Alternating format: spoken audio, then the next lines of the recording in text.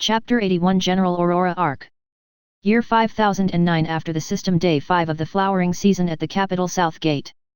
They say destruction only comes at the hand of the powerful, thus the strong can't help but extend their arms and break those around themselves. Do not forget that through the entire story of this world, it is mentioned that the weakest can't help but cower in fear, for when those who are born superior decide to tear us apart, and steal from us everything we have, we end up with nothing but the darkness of death and the poverty of our souls. We've faced every possible defeat before the system was implemented, as the different races were born unequally, but even then ours was since birth inadequate, and utterly weaker compared to those around us. The humans in front of Aurora who's making a speech, lower their faces knowing how powerless each and every single one of them is. Yet upon the records of the church we're currently at the year 5009 after the system, and I ask you all, why is it that we're still alive as the inferior? Is it because of the goddess who conveyed us with her messages through this person next to me, the saintess, to warn us of the dangers? No. She shouts angrily with all her strength. Is it because the goddess decided to summon heroes from different worlds to aid us? No. That's not it either. She shouts while raising her hands in the air at shoulder height, clenching them into fists. I ask you all, why is it that we as the human race are still standing, and have a decent peaceful kingdom of 10 million humans as the weakest race? Aurora observes as people whisper among each other for an answer while different peasants and nobles trade confused looks with one another. The answer is simple, it is because we're nothing more nothing less than cowards, who know when to run when things get dangerous. We grasp our survival as the most important factor because we fear the strong. We fear death, and utilize our brains and wits to its fullest to come up with tactics and even dirty tricks. All of this to defeat our opponents who are fiercer and wilder than us when we are feeling threatened. But all of you who got used to these peaceful times, forgot that the monsters are still waiting for a chance to gnaw and devour those around you, to break, torment, torture, and even make some of you as their breeding materials and enslavement. The citizens' heads gradually started to rise once more in silence while they felt nervous towards Aurora, all of them being entranced in her words. We are weaker than goblins in what comes to the strength attribute, that is true. Not to forget they also have more stamina than us, making them tougher and resilient to kill. We're also incapable of using magic as adequately as monsters do, and they even have opposite and multiple elements the way they are while we're stuck to the minimum of one. Not to forget, that we're nowhere close to having as much mana and magic power as demons have, as well as the big lifespan that allows them to reach higher heights than us. But I mean, that goes for every race except ours, and yet we are freaking alive as the utterly worms that we are. She extends her hands towards them, opening her palms facing them towards the sky. Did you all truly think that we're alive thanks to the goddess Arya? It is true she's been a good supporter of our race and has helped a lot, however, what have you guys done except being lazy and scratching your asses with such assistance? How is it possible that out of 10 million humans, the 3 human armies barely reach 200,000 men together? The reason is quite simple, dear citizens, you're all not only cowards who are waiting to be slain by your enemies, but are also too lazy to do anything about it. If you won't change, you'll all die. Your mothers, wives, and daughters will be raped by those green monsters. Your sons, husbands, and fathers will meet their deaths or worse, and yet, all you'll do is experience such fate while complaining that it was inevitable, and that you were born weak. The destiny you were all too lazy to change. I will march today towards the south, and heed my words with your utmost attention. I will expand the human territory to the infinite so that this world can be truly peaceful, and it shall be used by all the humans who support me like the goddess Arya assisted all of you.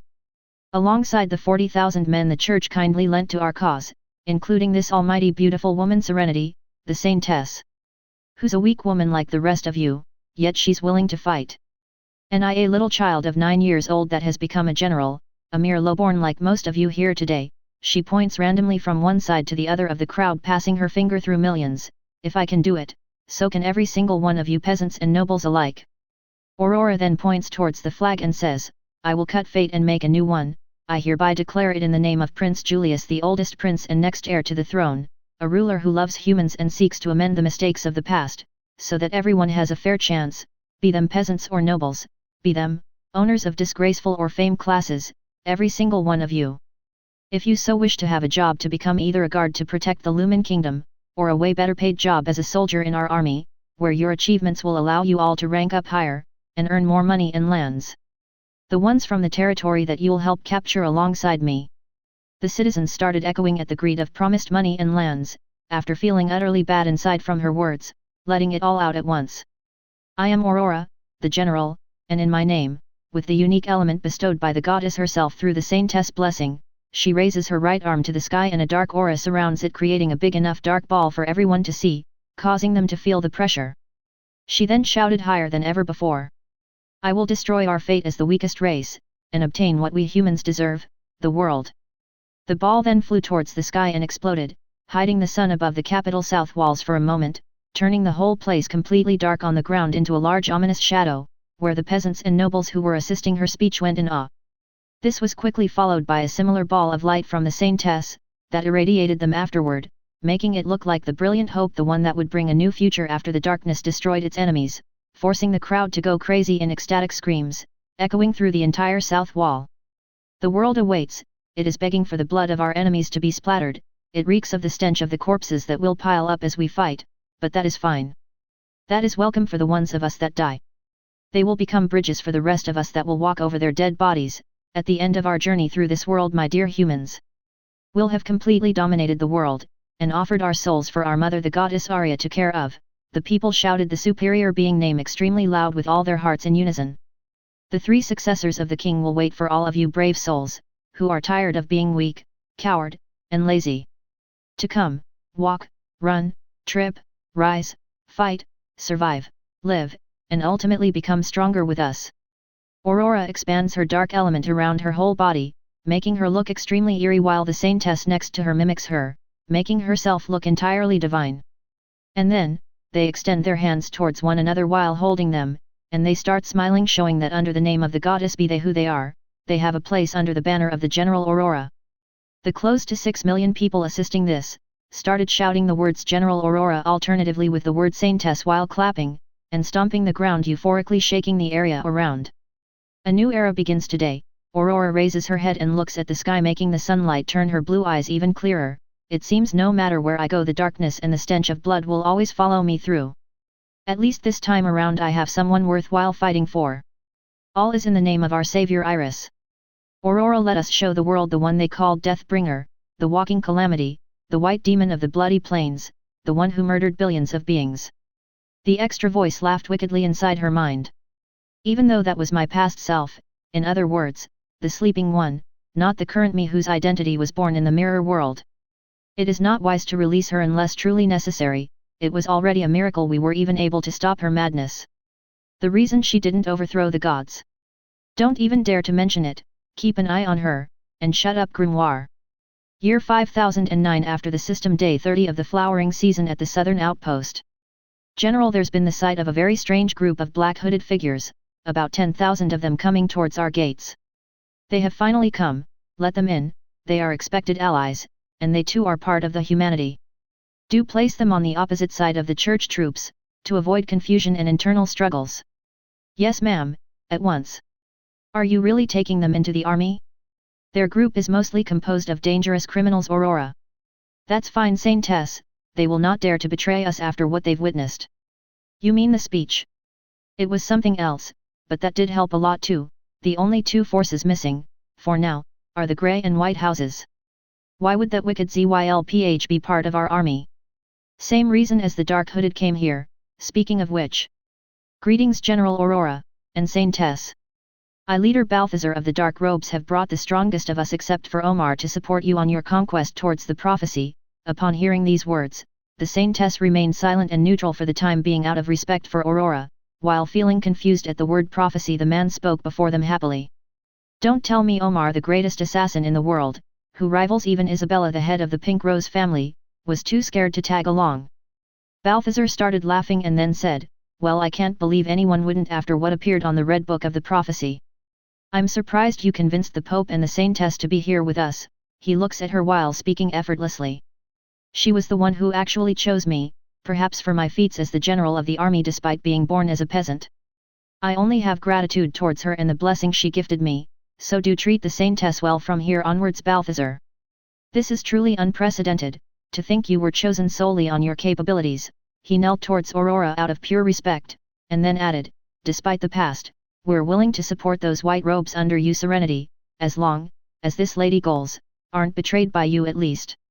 Humph, don't be a fool, Balthazar. I can't even betray Aurora even if I wanted to, after all, I blessed her. One way or another I believe in this little girl. I prayed every day for someone to come to lead the humans to victory, and honestly this child has been doing quite a great job so far, she smiled confidently showing superiority over the black-hooded man. With this, all conditions have been met as I currently have 609,000 soldiers under my command and most of them are training one another upon my teachings. I'll just need to rank up a couple more humans with good enough leadership, and then we'll start agitating the waters to drag the Goblin King out of his nest. Balthazar upon being accepted stood next to her in the opposite side of the saintess. On top of the wall, there stood a blonde girl looking at the horizon where she'd eventually meet the Goblin King. At her right, a white hooded robe figure that looked like an angel with green long hair coming out of her hood, and on the other side a figure in a black hooded robe, whose silhouette was identical to a demon. The pieces have mostly gathered, it is time to play this war game and bring the first calamity to this world. Ah! I can't wait to consume the soul of the Goblin King, how delicious will it taste? Chapter 82 General Aurora Arc. Year 5009 after the system day 31 of the flowering season at the southern outpost. This group is the people that I chose to lead those around you, the ones whose leadership is highest. Heed my words, gentlemen, for you are the chosen to protect the lives of those under you. Yes, General. The men shouted proudly for being chosen. The men on a line behind you are the ones who you'll take lessons and learn from.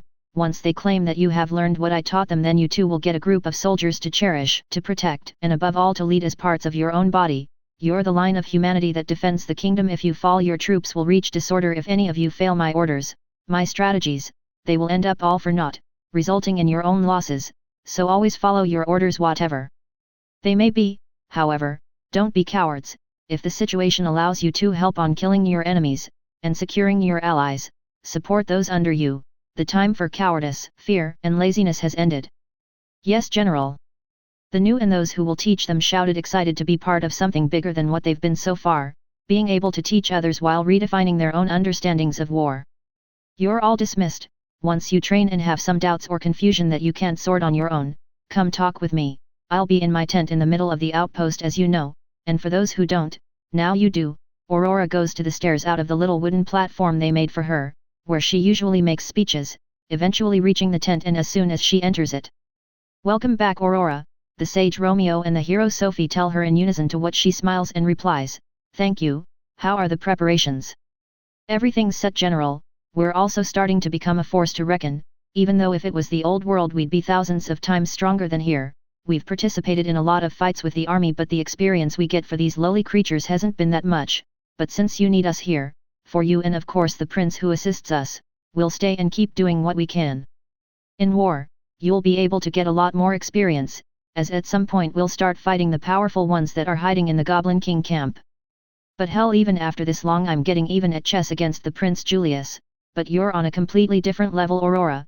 For someone as young as you truly were blessed by the goddess and now even the saintess. I bet not even the past generation heroes were that lucky. They're bound to become super strong eventually. All the 30 summoned that the goddess Arya blessed us with, each will become a very strong individual capable of shifting the Lumen Kingdom. I just hope it'll be for the best. I really don't want to have to fight any of them. I'd be murdered easily after all. Aurora words gave them a sense of superiority, but also a wish to cherish such a little girl in front of them. After this whole time they looked at her like their daughter, a genius one. But definitely one of their kin nonetheless. In case the worst comes to worst, we'll protect you so that we can clear the ordeal the goddess asked of us, so that we can return to our old world. She promised we could have a second chance to enter it, the one from before the void, and for that to happen in Artana, a world a lot more dangerous than the one we used to live, we'll have to count on our little general talent for war, which feels like it pairs the stories of the legendary god of war from our old life, Romeo said happily as he remembered himself of the many gods that are now gone and are completely different from the ones in this world. Exactly just like Romeo says, I the hero will triumph over every other summoned and bring you any victory in all the battles we'll wage. All we ask in return is for the possibility of victory to exist in the battlefield you send us, no matter which it is. Of course, I believe in both of you, and knowing how important the two of you are, I wouldn't send you to a dangerous position of the battlefield, unless there was an ambush or a lack of information, like in a place where the eyesight is not favorable to us. For example, deep inside of the forest in front of us. Aurora points at the forest of the south that has been cut down almost every day, forcing the monsters, beasts, and even animals that live in there to hide further to the center of it. Sophie approaches and hugs Aurora, lowering herself to her height while whispering to her ear.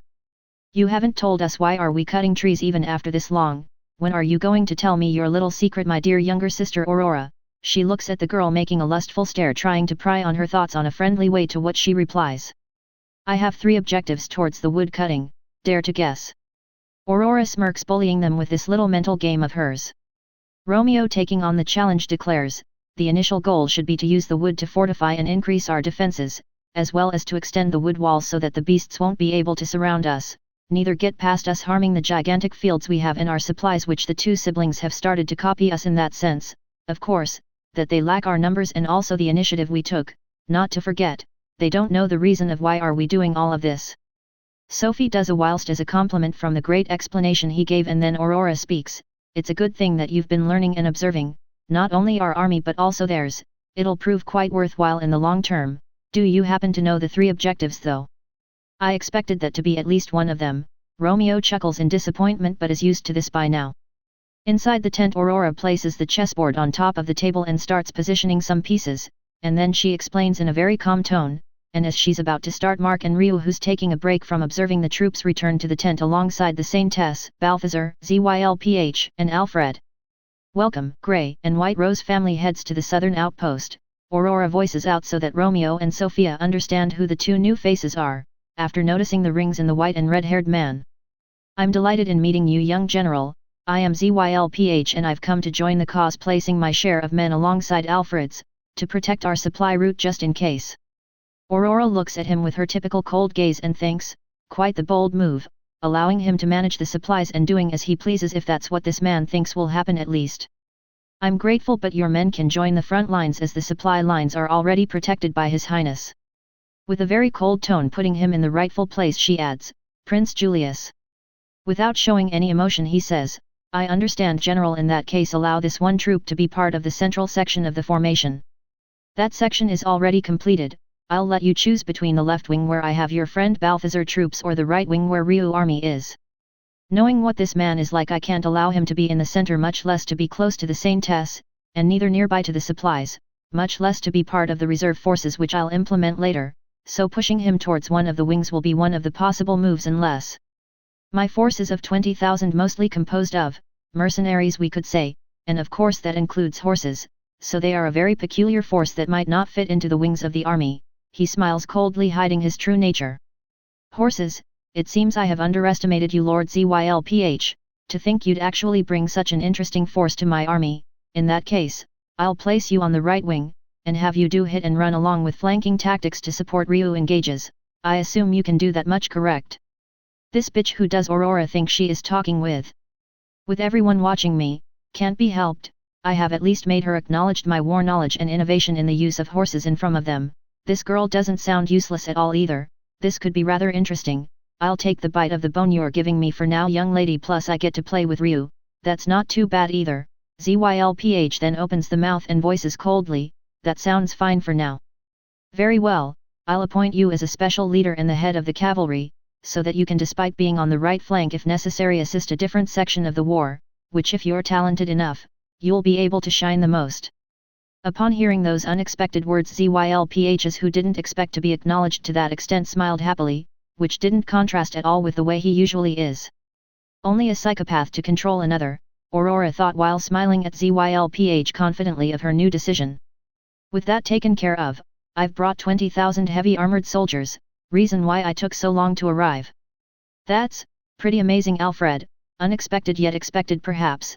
I'll place your men in the middle of the centers so that they form a line between the lightly armored soldiers and the archers, mages, and healers, who will be behind the heavily armored troops as a last line of defense, in case some extremely powerful creature appears like the Goblin King himself. It is expected for him to be way above what any human has ever achieved in levels. I wouldn't be surprised if he was a level 100 or even 200 being, and move another 20k from the central to the left wing, so Balthazar gets to have more reign. Everyone gulped except for the Saintess, Mark, and Ryu, who knew about it for quite a while now, excluding Balthazar, who simply bowed happily. Regarding your question earlier, Sage Romeo, I have been cutting the forest from our front, so that our soldiers can notice nocturnal attacks from the watchtower or even the walls easier. also so that the enemies have fewer places to hide and ultimately to force them to roam to the sides, causing strife and harm to the neighbor beast kingdoms of the different species, like the kobolds and whatever else is hidden, which will passively trigger wars between them while we push and pressure the goblins more and more. An ominous aura surrounded Aurora, making everyone respect and perceive how nasty the tactics employed by the general there currently below are. Zylph looks at Balthazar, who notices him smiling happily. For him to be this delighted, it must be her, the one they've been waiting for, which is weird as the Saintess doesn't seem to be bothered by Balthazar's presence and his men. Is this girl charismatic and resourceful enough to actually bring enemies together, turning them into allies just like that? After such long strides, no less? There was also the annual tournament where she reached 4th place with a rare ice element, and then my spies told me she was blessed by the Saintess and the goddess Arya, and now has the unique dark element as well.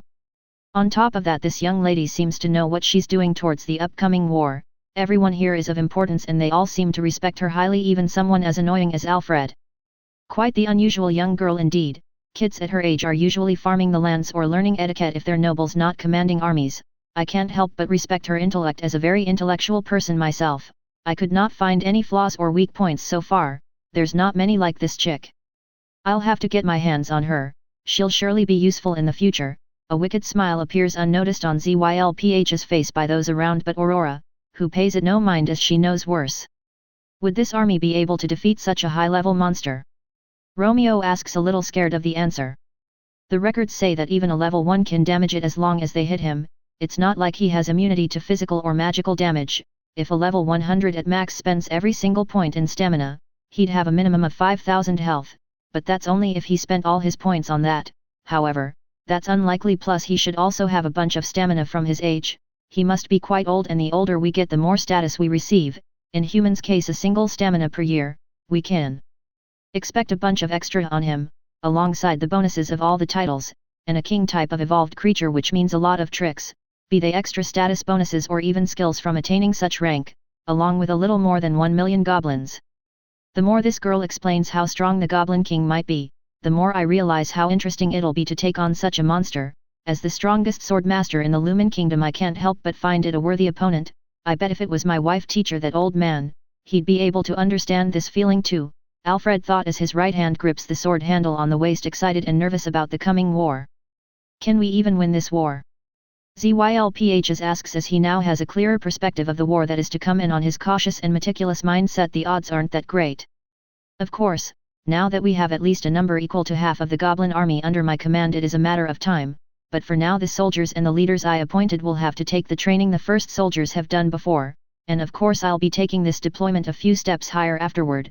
Not to forget there are motivated and egotistical soldiers on the other two armies due to my speech, which served to wake humanity up. Do as I say and the goddess Arya will shine. Victory upon us, Zylph. This kid really doesn't lack confidence. One of my daughters in her place would be peeing of fear if they had to lead 1,000 men, and yet the prince who's supposed to handle the army that is past 600,000 is nowhere to be seen. Normally I'd check her background to blackmail if necessary, but I didn't see Omar yet, so he must be protecting her parents from the shadows. This will be complicated, but this lady will eventually lower the guard down, even if I must come and find the girl. While she sleeps, what happens under the linen stays inside them after all. Chapter 83, General Aurora Arc. Year 5009, after the system day 35 of the flowering season at the mansion of the royal family. I'm truly surprised about everything that has been happening ever since the death of my father Ange, and the more I dig the more interesting I take the kingdom to be. It is almost as if I'm making one big puzzle, and soon when I complete it, I'll be able to change the world, or at least influence it in an interesting way. She's making that expression unbefitting of a princess again, a very sorrowful one. Ange, who finishes taking a sip of the hot tea, asks, I am very sorry, princess, I'm not following this new subject. Would you be willing to clarify, please? I have found a cute little doll who is very mysterious and intriguing, to the point of having spent a good fortune on researching everything possible related to her, but not only did I ended up spending money, I also made some of those who I hired face death. I'm still confused, princess. What doll? A cursed item, perhaps? Ange looks confused, making the princess chuckle. The blonde, adorable, young, and short doll called Aurora, the general of my eldest brother Julius.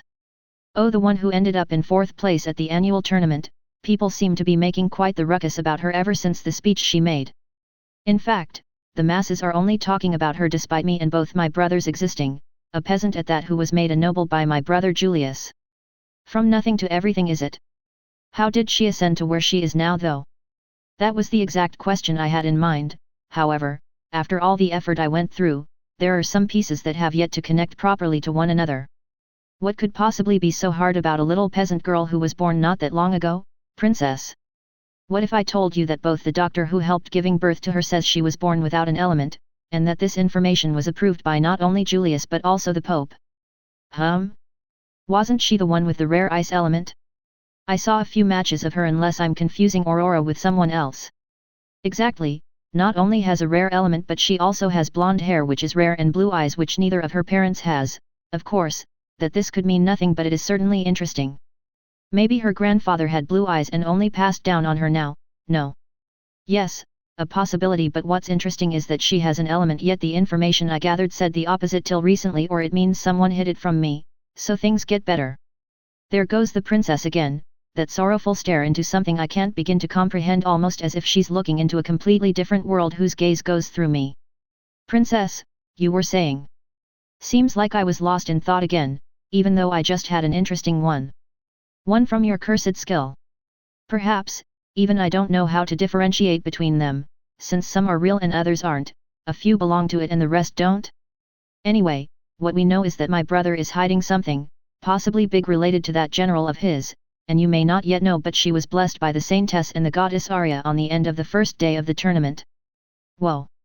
Just how lucky is she? A peasant that has even earned the blessing, wasn't it something that only heroes are able to get?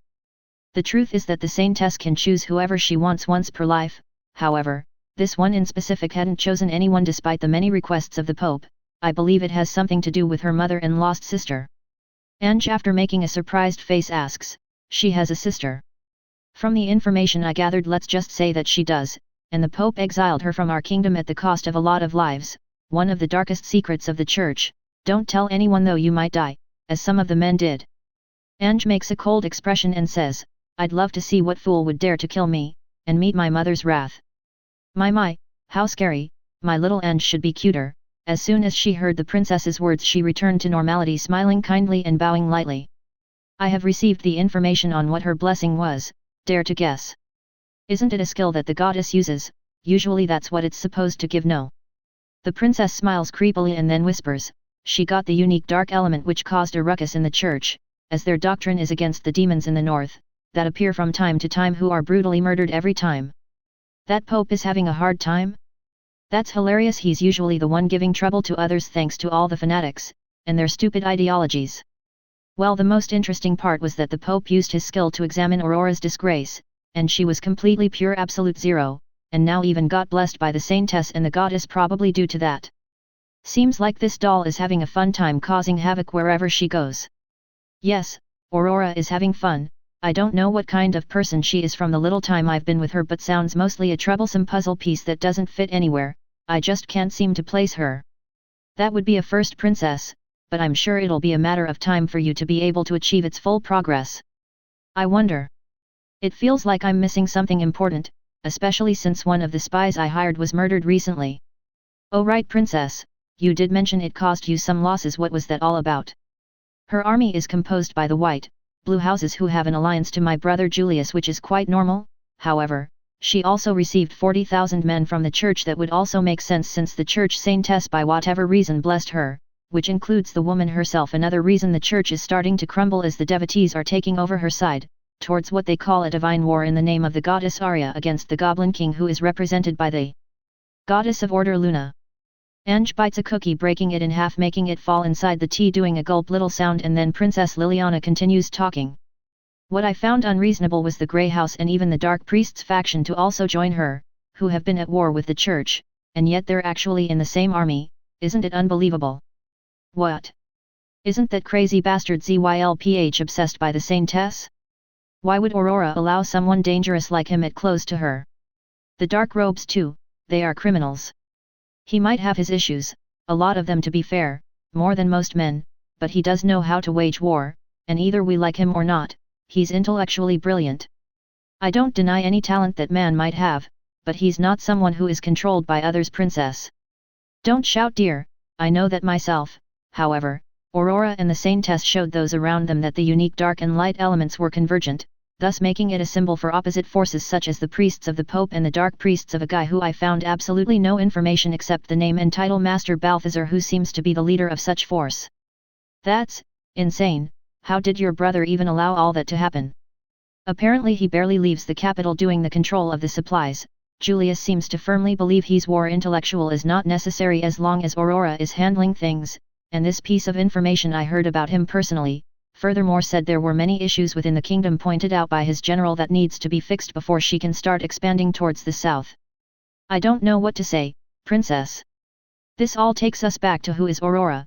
From the information I gathered, let's just say that she does not have a strong background like you or Alicia, and despite her father being a famous healer, he's not someone good enough to teach her the talent which was shown in the annual tournament, from swordsmanship and magic to the recent achievements related to fighting against the goblin territory which they've been pushing the enemies back.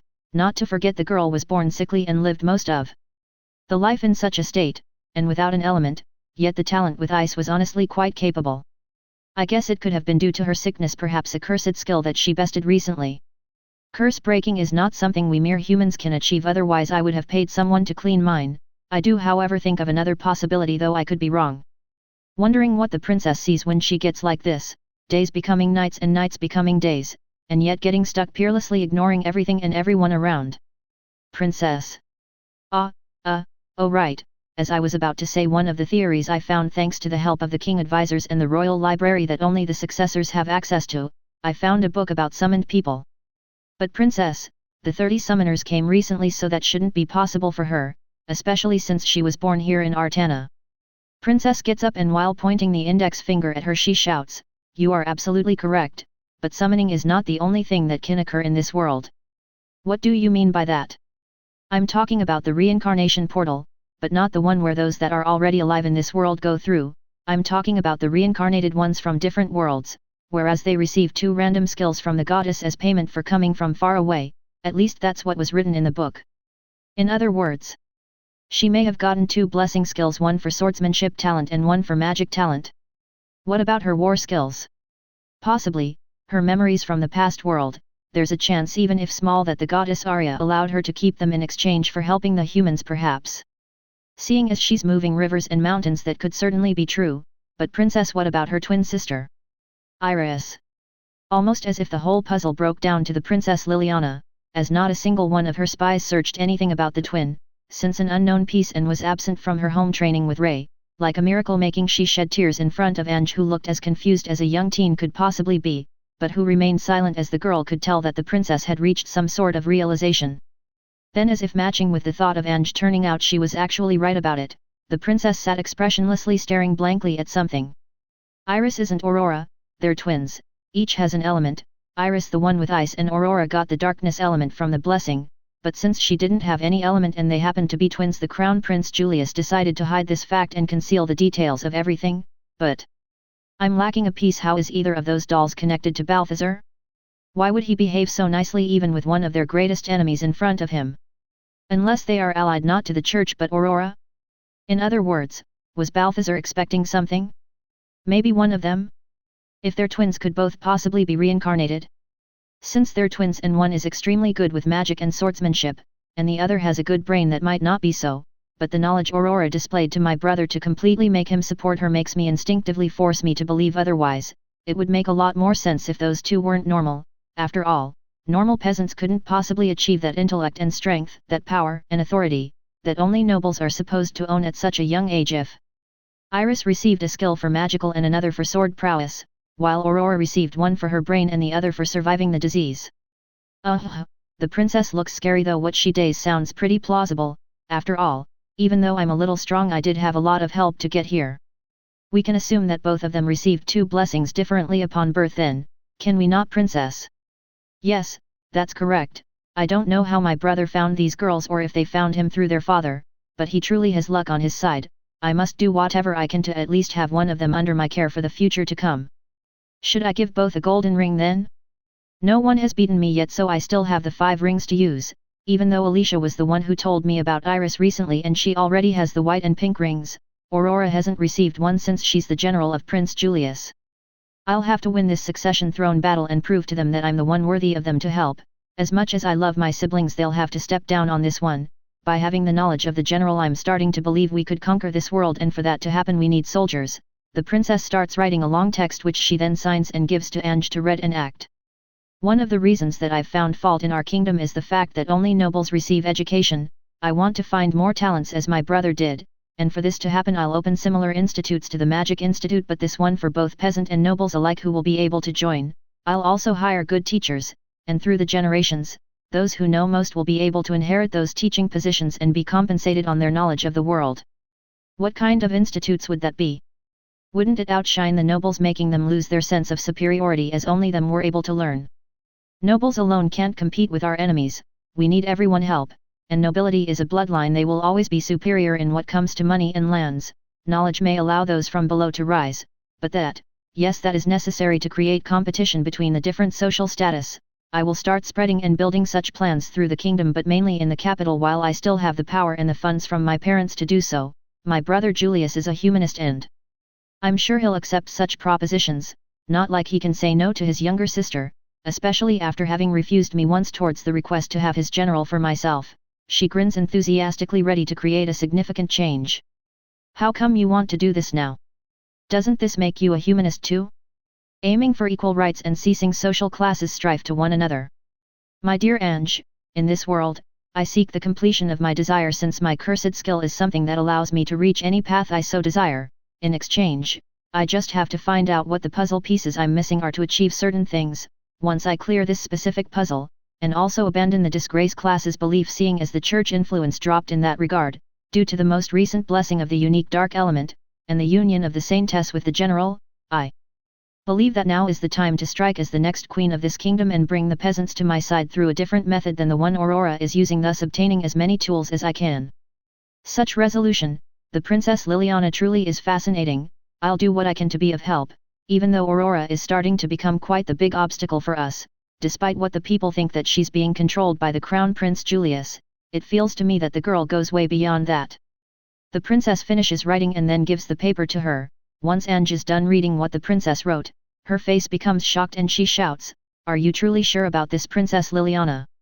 "Of course, Ange, tell your mother she can announce it, that the soldier of my kingdom, be it a man, woman, or any other, shall have me as their wife if they bring me the head of the Goblin King, ascending to royalty. This announcement will surely increase our army size as well, which will make things easier for your mother who's in the front lines."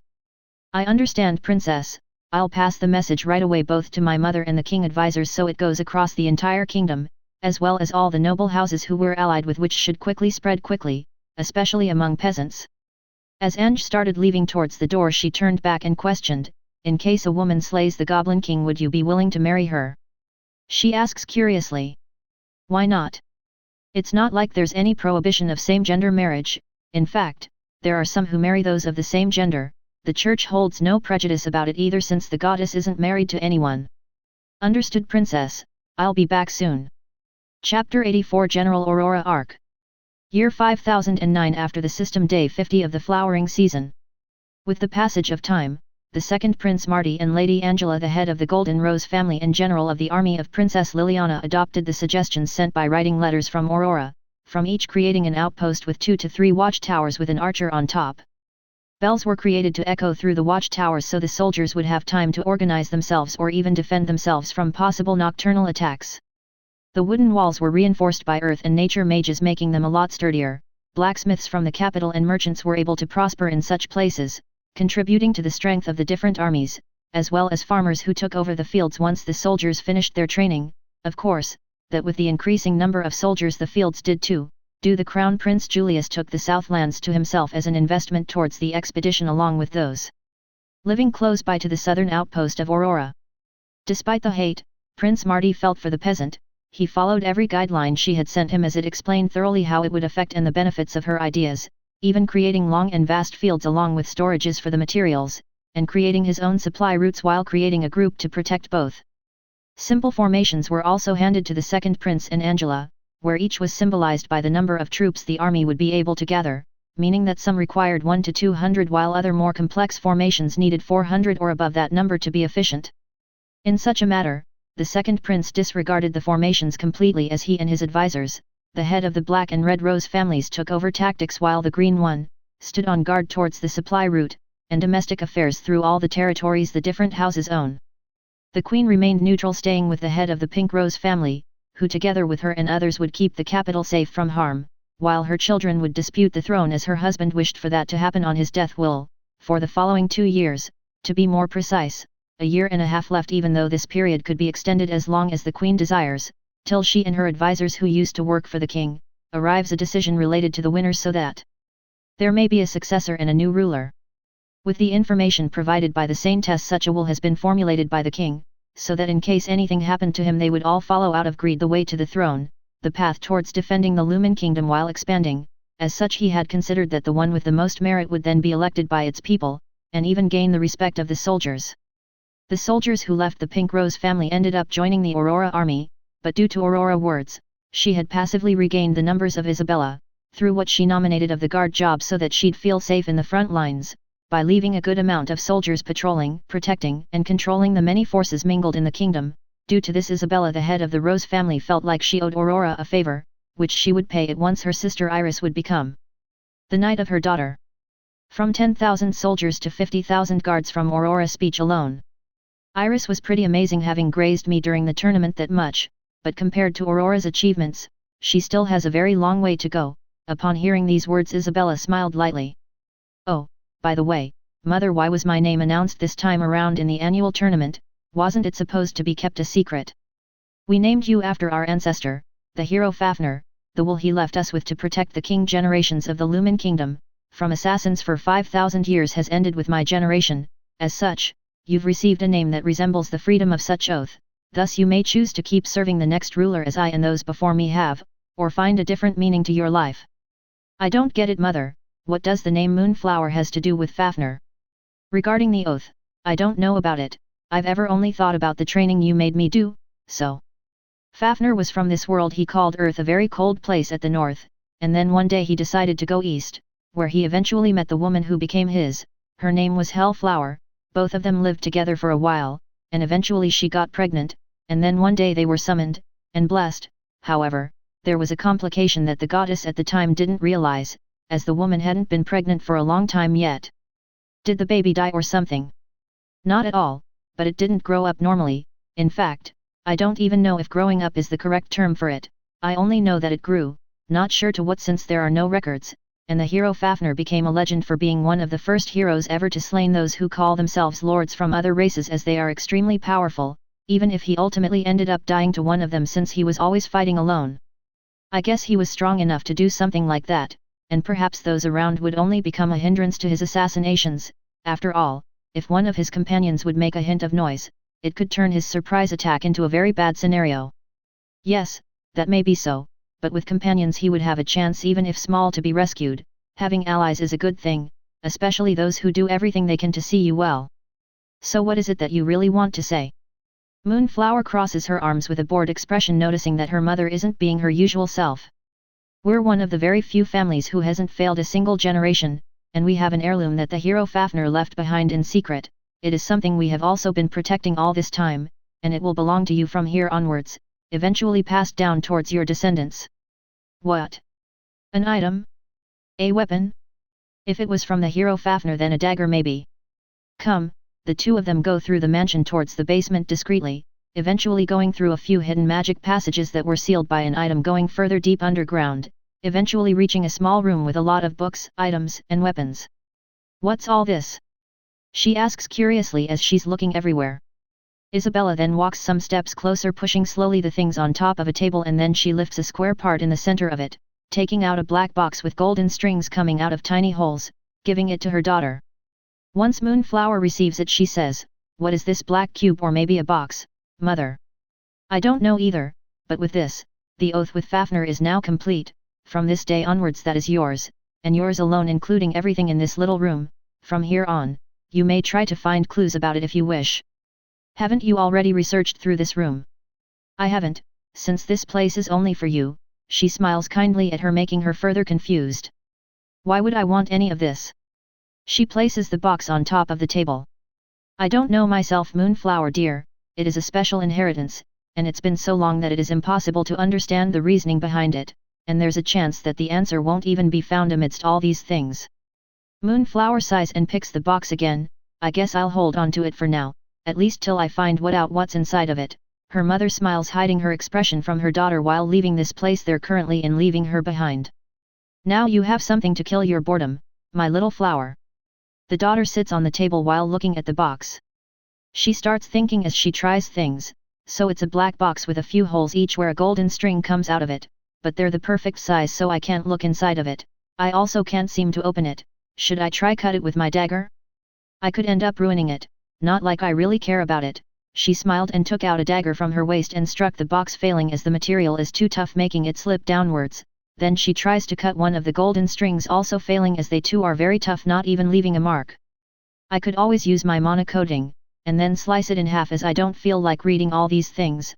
She charges her dagger with a good enough amount of mana and attacks the box. As soon as her mana hits the box, it gets sucked by one of the strings, making the dagger once again hit the box and slip a little. Now that was weird. It seems like it is a defensive item capable of negating mana attacks, but what about elemental ones? She mana coats, then transform it into her own element and repeats the attack, also being absorbed this time by two different strings, each absorbing a different type. My, this is quite a cool defensive item. Let's see what other items the hero left behind in here for me to use. Chapter 85 General Aurora Arc. Year 5009 after the system, day 60 to day 70 of the flowering season. Inside a tavern in one of the villages at the north, have you heard of the newest rumor? A man who was eating and drinking to its full content asked excitedly. The one where Monica bought 20 new cows in one go? I'm still surprised how a peasant managed to get that much money. I wonder if some rich lad sponsored her, since she's kind of hot, you know? Maybe the person wants to have a go with her in exchange. Ah, yeah, I guess. But no, I meant the new rumor, the one about the 9-year-old peasant daughter of the famous Luke the Healer has ascended to nobility and is currently leading an army as the general, and waging a war against the Goblin King in the south. The man who heard the newest rumor started laughing, and then he promptly replied, "Nice joke, man, nice fucking joke." A woman who was eating alcoholic bread with wine shouted, "Fool! It is no joke. I was there in the capital when a little blonde girl made a speech for the masses. That girl had a very scary dark elemental aura, and it is said that she also owns the rare ice element, and received the unique dark one from the saintess and the goddess Blessing. Due to that, the church is having very big issues, since their doctrine banished users of that element in the past, and dictated demons evil for using them, which made them be murdered on sight for who knows how long." The man who was laughing gulped upon hearing such words, and then nervously asked, "So you're saying she's leading the late king army of 100,000 soldiers? 100,000? You jest. Just on her influence alone she gathered close to 700,000 to fight under the same banner, be they peasants or nobles, as she's been both.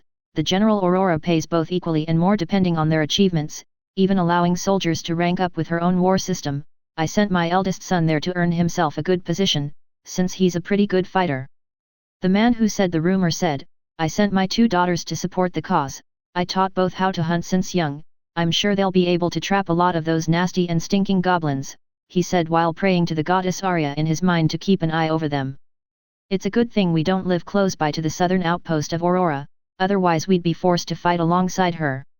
Upon hearing those words from the man who hadn't contributed with anything, the woman said, "If the demon forces invaded with a great number from the closest border, with that useless and lazy attitude, you'd be the first one to die." The man smacks the table with a closed fist to cause a ruckus, and as he's about to protest, the man in front of him punches his face and shouts, "You fucking idiot, look at my clothes, you made my drink jump with that. Geez man, if you can't hold your own from a simple discussion, Harmon, then go to the southern outpost and kill some goblins, they're paying pretty well."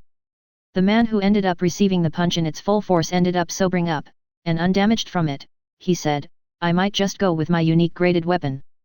The woman sitting at the table next to them said, "Yes, if you see my son over there, tell him his mother misses him a lot." "Is this the return of the villager hero, the great wielder of the red hammer?" The man who punched Harming laughed happily with respect for him. "Can't just let my unique hammer rest to the point of rusting." Harming got up and left the tavern without paying his share, and then went into thought, "It's been a while since I fed it with blood. For a weapon that once belonged to the goddess Arya, it sure is very wicked. It was quite lucky my ancestor found it long ago, however wielding it makes me a tad insane. Great power really does require a big toll." On the east border of the Lumen capital, a young boy was fishing. "It sure took a while to get the legendary fisherman title. To think I needed to catch 1,000 fishes, with this I've reached my grandfather level," which he mentioned in the diary. You seem happy, Brother Ming. Did you finally achieved it? That thing you've been practicing for 4 years now? His sister asks innocently while holding her hands behind her back, leaning slightly forward towards him. Yes, Momo. I've finally achieved the legendary fishing title described in those very old diaries he left behind. It's a good thing you somehow self-learned how to read, with only the basics Mom knew, otherwise, I wouldn't know what to do. Mother says I'm a prodigy, the only one in the entire village who's learned how to read at such a young age, not like there are many who know how to read or even had the chance to learn. Or they will too, in the end, it's all about motivation and you have enough, so what's the next title, little sister of mine? From her perfect memory, she says, there's one called Rock Breaker, you just have to smash rocks with a rock itself. Apparently, before tools that's how the first titles were earned, back in the time where civilization didn't exist. Very well, I'll become strong enough to find a way for us to rise in life, worry not Momo. Alright Brother Ming, I'll do what I can on my own to help you. In fact, there are whispers coming from the capital and the south. Your cursed skill Soul Whisper, what is it telling you this time around? Her hands trembled, which made Ming hold them softly to support her, as this skill in specific grants fears to the user upon using it. She, upon feeling calmer, continued speaking. The soft and cold whispers said that there's a great war to come in the south, between humans and goblins, and the result will decide either our race lives or dies. I guess you want to partake in it? To help them with your skill? I don't know much about the war, but perhaps someone there does, and depending on the information I can give, maybe it would make a difference. Well, you know we can't leave our village till I complete all the titles our ancestors left to our grandfather, and now to me, so we'll sneak out tonight with the books, and I'll do the training on our way there. The books stay, I have memorized all of them with my unique skill photographic memory, so it was pretty easy despite consuming a lot of mana, but I had time to do so. Should we share the knowledge of the titles among the other soldiers? It should make the war easier. I'll evaluate all the generals over there, and if I see any that is worthwhile of using my knowledge, I'll see what I choose to do with it. Guess I'll take the unique fishing rod with us, it can easily be used in battle. Do as you wish, Ming. Alright. We'll depart tonight through the shadows, make sure you pack us food and money. Later that night, as they have opened the door to escape home where they live with their parents and grandfather, outside of it an old man was waiting for them. I don't remember Ming finishing the training, nor either of you having my authorization to leave the village. Grandfather, with all due respect, my sister Momo heard a whisper that a war in the south will happen, and I'm sure we're both necessary there. After all, if they lose we'll all die anyway. Fool, I've told you not to hear what that cursed child says. Momo lowers the head, holding back her tears while clenching the fingers on her cloth dress. The grandfather takes out his own necklace and says, you know very well that our village exists to protect one of the keys. He shows the black key in front of them. That shitty story again, Grandpa. Our family has been training by studying those diaries to have so much power, never doing anything other than protecting a key that doesn't open anything, and all of this in secret for who knows how long. Fool. This is just one of the keys, they are not meant to be brought together, much less used, otherwise great chaos would fill our kingdom. I've told you this many times before, you idiot. Sister did get my share of the intelligence making me an idiot, but at least I know that I must protect humans, and if they need my strength I couldn't possibly be here waiting for the goblins to breach through killing everyone, ending up getting the keys to themselves. The grandpa throws the key to the cursed child feet, then take it and never show yourselves in this village ever again, or you will not live another day. I'll leave the fate of the human race in your shoulder, may it end by the keys or the goblins. I'm too old to care anymore, now fuck off before I kill both of you right here. A murderous intent filled both of them as the old man walked between them back to the house, closing the door behind them. I don't know what the key is for, even with my soul whisper I haven't received a single message for it, so let's take it with us for now, Momo said softly with a sad tone to it. Ming, who was tearing up while feeling angry, started walking silently towards the south, alongside his little sister who placed the key around her neck. She then approached closer next to him and grabbed his hand, understanding the sadness he feels as she had been discarded by the entire village due to her cursed skill, since it was a reference to the disgrace which for thousands of years the church does their best to discriminate, and some places have different ways of handling it other than exile. Through this darkness, we shall pave a path towards the light we hope to find. Chapter 86, General Aurora Arc. Year 5009, after the system day 70 of the flowering season.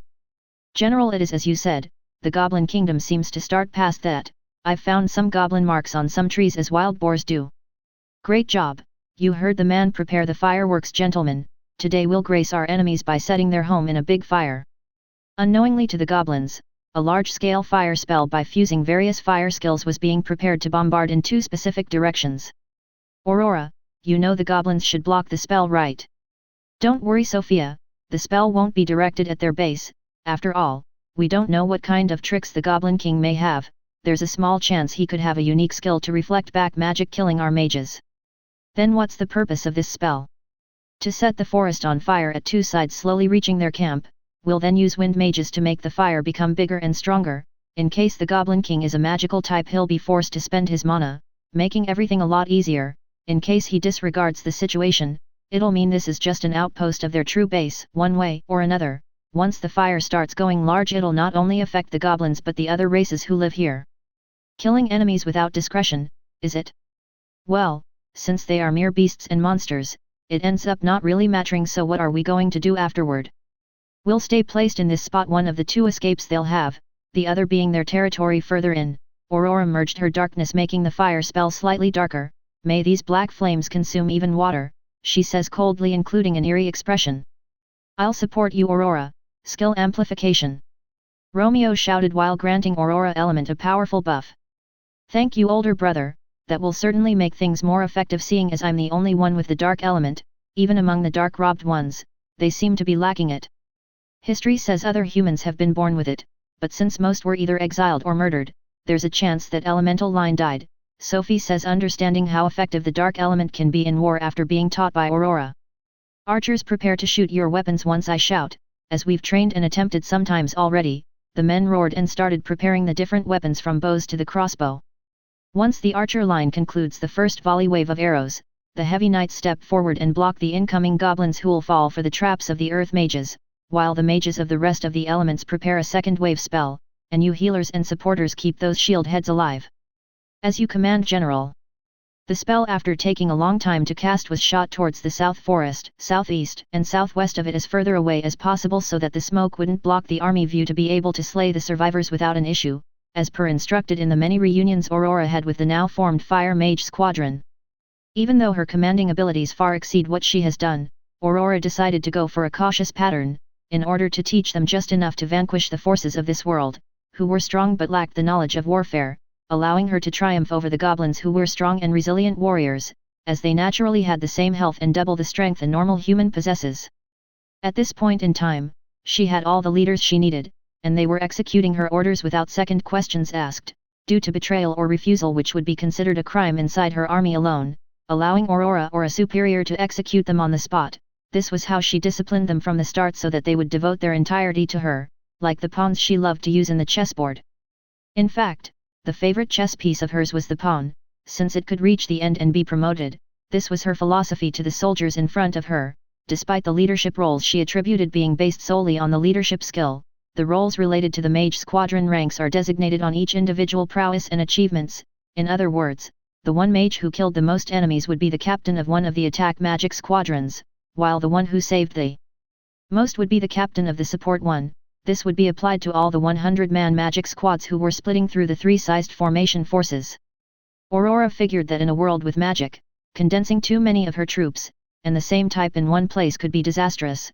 To avoid the absolute chaos, she taught everyone equally of their roles, so that they'd be able to do their job to the utmost within the possibility to do so, as death and fear rule the battlefield, and a very powerful magician in the opposite side could be the end of a great part of the army. The army formation she decided on splitting her army in was 200,000 in both wings, leaving 300,000 in the center. The wings had been instructed to intercept any force that attempted to flank the middle section of the troops, so that they could push all they could and pull back if necessary. The right-wing cavalry was also tasked with a pincer movement towards the enemy army if a chance to do so appears. The one in control of this move was set to Zylph, who after a few achievements on skirmishes was feeling pretty high and mighty with the praise of those around him. Even when he went too deep, Ryu would make sure to keep his back secured. It turned out that they were extremely compatible, and each would make the other improve. The left wing was a bit special, used mostly for defense and backup. They shown no initiative, as Balthazar was the one in command. He had been instructed to intercept any force that attempted to flank, and not influence the center afterward. The reason for this was unknown, but it was within Aurora's plan. Balthazar was thankful, but his eagerness to make himself useful would make him feel bad. However, with the firm belief he entrusted himself to Aurora plans. After all, this man more than anyone else on the battlefield knew just what kind of achievements the little girl had from the Red Book, some that even he had trouble of accepting as real, but after countless tests, and the book is the most important to the cult, he did not doubt any of it. She told him that one day the force she'll need the most might be his, so the men she left under his care had to grow the strongest. Once Balthazar passed such a message to the soldiers, they cheered with happiness, and the black robes whispered happily the words "entrusted ordeal," which made the rest of the left-wing soldiers shrug their shoulders, not paying it any mind. Aurora selected the most ruthless and cold bunch to join the Dark Hoods, and also the ones who seemed the strongest. Of course, she had no way of telling other than asking everyone their statuses through personal data, but she had no time to compare everyone, so she made some questions in general, like, do you fear anything? Are you ruthless enough to torture and kill a baby if necessary? A few others in that genre made her quickly reach a certain amount of men who she mixed with the dark robes. At first, the soldiers felt some creepiness, as many, despite not being religious, most believe in the goddess Arya, and while notwithstanding the ideologies of the Black Robes cult, several remained defensive, especially during the night, in case they'd be harmed or murdered in cold blood, maybe even poisoned, raped, or cursed. So the first week they'd feel tired, eventually getting used to being in their presence and even talking with them. Even then, a lot of the soldiers only started less skeptical once the skirmishes began, and some were saved by the Black Robes' prowess from the disgraced classes, as most of them spent a good part of their life aiming to become stronger to one day exact revenge. This wish still remained just the hope of the One, and the Pandemonium twin sisters appearing lighted up a new path which made a lot of them restrain themselves for the time being. The average level of the army currently was around 10, as the last war had been at least 100 years ago. As such, this could be considered 1 or 2 generations ahead of that time, and only adventurers would gain some real experience killing other races. Even assassins like the Black Robes wouldn't get much experience from slaying normal humans, as they were mostly all level 1, so 10 experience more or less each one. After some time of the trees starting to burn, the ground started shaking as the monsters and beasts alike started moving in panic and fear, as this never happened before. Those who ran to the sides ended up getting themselves hurt, and due to the panic, some would end up clashing with one another, ending up in casualties. As the fire progressed, the beasts and monsters with the instinct started mostly running north towards Aurora Camp, the reason being that south would at some point lead to the kingdom of the Goblin King, which most of them feared and knew they'd end up dying. Thanks to the wind mages, the fire also propagated fairly easier to the southeast and southwest, making similar effects on the beings living there, which would affect the neighbor kingdoms, along with the Second Prince army who remained southwest of Astia village, and the Princess Liliana army being led by General Angelica on the opposite side, leaving Aurora's army in the middle of both, leaving Ryu and Zylph's right wing at the direction of Angelica's, and Balthazar's left wing on Prince Marty's side. Aurora, who was currently on top of the wooden wall which had a small margin for one person to walk alongside it from up above, made for the archers and mages to shoot freely, stood there with a totally blankless expression, with Sophia and Romeo at each side of her, as they kept on evaluating the tactics that she employed to the utmost detail, which were different than the Aurora they knew, but even then they did so to learn with her, improve their knowledge and act accordingly to her requests. Whenever they were needed, both of them were currently the jokers who could go any part of the battlefield freely and take command of any force if ordered. Due to the past life, Aurora was extra strict with Sophia, who was a musclehead hero, making it easy to be stomped in the many skirmishes they fought one another, while Romeo was polished as he had some natural talent for it along with experience. The current Aurora didn't fear teaching and improve her past enemies, as she was resolute she could murder both if things were ever to go wrong in the far future, as now they were surely on their side, as every point aligned in her side, almost like a cursed fate for the two of them who knew nothing. It is time for the both of you to experience one-sided bloodshed. Today we dye the ground with the red of our enemies. Despite her young age, the charisma both of them felt from her was strong enough for both to gulp and coldly look at what was about to happen in front of them without so much as to blink. Chapter 87, General Aurora Arc. Year 5009, after the system day 70 of the flowering season. The burnt smell started spreading further south, and the sound of earthquake got stronger towards the north as monsters and beasts started running desperately, facing even bigger despair once they saw numerous humans waiting for them while wielding weapons, thus knowing by instinct that the path behind would kill them anyway, so they charged at the army in front of them while grunting and roaring. Enemies were mostly composed of goblins, kobolds, a few monsters-colored slimes who controlled the clear ones below them, uniting themselves with the beast races, and a few big and fat orcs with pig heads holding clubs. It is of most importance that no one is left alive, so I'm leaving you two and the few assassins we have, to handle the survivors or messengers that may attempt to deliver information back to the Goblin Kingdom or any other. This way it'll all appear as if it was a natural accident in the forest." Romeo and Sophie nodded after listening to Aurora and rushed to one of the wooden houses where some humans were gathered playing a game of throwing pointy sticks at a straw doll. A while earlier, before the fire skills fell, a certain goblin warlord perspective rank C threat upon the Adventurers Guild. To think I, one of the Goblin King Vrag guards, would be sent this far to explore the reason why so many goblins have been disappearing, the 2-meter-tall goblin with a very muscled and large body sighed as soon as he finished speaking. A consistent sound of staff hitting the ground behind him could be heard ever since he left the Goblin Kingdom main base, and an old voice said softly, "It is the order of our great king. I'm as unhappy as you, but sadly I was the one who advised him as such, therefore I'll be sure to keep you safe, young one." To think one of the goblin shamans would step forward for a mere problem like this. Goblins disappear all the time, either they're killed by one of the other races or simply find some female and seclude themselves in some hole with her. The old one carrying a staff started laughing lightly. "Even our female goblins do the same, it can't be helped. If the king was more careful we would have way more fighters than we do currently. Some millions difference, I suppose." He scratched his head softly with his purple nails. "Pretty sure we'd be more numerous than the orcs and kobold neighbor kingdoms." He coughed some green liquid onto the ground. "You okay, shaman?" "Yes, it is but the age of this one. After all, I've lived even longer than our king, far longer." "Age? I certainly wouldn't mind staying at my best forever. Imagine all the females I could bang." The old man, upon hearing his honest side, laughed lightly. "After 300 years I have yet to see an end to all these wars, so I don't think that'll happen anytime soon. It would be a lot easier if the other goblin kingdoms further south would join us to beat the kobolds, the orcs, and of course those humans who we almost beat 100 years ago. Worry not, old man, this time around we have a lot more goblins than last time, so we'll beat them for sure. Not to forget some of them have learned the mana and elemental coding." He raises his voice and shouts, "We've become stronger." With a cold gaze, he said, "We have an ordeal from the goddess Luna. It is said that a blonde woman will go against our way. I don't know how a single whimsical being could possibly do anything against us, but if our mother warned us then we must proceed carefully." "It's okay, old man, I was blessed by our mother twice now. There's no way I'd lose to some human scum. I've even fought one of the famous sword masters 50 years ago, some human called Ray. He did leave me a deep wound, but ultimately I won. He got lucky to have escaped." "Luck? No, perhaps fate, youngster.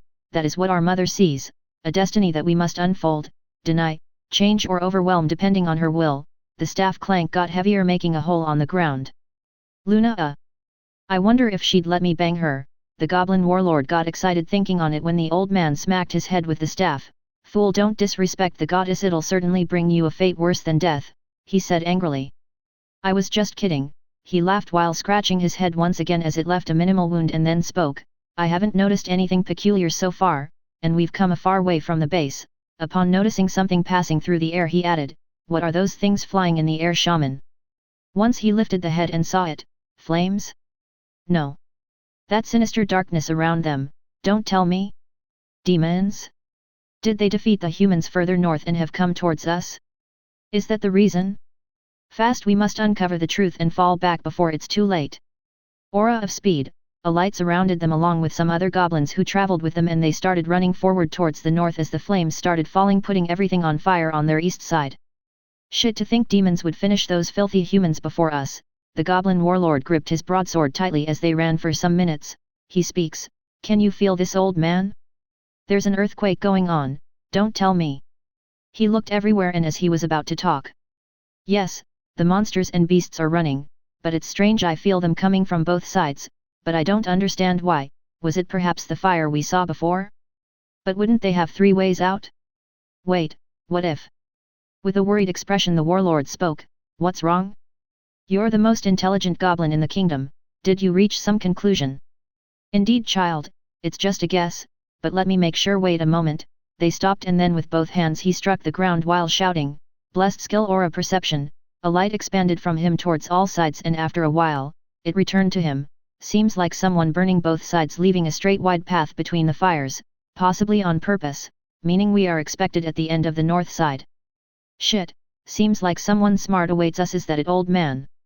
Yes, I shall buff us with the aura of defense, magic defense, attack, dexterity, intelligence. Multiple lights surrounded his group in succession. To think I'd see you use the 5 lights of the shaman. Seems like you're serious about this, old man. then I as well shall keep up to the best of my ability, skill toughness, attack boost, war perception, muscle strength. 4 more lights enveloped the warlord. I feel powerful, he grinned. Skill echo message, a wave of sound expanded around him loudly. We are the close assistants of the Goblin King. There are some enemies in front of us, be their beast or monster. Accompany us and stop panicking. Our enemy is just one. Come to meet with us at the north opposite of the Goblin Kingdom. The message reaches several monsters and beasts, from beasts like kobolds, orcs, goblins, to monsters like slimes, tusk boars, shroomies, and wild animals. A half hour goes by, and a few thousand monsters and beasts charge towards the north under the guidance of the Goblin Shaman, and the Warlord. Without stopping, eventually reaching closer, the Warlord says, "What are humans doing here? Are those wooden walls? A base this far so close to our forest? Seems like the forest that was here was all cut down, to have them face us in an open field? Whoever came up with this plan has my respect. Should we retreat, old man? It's too late now. The flames behind us will soon close the path. Now we must win no matter the price." The old man's eyes looked above, finding it strange that the sunlight wouldn't reach him anymore, eventually meeting a blonde woman on top of a wall, being able to only see the head as the rest was covered by the wall defenses. "No matter what happens here, you must kill that woman up there who has the unique dark element aura." The warlord looks up and notices a big dark aura extending so high that it completely hid the sun, covering the field in a vast shadow. Is that the one from the goddess ordeal? It must be. Once the orcs clash, tanking most of the damage. Jump on one of them and climb the wall. If it's you, it should be an easy feat. She seems to be alone, so it should be easy. Don't die, young one. Likewise, old man, this is just the first step to conquer those filthy humans. Their hands knuckle each other and the warlord roars highly, making everyone around him speed up, and then a loud yet soft girlish voice echoed the battlefield, "Archers! Let loose!" The girl arm on top of the war descended, and a volley of arrows from within the wall flew over her beautifully, bringing despair to the monsters and beasts who approached. Chapter 88 General Aurora Arc. Year 5009. After the system, day 70 of the flowering season. Back to the present. As they fell from the sky, some monsters countered with offensive and defensive magic, while a lot of them had neither, being injured by some of the projectiles, dyeing the ground with colored blood types along with some metal pointy arrows. I've set up the bait. After listening to Balthazar and the statue of the goddess Luna who reigns the beasts, they should be coming after me. I did exude all my mana. After all, it would be a waste if such a beautiful darkness capable of hiding the sun that is behind wouldn't make them captivated enough to try to take a bite at this young lady. Aurora grinned wryly, extending the evilness within her to those in front, despising every soul that awaited to gnaw at her flesh. Thunders and roars approached the general, and with a cool mind and cold decision, another order was given. Ready. The second wave of arrows pour some element into those. The soldiers inside the walls started charging mana, then converting it into the many different elemental powers, making the arrows shine in different colors, while Aurora looked at them, readying it up as the enemies started coming close to the humans who awaited them. Seeing everyone ready, Aurora once again shouts, "Release the arrows!" Once again hundreds of them flew above the walls, but this time she released the dark aura, making the sunlight cover the entire field, blinding the enemies as the allies already had the shadows of the tall wooden walls and the sun was behind her. The 10,000 mana I just spent on making a long vertical wall of darkness better pay off now. Notice, the skill Dark Wall has been acquired. As soon as it dispersed, the light blinded everyone in front of the soldiers, and the elemental arrows mercilessly penetrated the enemies. The human army, knowing this would happen, started their charge at the enemies as the return of light was the promised signal by their general. Marvelous! It seems like my blessing truly wasn't wasted. The Saintess started laughing while watching from the wall but further to the east to avoid being harmed or even killed. A lot of enemies were murdered hastily and slowly. As the vision became clearer, the combat between both sides started slowly becoming more even as to what the support squad buffed the human side while the healing squad kept them alive. The archers would shoot normally from the wall while the offensive mages would alternate with their own elemental single target attacks, except for some area damage skills further to the back of the enemies to avoid hurting the allies. The repetition of these attacks, as they hadn't expected any of this, was enough to uneven the balance between them, allowing the humans to defeat their enemies easier. As the orcs, who were the slowest of the enemies, arrived at the front line, the humans using shields felt the heavy blows they would cause, making their arms and hands go numb. Realizing this approach from them, Aurora shouted to the archers and mages on the wall, "Focus the fat pig-headed ones." It was at that time that a big and fast goblin jumped tall 1.5 meters on top of the shoulders of one of the orcs. Mana coated his broadsword and feet and jumped once more towards the wall, slashing with all his strength at the neck of Aurora.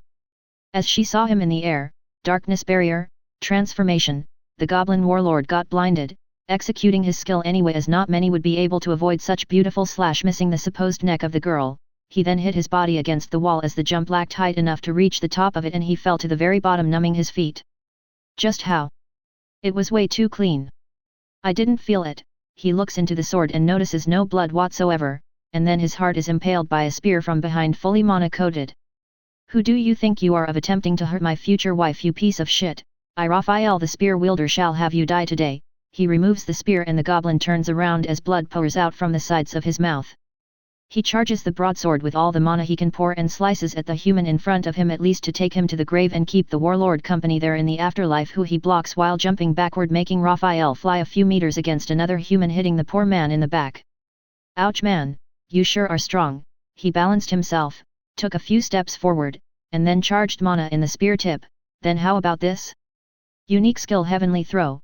The spear flew at a very fast speed, which the goblin warlord blocked with his broadsword, facing the tip to the ground, staying there immobile. Just now, seems like I wasted a lot of mana in an opponent that was about to die, but man, to stay standing even after receiving my strongest skill, you're sure making me look weak.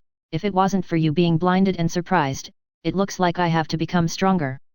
The shaman, who had cited the efforts of one of the strongest soldiers of the king and one of the very few friends he had, started running away, boosting himself with speed, leaving the beasts and monsters to die, including the goblins he brought with him. He looked back, seeing the girl on top of the wall as he ran, and thought to himself, shit, just how the fuck that human didn't die? It looks like she didn't even take a step from where she is. How can that be possible after that peerless attack from the warlord? He was no incompetent goblin. Damn it. Goddess Luna, mother of us, if you're hearing me, why did you not give us the power to make your ordeal real? Now that the chance was so close, I must find a way to escape, no matter what it takes. As he ran further and further away from the battlefield towards the only possible path, 10 humans were waiting for him. Here's our 7th prey of the day, the pink-haired lady said while smiling and holding a sword. Pink hair? Who are you, human? Me? I'm a summoned hero by the goddess Arya, the one who'll vanquish you today. She points the sword at him, and the shaman started laughing loudly. I see, yet the one the goddess Luna ordered us to murder, no matter what, was the blonde girl. She made her put all the Luna statues bleed for 10 days non-stop. Just what kind of human is that? Is she one of the shitty heroes of Arya? Hey, don't talk about our general like that. And what do you mean she made your goddess status bleed? What kind of weird shit is that even? If you wish to know, you shall allow me passage. Either I live or die from the fire behind you humans. Shall be a fate decided by the gods. How's that a deal for allowing an old goblin as me to live for such valuable information?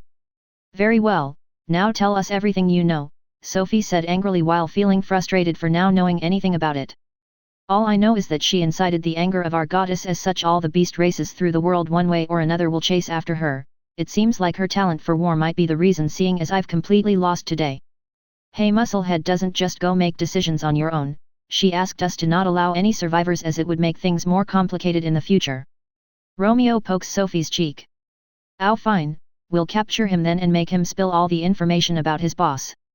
Too bad I'm a shaman and a very old one, so my statuses have long been decreasing. As such, I don't think I'd beat 10 humans. The odds would be fine if one of them wasn't the hero.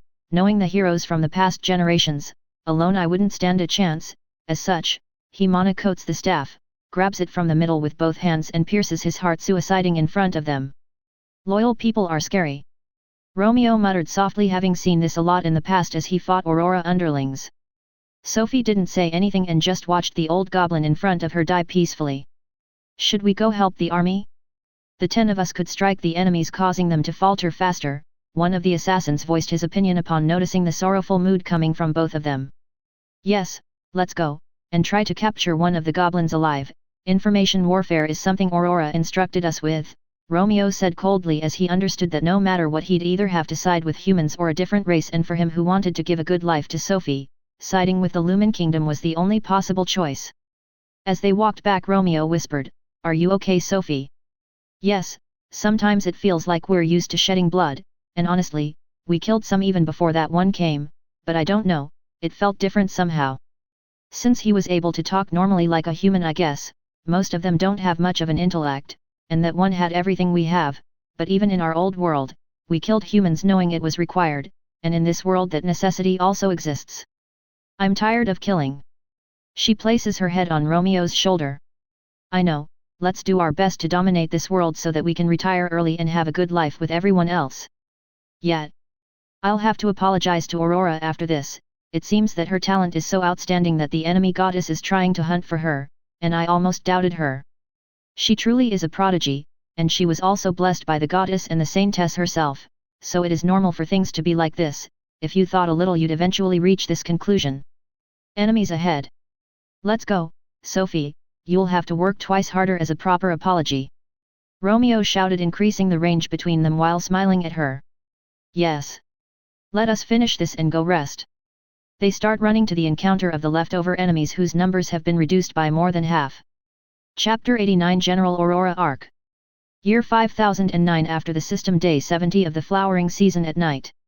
The smell of blood and death was so intense that no one dared to approach. The bodies weren't buried as they would eventually convert into soul stones, and the weapons and other types of equipment had been removed both from the enemies and the allies who fell during combat on the battlefield. Usually, scavengers would make a lot of profit, but upon Aurora orders, the soldiers who didn't participate would be the ones collecting those things, and then be stored in one of the storage rooms they had made and guarded. Not many fools would attempt to steal from an army, but foolishness existed for a reason, so to avoid that Aurora had contacted the merchants to get her some important people to handle the upcoming trades from the loot she'd acquire from the skirmishes she had done so far. And of course the ones that were yet to happen. A lone girl stood in the middle of corpses while focusing on the human, beast, and monster detector skills to be sure no one else was close by while she prepared for her awakening. Just in case, I'll do a little trick so the men on the wall or in the watchtowers won't see me with their skills by accident. She expanded a dark barrier around while transforming into a grimoire and absorbed the few thousand soul stones around at a good pace, eventually consuming all of them. Notice, 300,000 soul power has been received. It is a sufficient amount to fully awaken by using the blessed skill of endless awakening. I received a lot of stats from the recent awakenings, as well as 1000 mana for each time I did. I wonder what the end will be. I wish to fully awaken as well as to deconstruct every skill I received. Notice, 150,000 soul power has been received from the deconstructed skills. Notice, for the last 3 stages 204,800 soul power will now be consumed. The result for full awakening is unknown. Do you wish to proceed? Yes, she said expectantly as Aurora couldn't bear to remain weak forever, without knowing what true power in this world yet meant. Notice, Soulbound has reacted. Experience, skills, and soul can now travel between grimoire and master independent of the distance. Notice, you have successfully awakened to the first of 3 phases of accursed grimoire. As such, all of your blessed skills have been sent to the master to avoid losing them. From now onwards the same will happen to any new ones given by higher entities, including divine and holy types. Furthermore, the grimoire cover has been updated, turning into crystal clear yet hiding the words in the pages. As she became further cursed, the affinity with the dark element grew, making the aura around her grow darker than black inside the barrier she erected earlier. Notice, with the first phase concluded, you've earned an extra 1000 mana capacity, 100 durability, plus 1 attack, 10 magic attack, and 500 magic potential along with a cursed effect. Notice, while in grimoire form you'll be able to see in a scope of 360 degrees, such vision can be blocked if there's anything in front of you. In other words, you cannot see through. As the aura grew stronger and wider, forcing the dark barrier to extend covering a further area, the ground beneath and the leftover corpses started disappearing faster. Notice, you have successfully awakened to the second of 3 phases of accursed grimoire. Notice, with the second phase concluded you've earned an extra 1000 mana capacity, 100 durability, plus 1 attack, 10 magic attack, and 500 magic potential along with a cursed effect. Status points function has been removed, all the points spent have been reverted. System, the title cursed weapon has been received. Notice, while in grimoire form the skills used by the master will have a better chance of hitting. Finally, the aura grew to such an extent that even hard things like the stones and bones started turning into dust, and then even those grains disappearing into the nothingness of darkness. Notice, you have successfully awakened to the third of 3 phases of a grimoire, becoming a full-fledged and max-ranked cursed weapon. Notice, with the third phase concluded you've earned an extra 1000 mana capacity, 100 durability, plus 1 attack, 10 magic attack, and 500 magic potential along with a cursed effect. Leveling up will now automatically increase weapon type parameters, level, and experience have been thus reset to give birth to the new application by the system. Notice, unique skill transformation has evolved into cursed skill transformation, allowing the birth of a new skill. Notice, the cursed skill true form has been unlocked. Notice, due to the evolution of the transformation skill, status has been reverted to normal. Notice, due to the cursed transformation skill the status is protected by a curse that hides the information no longer necessary changing it.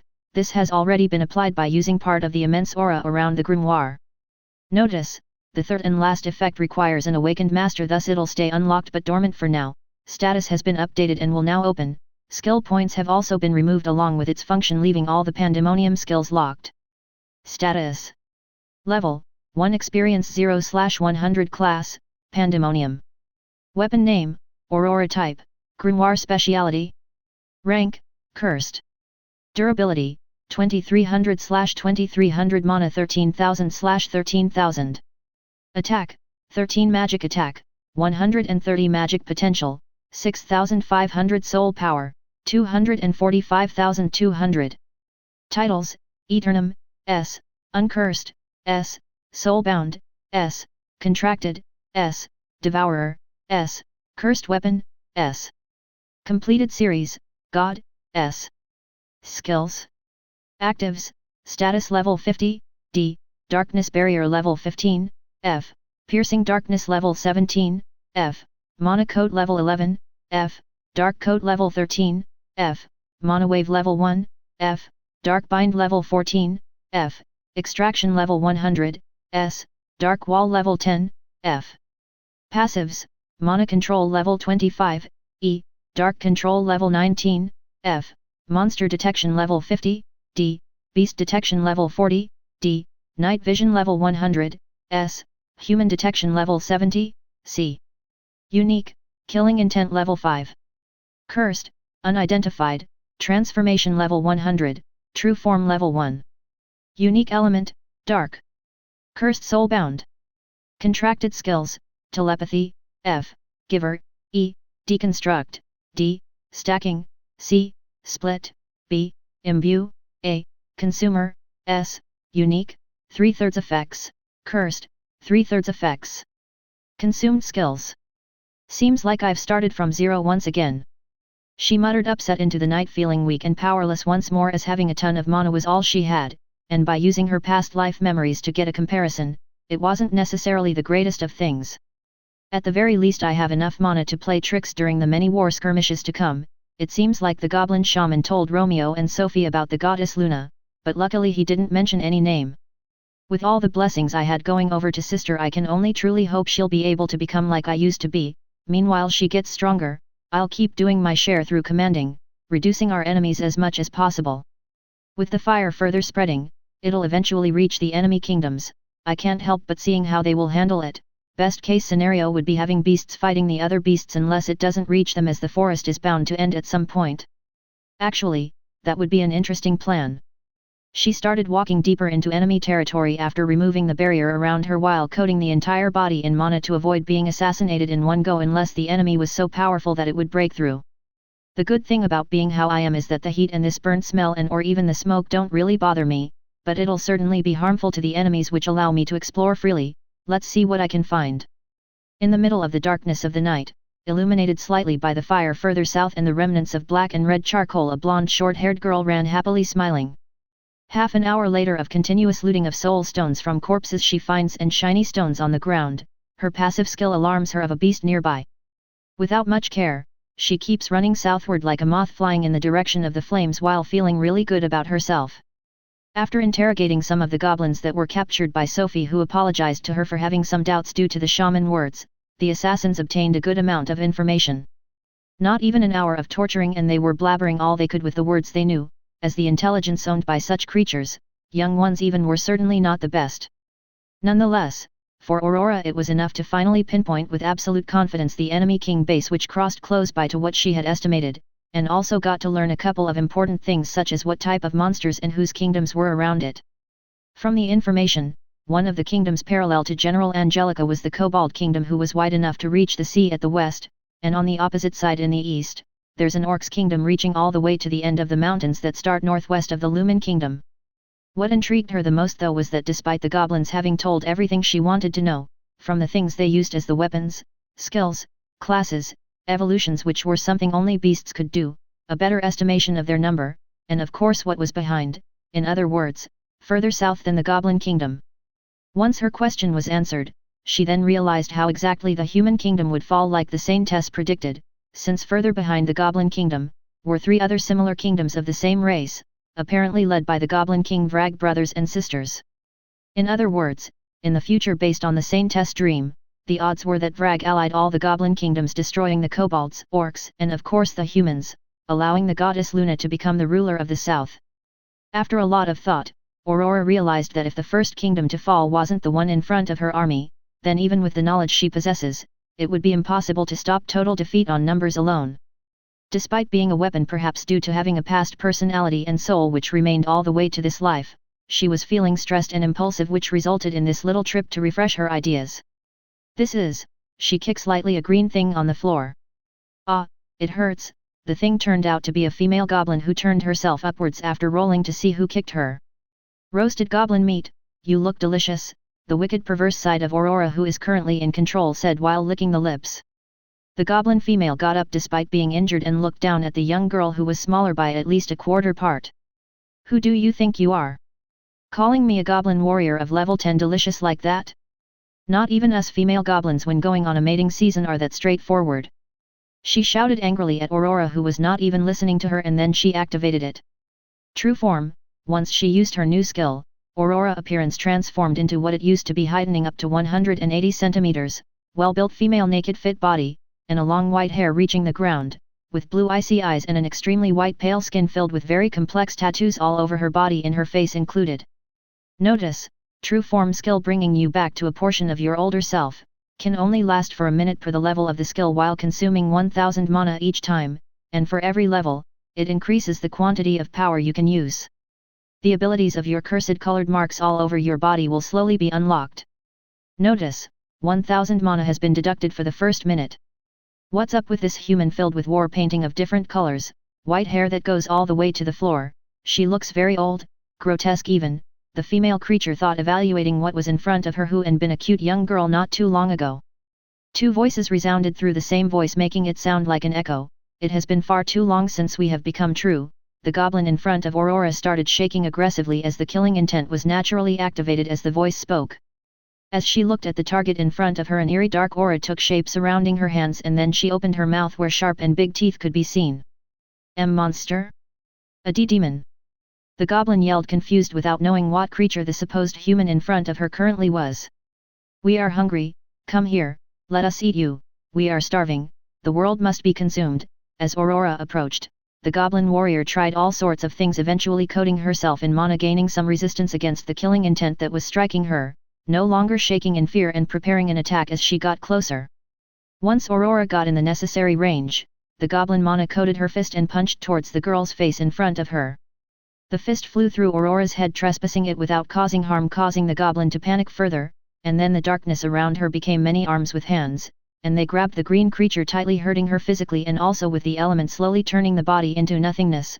2 of the hands grabbed her legs, making her immobile, 2 more grabbed her arms, forcing the creature into submission, and another one her neck, lowering the body by pulling the neck towards the ground, curving the goblin back, to which the enemy did its best to fight back but to no avail. With the neck now close to her, Aurora's mouth grew wide enough and she bit it off, causing the head to fall on the floor. Notice, 550 experience has been rewarded from a goblin. Notice, Aurora has leveled up to 3, every 10 levels an upgrade to the statuses will happen. She chews sometimes and then gulps the goblin meat down. Notice, something has been rewarded. System, couldn't understand or input the reward into status. Notice, the Pandemonium class has progressed. System, this type of reward has been directed by default to the Tome of Pandemonium, who holds the knowledge from a different world. Once she devours the entire goblin, which didn't take more than 20 seconds despite the big size, a voice is then produced by the old woman: monster, demon, abomination, creature, god, phantom, devil, calamity. We've been called many names by the old humans, but you're all wrong, we're. She smiled evilly as her mouth was full of blood with small pieces of green meat, and then she returned naturally to her normal human form as the time ended. Seems like our gamble didn't pay off even using our true form, but nonetheless, we have found a way to fight the system in this world, though I'm not sure what progressed in the Pandemonium. Indeed, Aurora, it wasn't so bad. we'll possibly be able to change this world unlike the last one, and find a way to bring a calamity to those gods who oppress us. Yes, secretly we'll exploit the system, sneakily we'll devour the many beings around, stealthy we'll close the gap towards the higher beings, we'll destroy everything and everyone who stands before us while saving our master from this pathetic world. Now sleep, Aurora, your time won't come for a while. I'll have to level this skill up at some point and use the other tricks I brought into this world. The girl laughed wickedly while surrounding herself in an ominous aura. Detecting humans coming from behind. 2. Must be the hero and the sage who must have noticed my absence. Transformation skill. The blood and the smell disappeared without a trace from her, making everything clean and perfect as it was before she arrived here. Then with a fake smile, she turned around and started walking casually while holding her hands on her back against each other. After a while, as Aurora is able to detect humans 100 meters away, she meets the couple who's always on her tail. Aurora? Are you okay? Sophie hurriedly approached and checked on her. Yes, older sister, I came to explore this late at night to refresh my ideas, especially since no one would be here, after that big fire. She smiled happily, making Sophie relax her body. I suppose it'd be hard to find a monster around here, everything smells very bad. Romeo agrees based on logic, having both hands around his nose making it look like a small mask. Let us return, we shouldn't be breathing this, it won't do us any good. We shouldn't? What could a smell like this do? Aurora asked innocently, since the kingdom is advanced but not to a medical extent, since magic can heal a lot of things. I'll explain on the way, come you two. All right. Aurora replies happily while grabbing Sophie's hand and walking back to the camp. I'm relieved you're safe, next time at least take one of us with you. All right, I'll let you know next time I need to relax from planning things. It truly must be tough for someone so young to bear such a big burden. The couple thought in unison, completely falling for Aurora's innocence. Chapter 90, General Aurora Arc. Year 5009, after the system, day 72 of the flowering season at the Goblin Kingdom. Kalziri here, one of the small goblins who'd do any of the biddings of the Goblin King, ran in search of the Goblin Lord. After a while, a green goblin returned clad in black armor while having a big axe on his back. A small one asked me to come. What's wrong, King? It seems they haven't returned, the shaman and the warlord, two great goblins. That old man with the staff? I'm sure he's all right, he compared to the rest of us was probably the wisest one, with all the respect, King. It's true that one was easily at the top, especially with how dumb everyone is. I want you to order some goblin assassins and archers to scout the surroundings towards the border with the human territory where I sent them, but you will stay at the rear just in case they fall in a trap or something else happens. As you command, King Vrag. I'll go at once. Good. Feeling unease for the past days, he went into thought. Is it possible someone as smart as the old man really fell for some trap? No, impossible. He was the reason we almost beat the human 100 years ago. He might be growing ancient, but he wouldn't fail for a simple trap like the ones the humans used to do. What if it wasn't a simple trick? Perhaps, blonde girl, Goddess Luna, a smart human? Smarter than the shaman? Impossible. They are filthy, and while not dumb, they weren't anything special. If it wasn't for the powerful heroes and the use of shiny weapons, we would have beaten them long ago. This time for sure, now that the goblins are learning how to make their weapons shiny, we'll surely defeat the humans, but just in case the shaman perished somehow, I'll have to find a smarter goblin. Goblin, go send a message to my sister the Queen Gruag of one of the three kingdoms, the one in the south from us, the middle one, don't get it mistaken, and tell her I asked for one of her smart goblins for a war to come in a year and a half. Tell her the old man shaman died of age. Take some others with you so you don't get murdered on the way there. Why yes, almighty king. The small one went in search of some helpers, leaving the king completely alone. Once I beat those humans, I'll take their entire territory and make amends with my two brothers and sister, and together we'll form the biggest goblin kingdom in the world by uniting our four kingdoms. Of course, to achieve it I'll first have to show them mine is greater so they submit to me. He smiled, satisfied with his goal. Still, where's the old man? He's been here since I was born. He even chose me back then during the goblin ceremony. Year 5009, after the system, day 75 of the flowering season at the Goblin Kingdom. King, I've brought back what's left of the shaman. From the looks of it, he chose to kill himself with the annoying staff he used to walk with. He shows a very dried dark green body with a hole in the heart. What? Why would he do something like that? Vrag shouts angrily, scaring those around him. From what the stealth assassins could tell, there are some wooden walls near the border to the north. and the forest that used to be close by vanished, leaving only charcoal behind. I'd assume the humans burned it down. The Goblin King punched his stone chair, leaving a big crack on the right side where his arm was resting. So that's what the black smoke some days ago was. To think someone as brilliant as the old man would suicide, was it to avoid dying to the flames? Unless someone tried to capture him, no normal human would be able to do so. A hero? 100 years passed, so this should mean the heroes are back. Shouldn't we kill them before they get strong, King? We should, but I need some more time to fully heal from this curse, 100-year curse from the last war. Once that is gone, we'll murder those filthy humans. Till then we play safe, is that it? For now we'll increase our defenses and rebuild the forest but further away from us, so if those filthy humans decide to burn it again it won't affect us this far. Putting goblins on the lookout and killing any scout of theirs will also be beneficial. I understand, King. You may go, and put those goblins working harder on weapons, training, and for those who went to level up tell them to avoid the north due to the shitty humans. I will. As he walks to do what he was ordered, the king goes into deep thought. To think humans this time around would be the first ones to do the first strike. They haven't done that for the past centuries. Why now? Did they perhaps go insane and are trying to go all out? It will certainly be fun to slay them if they attempt to come closer to us. An evil grin was shown on his face, as he was sure to win any open field battle, and the main reason that he lost the Great War a bit less than 100-something years ago was due to Lumen Capital Castle stone walls and the heroes who were powerful and tricky to deal with, but now they're long dead and compared to the past ones are still super weak to make a difference. The Epilogue of the War Prelude Arc. Year 5009, after the system day 90 of the flowering season, inside Aurora tent with all the leaders. It seems like they haven't moved even after killing a few thousand of them, General, Mark mentioned while scratching his beard as he looked at a map showing as accurately as possible the territory they were in. Didn't expect the Goblin King to be such a coward, but that is fine, we shall bring the war to them. Zylph smiling coldly says, what is the plan, O great general?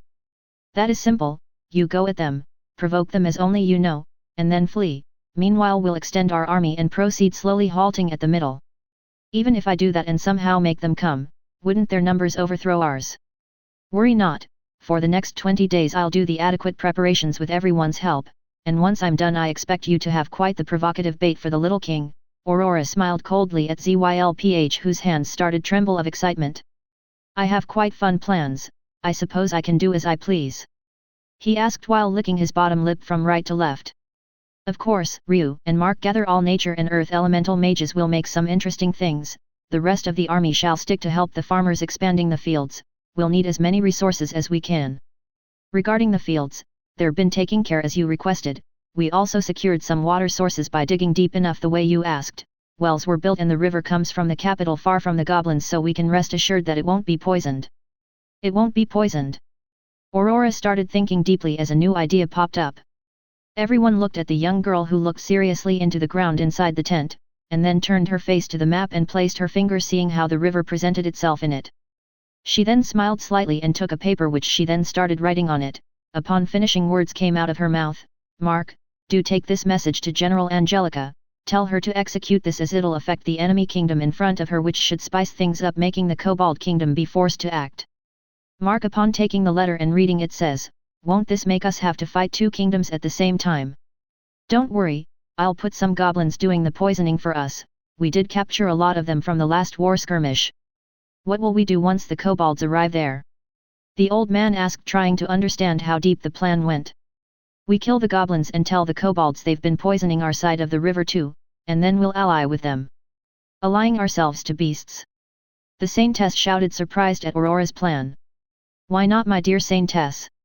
It'll allow us to diminish both of the beast kingdoms' numbers. After all, from the information we gathered, we'll need both the kobolds and the orcs' assistance to completely defeat the four goblin kingdoms. Once we're done with that, kobolds and orcs are next. No matter how meticulous my guidance is, I can't possibly beat 6 beast kingdoms with this army. Ah, so you meant it like a temporary alliance. Well, in that case I don't mind. Even if you minded, it wouldn't be your job to decide. I'm here to make the humans and the goddess Arya win. As such, everything and anything that will allow more of our soldiers to survive is the ideal. Upon hearing that, the Saintess' expression dulled, but realizing Aurora was right, she bowed lightly out of respect.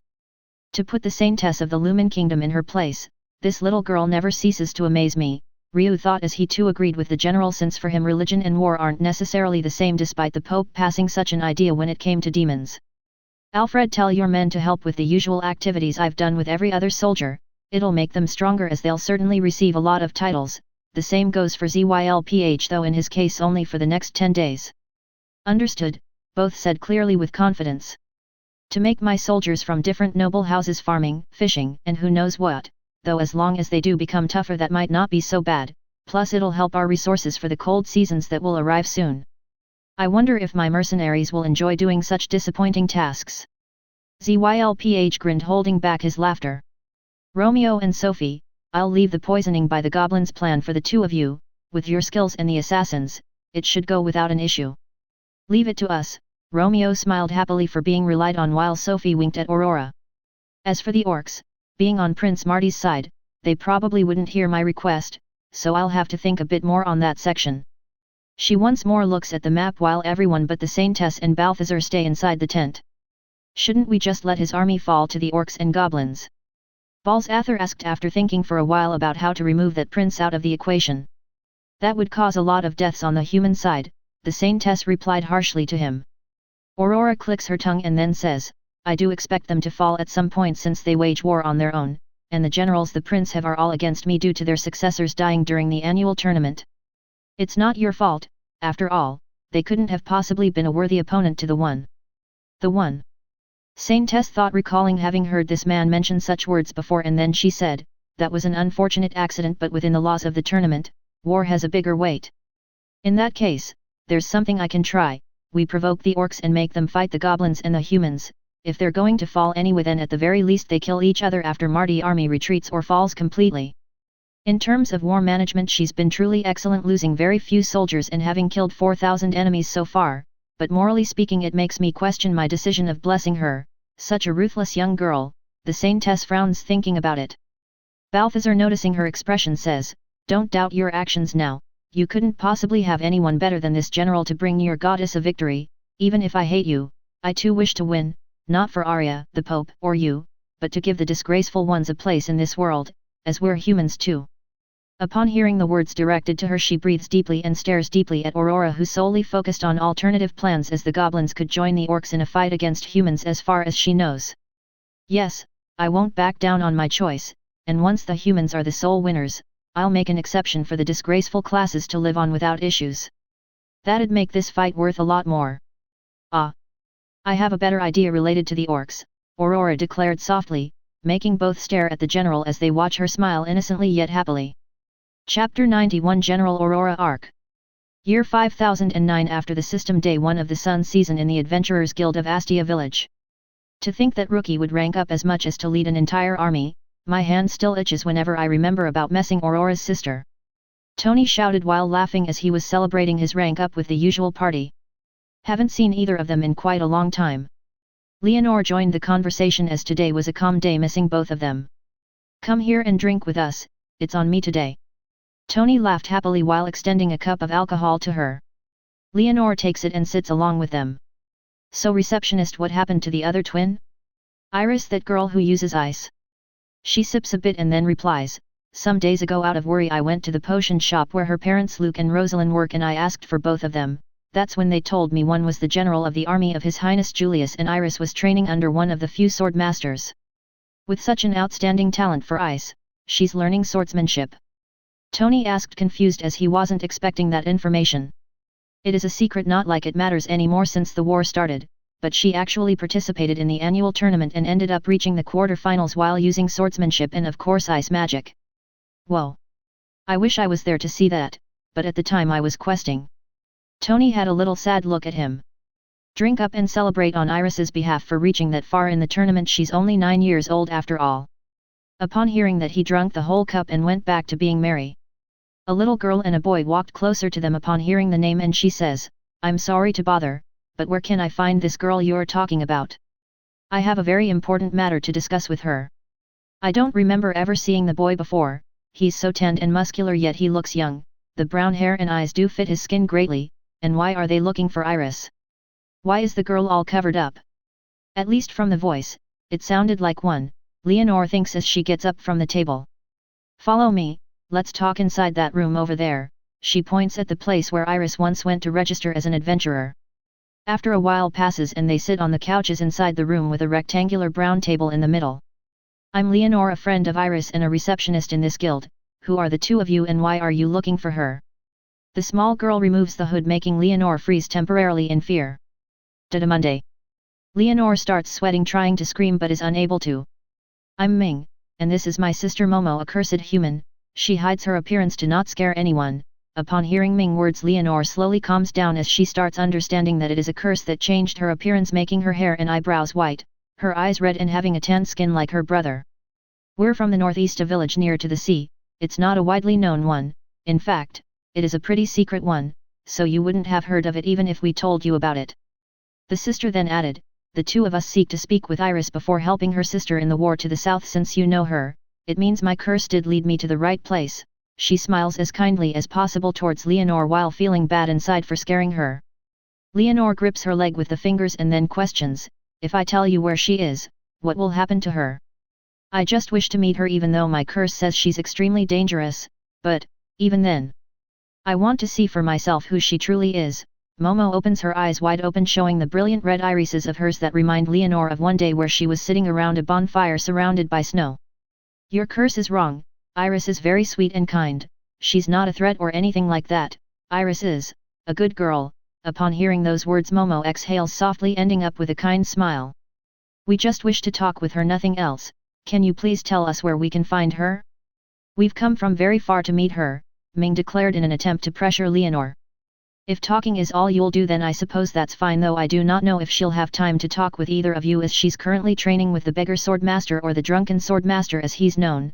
The brother's expression grows in confusion with the two titles mentioned. She's currently in Tun village, a little trip from here, but do not tell anyone about this and don't force your way through, her master will cut you both down in a blink otherwise. They look at each other and Ming says, let's go, the war started some time ago, time is running out. Thank you for helping us out, Leonore. She smiles and then hides inside the clothes once again. A while passes and upon leaving the guild through the exit, Momo passes by a young lady in a pure white dress with white roses scattered through it, captivating her, to which her curse whispers the word hero as their eyes meet with one another. Red eyes. Momo doesn't stop looking forward while lowering her head, going unnoticed by Robert, who was accompanying her here. What's wrong, Alicia? Why have you stopped? Ah, never mind, let's go. A while later she heads towards the potion shop to greet Iris's parents and then further south towards her father Alfred and Aurora. Momo and Ming head to Tun village after talking to a villager who was willing to take them there for some coins. Year 5009, after the system day 3 of the sun season, in the entrance to the southern outpost. Not even on my way here have I seen such large fields and so many farmers at that. Just what in the hell is happening here? The man in his 30s looked around at the very vast fields, noticing as he walked south a large outpost with tents and small houses filled with troops, and then noticing that the men who were working weren't just your casual peasants. From their expensive attires and even using ornaments, he figured they'd be part of the army. Did I come to the right place? Soldiers and possibly nobles working on fields? Am I in a different world? While yielding a big hammer, the man kept walking closer to the outpost, noticing different uniforms, even white robes which he knew belonged to the church, and also some black robes that he wasn't so sure what force they'd belong to, but nonetheless, he walked closer to them, eventually talking with one of the soldiers. Hey man, I've come to enlist in Aurora's army, is this the one? Ah, yeah, you've come to the right place, even though we're currently preparing for the next strike in 18 days, come, I'm heading towards the General Aurora. Oh seriously? Alright, take me to her. That's quite the weapon you have there, it looks pretty interesting. I like you already. Harmon started laughing and then said, you have good taste, it is one of the unique weapons the goddess Arya blessed us with. Really? There was someone else with a similar weapon, but she's a noble successor of the White Rose family, the hero Alicia, daughter of the sword master Alfred, who wields the blue sword of the first hero Rizia. Oh? Now that's some interesting information. I supposed that's why my weapon has been tingling ever since I arrived here. Harmon smirks while looking around as they walked. Tingling. The weapon. The soldier thought to himself, confused. A bit later they arrive near a blonde girl who's under the sun in an expensive blue uniform with a sword symbol on her back, sitting outside of her tent writing on a table. That lad doesn't feel the horrible heat? How long is such a young girl under the sun writing? Don't you guys treat the kids better? Harmon shouted angrily, grabbing the attention of those around. Upon hearing that, the girl turns around, noticing the voice source. The cold blue eyes gaze of her meet Harmon's, piercing him coldly as he's making too much noise, making him go quiet. Ah, Harmon, this is our general, the hardcore workaholic Lady Aurora. Be it raining, snowing, or as you can see today under such heat, she'll be doing her best for the army survival and progression. The man yells, satisfied with the presentation of the soldier. General, I am Harmon, the hero of the North, the wielder of the blood-sucking hammer, one of the summoned weapons from the goddess Arya. With an extremely dissatisfied cold tone, Aurora replies, you don't have to yell, I can hear you just fine, Harmon. In here you'll be a normal soldier like everyone else. Depending on your achievements you may become higher than that.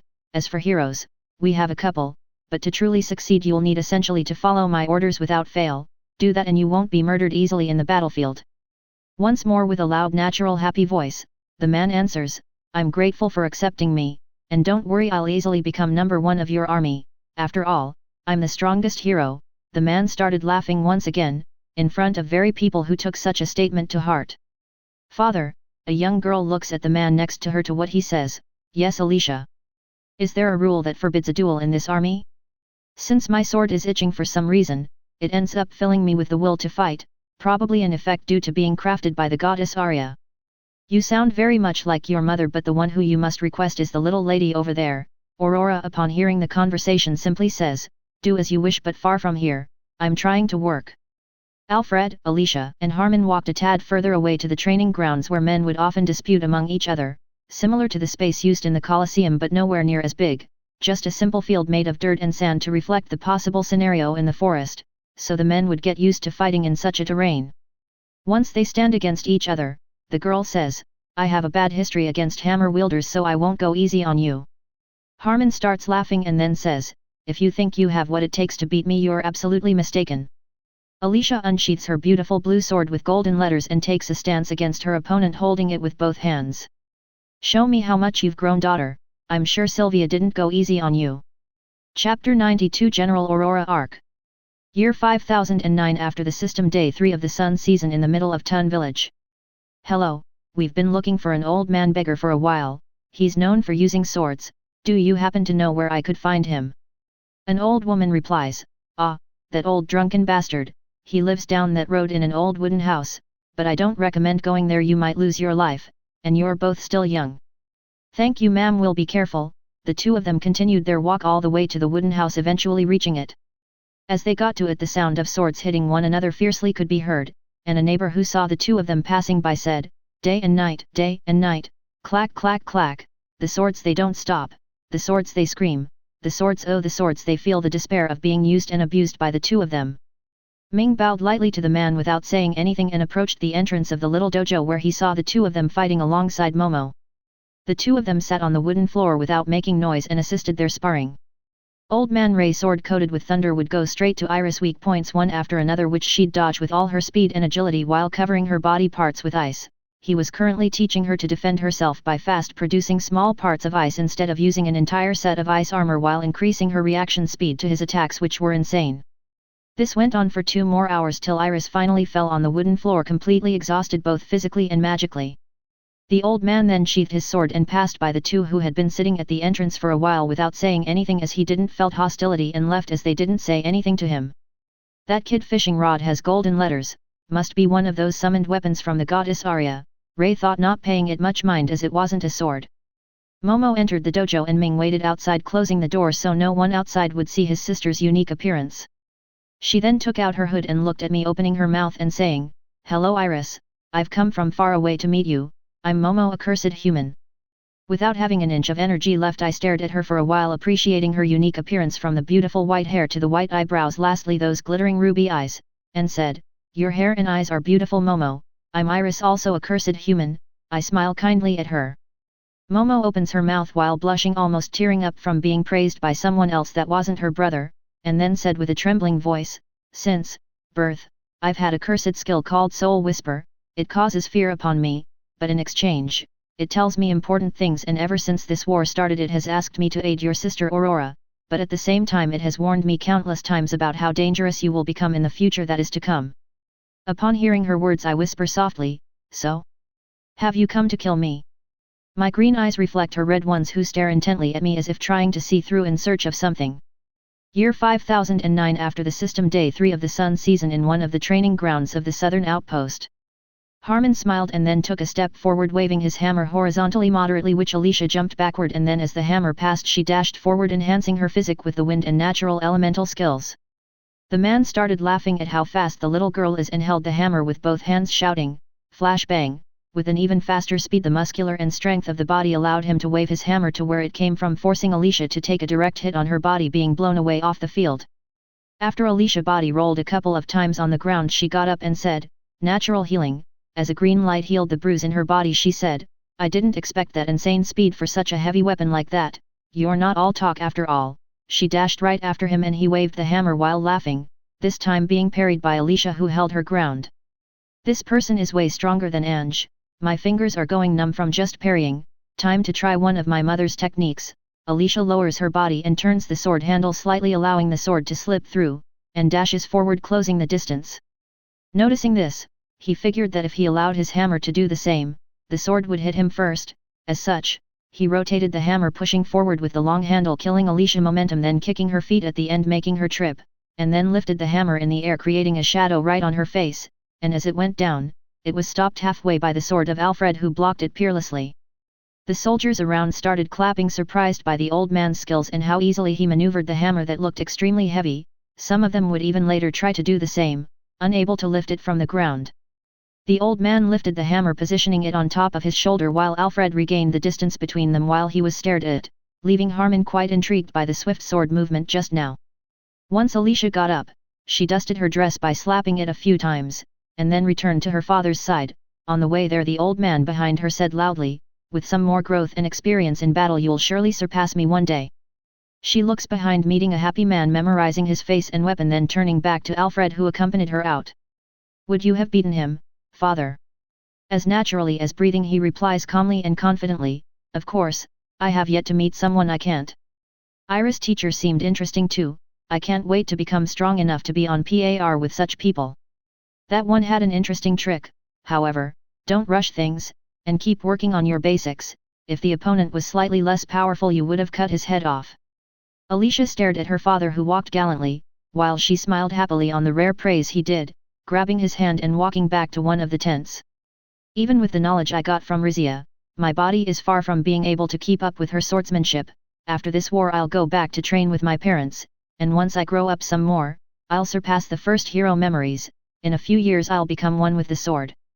First, all those rumors about the blonde general I heard from the different taverns I passed by, at how peerless and magnificent she was, and now this Alicia girl. For a young lady, that was surely an interesting sword thrust. I bet she didn't notice the slight cut on my chin. Seems like the new generation is showing some promise. Let's hope they don't die in war." He looked at those around who remained and spoke. "Well then, I have my blood boiling from fighting that little gal. Which of you would like to spar with this old man next? If anyone beats me, I'll pay them some beer and a date with a woman at that." The soldiers, excited by the man's promise and with the will to improve themselves, started making a line to challenge him, and so till the next war they'd be fighting him every day, improving greatly. Some hours passed and Harmon was already acting like a leader for the 10 soldiers he beat in the duels. He was currently telling them stories of his past achievements. "And you guys know what?" "What, Harmon?" One of them voices happily, still a bit sore from the duel. "There was this one time where I fought a minotaur in one of my travels beyond the sea. A big creature with 2 horns and a fierce appearance. He fought with a long club." "What? You've been beyond the sea?" "The sea is said to be filled with insanely strong monsters like the legendary Octopussy." "Well, I guess I was just lucky to not have found any peculiar sea monster aside from some annoying kappa monsters that would jump inside the ship. They had these big shells on their back and were light green with hands that reminded me of frogs." "Kappas? I've never heard of that one. I suppose the sea must have a lot of interesting sea monsters, maybe even kingdoms like we have here." A different soldier shouted happily. "After this war, you guys should explore overseas, who knows what you might find." Harmon laughed loudly, patting the back of one of them. All sorts of stories went on, eventually ending up in all of them joining up to farm the fields, and of course, Harmon not only joined them in it but also joined their squad. Some hours went by and he started feeling his statuses growing as he received all sorts of titles. "How come the general put you guys, I mean all of us, farming?" "One of the reasons the general gave us is that if we want to eat our fill we must help to create the food for it. the other is that we'll receive titles that will increase mostly our stamina and strength, which will help against the goblins who excel in both. That blonde brat, was it? Seems like an interesting one indeed. The holes are ready. Harmon, try using some of those seeds now, then close the holes with the hoe. Sure. Once he was done, he shouted, "Oh, another title! I can feel myself growing stronger." He started laughing loudly again, making everyone around cheerful and happy to have him around. "All right, Harmon, let's go water the fields next, it'll grant us another title too." "What? Does everything we do give us titles? That's way too easy."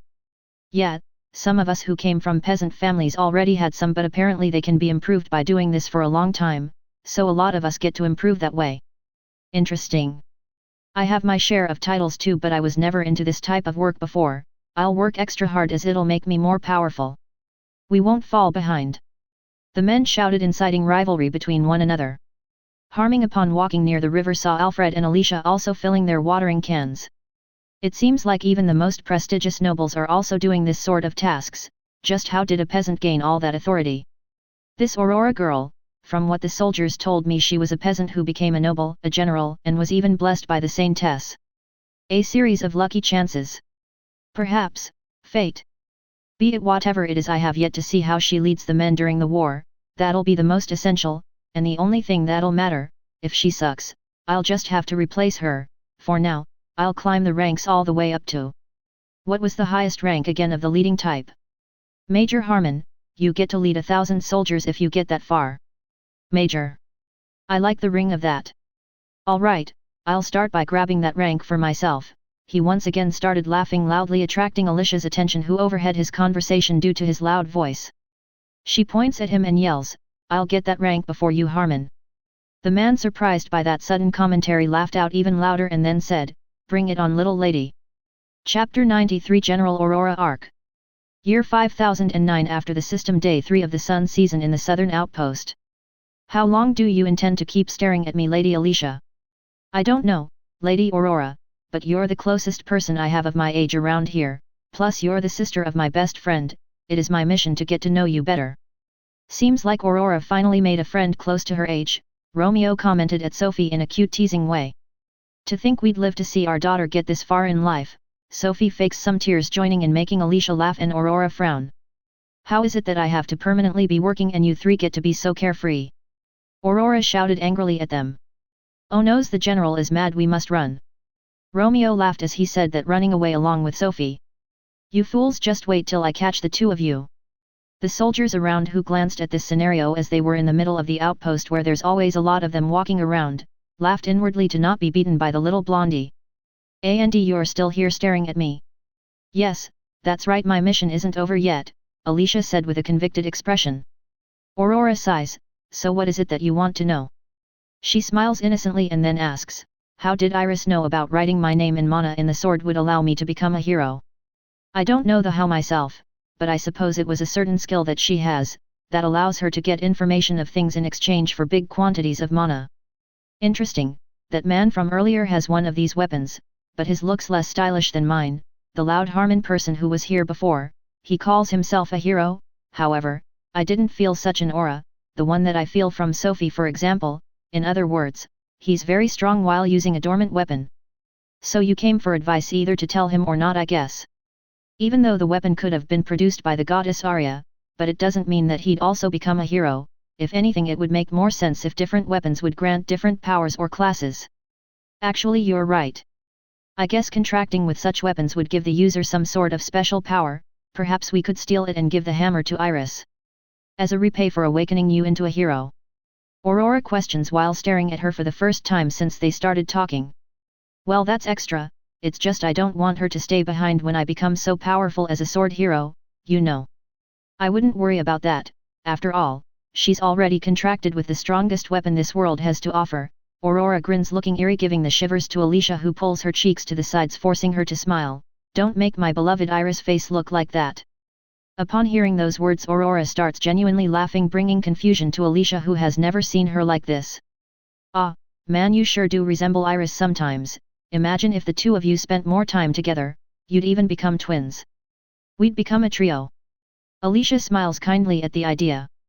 "I don't see why not. Now I just need to dye my hair blonde. Alicia starts laughing, as if she did her parents would likely murder her. As for Harmon, if you feel like telling him to do it, if not I suppose that's how it is, I'll leave that fate in your hands as I already have 700,000 heads to take care of. Alright, by the way, Aurora, you said Iris possessed the strongest weapon. Is it one made by the goddess Arya as well? I know some from the hero memories, but even her doesn't know all of them. Well, let's just say that it's a cursed weapon that doesn't belong to any god, nor was it created by any of them. If that's true, then it's impossible it would be as strong as my sword. After all, it is unique graded. I've never seen a greater sword. I suppose you're right. In what comes to swords, your weapon is without a doubt the best, but good weapons without good masters are useless, and you're still quite weak to be using something like that. However, Iris is different. She deserves the one she received. It is part of her, and despite being cursed, it lives solely to bring her what she desires. How could a weapon like that not be the best? That sounds like a very confusing and complex weapon. My father says they are tools that must be used properly, but you're making it sound like it's alive. Exactly. In this world, chaos is the thing that brings the most confusion and complexity, a matter that no one has been able to solve so far. In that regard, not even the hero. She tried really hard to carry the kingdom and its people on her shoulders, but sadly she was limited by her human race lifespan. Yes, humans are truly fragile, they break and die so easily. I'm surprised on how someone like you exists, so young and with wisdom that even I have difficulties to follow having the hero memories. Iris, I can tell she's still childish like I am to some extent, a bit less nowadays since the power I was given is slowly taking shape, but you're totally different and yet you're the same age as her.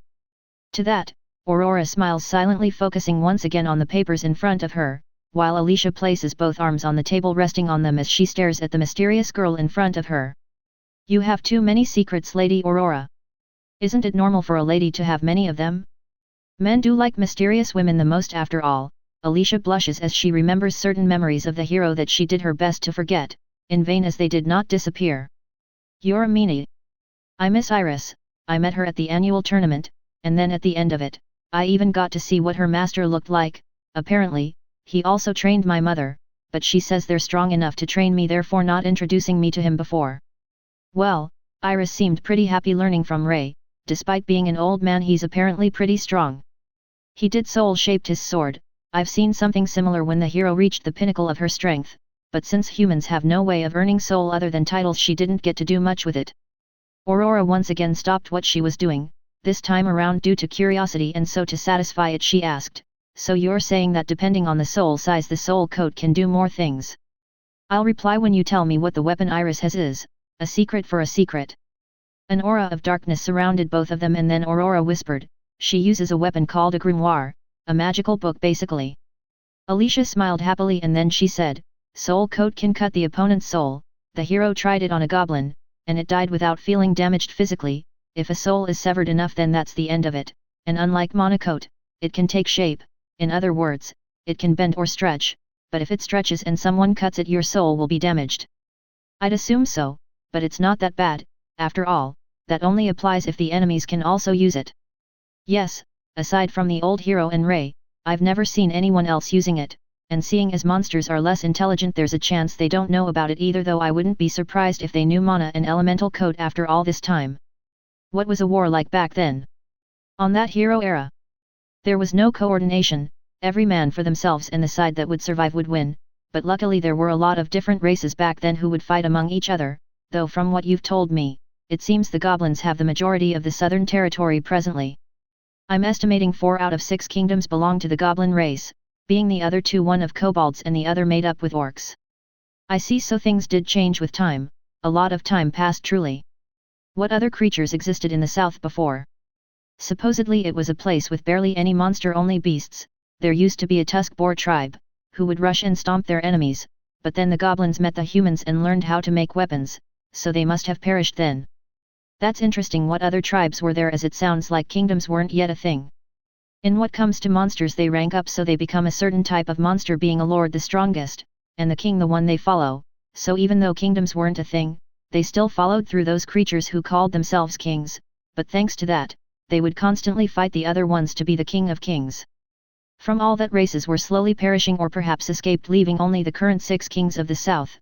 We need to destroy the one ahead of us before he decides to join with the rest. I'm sure we'd be incredibly outnumbered.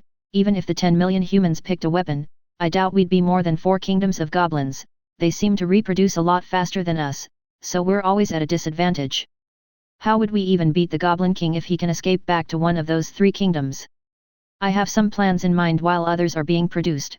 I'm just unsure either they'll work, but if they do, we'll be able to temporarily occupy the middle of the south that would directly connect to this outpost, so our supply chain would simply extend easily, but by doing so there's a chance the orcs and the kobolds join forces with the 3 leftover goblin kingdoms to retake the territory for themselves, so once we annihilate the first kingdom we set traps and fall back, which will cause the goblins to face the kobolds and the orcs, who will do their best to expand to that section. But if that works, wouldn't we lose what we fought so hard to get? Yes, if that's what we want, but in reality, the objective is to destroy the goblins. The other 2 races have a way slower reproduction rate, and we can manage them both with the army we have now, especially after making them exhaust their against each others. That's insane. Would the past hero do it differently? Oh no, she could only expand so much, but the way she did things was a lot safer than yours. That's why I said it was insane, the plan I mean. Well, this is just the beginning. After all, once we conquer the south, which is composed of solely beast races, I doubt that one would stay quiet and watch. That one? Who are you talking about? The goddess. Why would the goddess Arya do anything about it? Doesn't she want us to win? Yes, yes. I mean Luna, the goddess of order, the owner of the beast race. What could she do? Summon goblin heroes. Well, she is a goddess. I wouldn't doubt if every god could do it. Wouldn't be weird at all. Upon hearing those words, Alicia gulped, as they were strong enough already if they had to face a hero-classed goblin. Chapter 94, General Aurora Arc. Year 5009, after the system day 5 of the Sun season in the southern outpost. General, there's an important man that wishes to talk with you, the man says while having a man in a very expensive attire approaching him from a few meters away. Who's it this time around? I've been getting a lot of important people to talk with me every day. The soldier looks around her, noticing all sorts of famous faces, and then says, "It is the Merchants Association leader. Have him wait a while, I'm currently handling a different affair." The soldier nodded and turned around to deliver the message when the merchant leader just passes by him. The man arrives, observing a lone table with lots of notebooks and books on it. Finding a little girl seated in front of it while in the middle of many adults, says, "I'm Ricardo Colapso, the Merchant Association leader, the richest man in the entirety of the capital. I wish to talk with whoever the superior is." Once he finishes talking, he starts noticing some important figures like the prince left and right arm, Ryu and Mark, who were discussing the preparations for the next war in some days. The Saintess, who's always glued to Aurora, and a pink-haired girl who he automatically thinks being one of the summoned, as there's no such color in the kingdom. If there was, he'd know, as he hires a lot of people for works. Aurora, completing ignoring him, focused on finishing writing a paper with the trap processes for the formation she'll be using next. The man, feeling ignored and having his ego hurt, speaks once more. "I wasn't told who commanded this army yet. Did I not arrive at the right location? Seeing as the Crown Prince advisor is here alongside Lord Ryu, actually, aren't you the general of the army, Ryu? Without His Highness Julius here, I'd assume you'd be the one in charge." Ryu does eye contact with the man who interrupted their reunion and says, "I'm an advisor along with teacher Mark of the new generation, General Aurora." As he finishes talking, he shifts his serious gaze to the girl in the middle, who finishes writing and delivers the paper to Mark. "You may shape the land with the earth and nature elemental mages. Other types can lend their mana to them, as they won't be needing it right away." Looking at 2 important figures taking orders from a little girl, he feels confused. How is a little girl, younger than my daughter, even doing as the general of the biggest human army? Is this a joke? How is it possible for such a kid to be the one leading 700,000 men and having the rank that should belong to one of the 2 veterans such as yourselves? As they were about to voice their opinions to defend Aurora, the girl got up and turned, facing the man who attempted to bring shame to her honor. The man looks at her uniform and then at an emblem that is used to represent absolute authority, usually used by a member of the royal family. "You have 3 seconds to kneel and apologize. Once the time is over, I'll sever your legs, then I'll give you another 3 seconds and I'll sever your arms, then 3 more seconds and I'll sever your head. 1, 2. The big man, who had a big belly due to the beer he'd consume often, quickly kneeled down, making it bounce slightly, and said, "I'm truly sorry, GI General Aurora, please forgive me."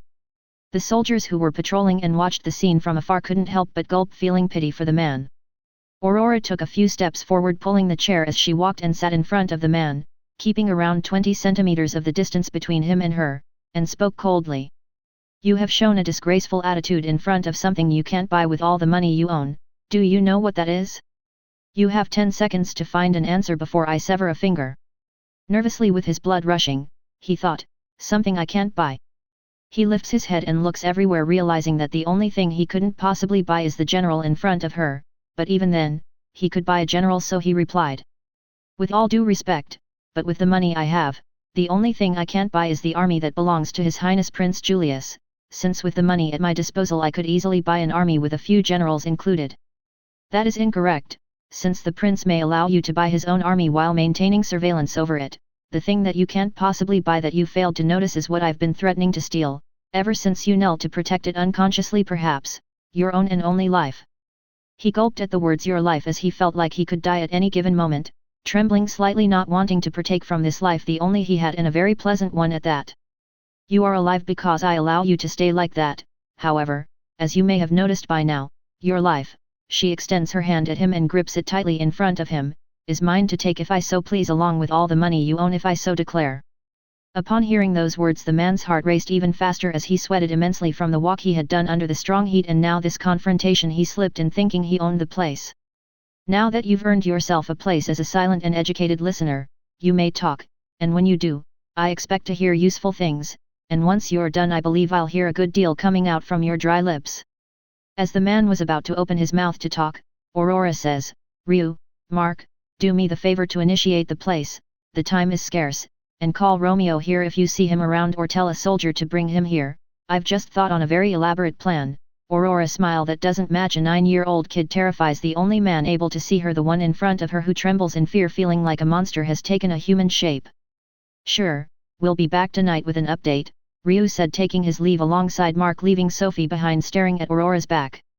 She then passes her hand horizontally from her forehead to her chin, revealing her typical expressionless self. Then she waited for some time while staring at Ricardo, and then her mouth opened softly, saying, Why are you so quiet? You came here so eager to talk unless you've said everything you wanted to say? Don't tell me you wasted my precious time with this gibberish. You do realize I have to handle over 700,000 men by myself, right? How big is your association? How many are working under you? Do you know the weight under these tiny shoulders? Do you expect me to remain here quietly and sane for every idiot that comes barging here the way you did, telling me about how great they are? Ah! I'm conflicted. Part of me wants to pull out your tongue and cut it, while the other me is asking me to calm down and give you some room to breathe, but I'm truly troubled as I look around us and see everyone breathing normally. Doesn't that mean there's enough air for all of us to intake? Yet, you dare stand in my presence silently without as much presenting me with some numbers to study, your stocks, your money, your propositions, the things you intend to buy from us, the ones you intend to sell us. Are you not a merchant? Don't tell me you bought a talented merchant to handle the art of trading in your place? If that was so, I'd call you a wise man, but if that's truly it, then I ask you to immediately call that man over here, as I wish to speak with someone who can understand me. It is very hard to comprehend the insanity of not being understood at first glance. After all, did I not tell you to convey words towards this lady? Aurora sighs, displeased with the richest man in the kingdom, as she used him to vent the excess of work and pressure she's been through since she became a general due to the lack of competent people on her level. Unlike her past life, whom she had some reliable subordinates, as such she couldn't help but working day and night, every day without rest, to do the work of many, but soon she knew it would end up paying off. It always did. It wasn't by chance that she earned the peerless general achievement. A soft hand landed on Aurora's hair, which made her turn upwards, meeting two pink eyes filled with sadness and worry over her health. The girl then said, Merchant Ricardo, I'm sure you'll find it in you that her words, despite extremely brutal, are ones that carry the human race survival on the line. Return with a fair proposal when you see yourself in the condition to do so, Sophie said in a kind tone, to which the man nodded with a pale face, got up and left without saying a word, as his hands were still shaking from the pressure he felt from the little girl. Go take a rest till Lord Ryu returns. I'll look for Romeo meanwhile, and then we'll wait for you to wake up, little sister. Aurora gets up and pulls the chair back to the desk, writing 2 pages, leaving Sophie surprised, as she expected she would have gone rest. After a while, she gathered enough courage to yell at her to go rest, and as she was about to do so, I've left those 2 pages for you and Romeo. I might take a while resting this time around, I may be exhausted, it is a dirty job, but if you both succeed it'll increase our chances to slay the Goblin King to 100%. Thank you for looking out for me, Sophie. she smiled faintly and headed inside the tent to rest.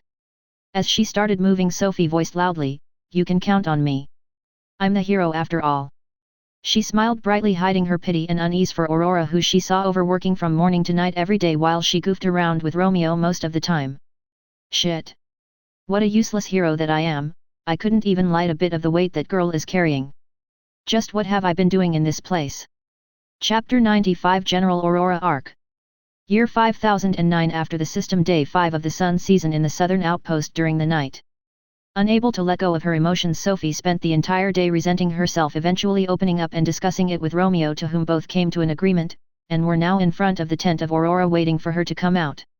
A while passes and the blonde girl comes out of the tent, meeting the two of them near her table. "Did you two need anything?" As soon as her voice reaches them, they rush at her and give a tight hug, surprising Aurora. "We're truly sorry for barely contributing when you've been doing all you can to keep everyone alive," Sophie said, apologizing, feeling a mess deep inside. "From this day onward, I promise to do my utmost so that we can lift some of that weight off your shoulders, little sister. It may not be much compared to what you already do, but certainly it'll be worthwhile." Aurora allows her head to fall, turning it slightly, allowing her cheek to hit their shoulders, softly smiling happily, which Romeo notices, making him grin brightly as he patted the cheek of Sophie, wiping off her tear. "I've read what you wrote for both of us. It is a pretty dangerous mission, but from its contents in the next year during summer it should be highly possible to achieve. But are you sure you can pull the Goblin King out of the base, Aurora?" She lets go of them and stares firmly at Romeo. "Yes, if it's about war, then I'm sure I can make the impossible turn possible.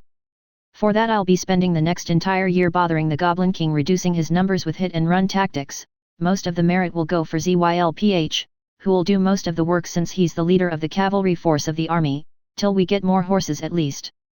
I'd like a similar force on the left wing. It'd increase the possibilities a lot in the future wars, as this one is but the first of many. From the information we gathered from the tortured goblins, they have around 1 million goblins. If you poke him for such a long time, wouldn't he all out on us?" I thought about it, but then I realized that after the recent defeat he didn't particularly move, meaning that he's not ready to take action yet. In other words, it's the perfect time to annoy him, plus if he does come we'll manage him to some extent, falling back if necessary, as losing is not an option. Worst case, how far do we retreat with the army? All the way to the Great Walls of the capital. Aurora thinks of the consequences for that. I've never lost a fight on a defending position, so in the worst case, I'm sure it'll be quite alright. Making the men walk all the way there would tire them endlessly, but the same could be said for the goblins, who'll have to face strong walls at some point, and they're in a pretty good shape, with fresh soldiers and guards defending it, along with a plan I devised for the Queen and Isabella if things go to that extreme. This war would be a lot easier if I could make Mark and Ryu each holding an army instead of having 3 fronts and only being able to control the central part of it. Depending on how the Goblin King decides to defend or even attack, I can't possibly help the other 2 forces. I'll have to delay a total war even if it takes more time to vanquish the goblins. This will give time for the Queen to decide on Crown Prince Julius to rise and become the Royal King, seeing as we've obtained the most achievements. After that things will become a lot easier, as I'll be able to do anything I seem worthy with the entirety of the army. Otherwise, if one of the sides gets blown, we might receive a pincer attack, or worse, become totally encircled by the enemies, leaving no path to escape." There she goes again, thinking 1,000 things. Romeo chuckles, making Sophie follow through in the same manner. "It must be tough being a prodigy," Sophie says, teasing Aurora with such a statement, to which the girl replies with a smile, "It must be tough being a musclehead," and the 3 of them start laughing together. As some people approached, a young feminine voice from there reached the group, who was laughing happily. "You really do resemble Iris with your appearance, General Aurora," a hooded figure says loud enough to grab the group's attention. She turns around with her cold gaze meeting a fiery stare from close, making the blue eyes of Aurora become blue flames from reflecting the ruby gems in front of her, to which she says, "Oh my, to think there was a similar me in this world, and a pretty beautiful one at that, though you mentioned someone you shouldn't know anything about." Aurora's body started irradiating an ominous aura, making Momo feel intimidated, taking a step backward. "I met her a few days ago and killed her," she said. She had never seen such a pretty hair color that resembled her of snow. She removes the hood from her head, surprising those around her, except Aurora, who was used to white hair.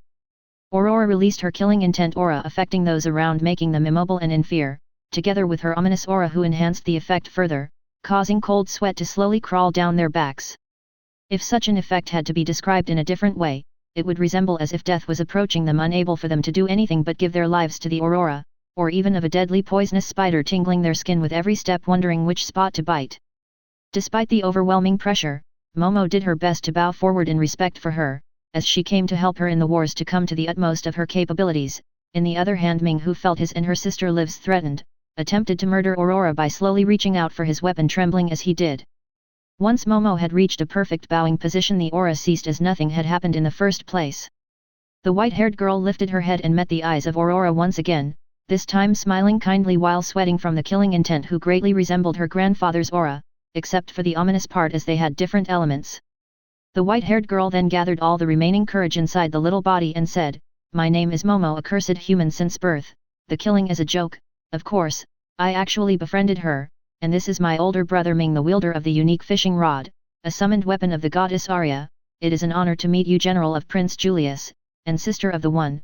The girl bows once again to make sure she's not seen as an enemy of humanity, which is what Aurora, a non-human, currently represents. "Welcome to the army. When did you meet my younger sister?" she asks casually, as if Iris truly died, Aurora wouldn't be alive anymore. At least that's what Aurora firmly believed, soul-bound to be. "A few days ago, right before we came here, and also right after we left our old village, since this place is where my cursed skill guided us to." "Cursed skill? Is it the reason your physical body is like that?" Romeo, who regained his composure, asked curiously, as he had been warned by Prince Julius, that Aurora life force was so abnormal that he didn't have to protect her at all times, and the same was mentioned to Sophie, whom he requested her to keep an eye on the same test safety, since between the two, even before Aurora gaining an element, was the one he felt more worry for. It seems Prince Julius was right, Aurora truly is outstanding. Just what kind of skill was that? It certainly wasn't given by the goddess blessing, since it was mentioned by him quite before that. Maybe something she gained while as an adventurer? I do remember her saying she had a low rank in it. Sophie thought on the possibilities calmly, so that she could also achieve similar power, seeing as how powerful of an effect it contained. "I don't remember you ever talking about a sister Aurora," Romeo points it out while feeling a small curiosity on the matter. "She's kind of a secret due to the annual tournament. My sister fought in my place, as if it was me, since at the time, I lacked an element, and since my father trained her in magic, it worked out." "Oh. I thought you had the ice and the dark element. I know the one you own is uniquely graded, one of the best ones, but there aren't many people with the ice one, that I know at least," Romeo replied, as he's been gathering all kind of knowledge from everywhere he can since he was the sage. One could view it as a class of knowledge, at least it had been in his past life. On that note, the grade of the element doesn't quite matter, as every element has its own properties, advantages and disadvantages, if anything even the hero class and the skills that come with it. After a long discussion with this pink-haired hero, it didn't feel amazing. There's not even an experience boost or something that would allow us to make a difference in this world. Aurora, right after hearing that, softly replied, "You can't possibly expect to learn how the system works in the little time you've been here. After all, don't you find it suspicious for there to be a level for everyone's class?" Romeo opened his mouth and then closed it, looking down while voicing out his realization on the matter. "You're right, there is a great chance for the skill list to be increased as we level it up." He raised his head facing Aurora. "Perhaps I'll even get the abilities I had to create skills like in the past world, being able to help everyone easier, and even seal some powerful monsters if we find any, maybe like the red dragon in the north. Ah, how much I want to kill him and revive him, to kill him again and again and again and again." In a loop, this went on and on inside her mind while Romeo talked about all the possibilities he thought of in the past, while the others heard quietly. This went on for a while, eventually leading to everyone's exhaustion, ending up with Aurora taking the siblings to sleep in her tent, while Romeo eventually grew tired, going to a different tent with Sophie, leaving her alone looking at the night sky. Chapter 96, General Aurora Arc. Year 5009. After the system day 6 of the sun season in the southern outpost during the morning. As soon as Aurora wakes up, she sits and takes a look around, finding Momo and Ming still asleep nearby. She gets up, walking in inaudible steps towards Momo, reaching her and looking at her from up close by bending forward. "For causing a ruckus yesterday, you sure have the decency to still be asleep with a smile on your face, and even drooling. Disgusting." She pokes her tiny nose, making her turn around, splashing her cheek on the wetness of the pillow underneath. "That shall be your payment from the ruckus yesterday. Be glad it wasn't anything worse, though I guess that if Iris didn't kill her, she must have some sort of value, or probably not." Aurora spread the hair from the girl's right eye. "Actually, my sister isn't like that. In fact, Iris is kind. I'm sure that she would be murdered if an innocent and naive human like this Momo girl would approach and attempt to hurt or kill her. she turns around and returns to the bed, where there are some fresh clothes changing into them. Even with the guards that keep a lookout for me outside my tent, I should still be wary to not be assassinated myself. Resting function in human form or book shape doesn't keep my awareness up, like I used to have in my past life as the being I was, though I usually do wake up if anybody touches me, so there's that, even though if someone monocoats a weapon and wakes me up by slicing me up. Well, that's pretty much the end of me. She starts walking outside of the tent where a small light can be spotted coming at, yet today there must be a terribly beautiful day, possibly a hot summer one with a clean sky. Makes me wonder if Iris is taking sunbaths at Tun Village if she's still training there. Well, seeing as I haven't gotten experience from her side, that must be so. Right before she takes the last step necessary to leave the tent, she stops and looks back at Momo. This girl said she came here to help, but assist in what? Is there anything she can do? Unlike Alicia or Iris, her body looks weak. Her brother however has good muscles, and even has a good weapon, one of those from the goddess Arya.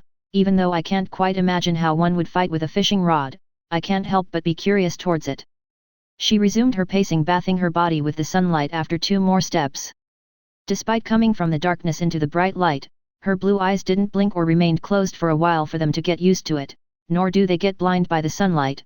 These small details forced Aurora to practice, faking such things including breaks to eat and going to the bathroom, so that those who spend time with her wouldn't find suspicions, and even then they'd still find it strange for her to work for so many hours per day. 15 days to go for the completion of my next plan, hit and run tactic while luring them into magic-made traps. I bet the goblins are going to love it to the point of embracing them with their lives. Good morning, General Aurora. I have a message from the Association Merchant Leader. What did he say or want, Major Rondo? Right, he said he would return in some days with a good proposition that you wouldn't be able to refuse. Oh? Well, I'll be looking forward to it. Speaking of which, did he convey it to you personally? Yes, ma'am. May I ask why? You must, as curiosity is human third nature. How would you describe his tone and expression when he said that? He felt confident, I suppose. Couldn't really tell by his expression as it seemed normal, and I don't really know him enough to be certain. That's great. It would be a disappointment if he broke down with that little. I'm truly looking forward to our next meeting. Aurora smiled innocently while walking closer to the wall as Rondo followed after her. At this point she couldn't help herself but showing opposite expressions to how she felt after constant faking. After all, the only person she could be her true self was currently far away to the east where none of the armies reached, and that included Astia village along with the territory around it. Out of all the 3 armies, Prince Marty's one was the closest, and even then they were at least an hour from marching. Slowly as time passed, the 3 armies were getting new soldiers, increasing greatly. Those who favored the old king ways went under the banner of the second prince. The many noble houses who were afraid to lose their place along with a great part of peasants they owned. Human slaves were also brought in, along with mercenary groups who are loyal to whoever pays most, which would have been Aurora army, except she wasn't interested in them, so they had come towards this army as a second option, revolted for the rejection they had received, since Aurora had done it on purpose as such. Feelings were very beneficial to increase the morale of the soldiers if done well. She didn't see the 2 armies as opponents but as allies, making them stronger would certainly pay off in the future. Those who go against the laws of Lumen Kingdom end up becoming criminals, and depending on the severity of the crime they are forced to become slaves who can later be bought for labor.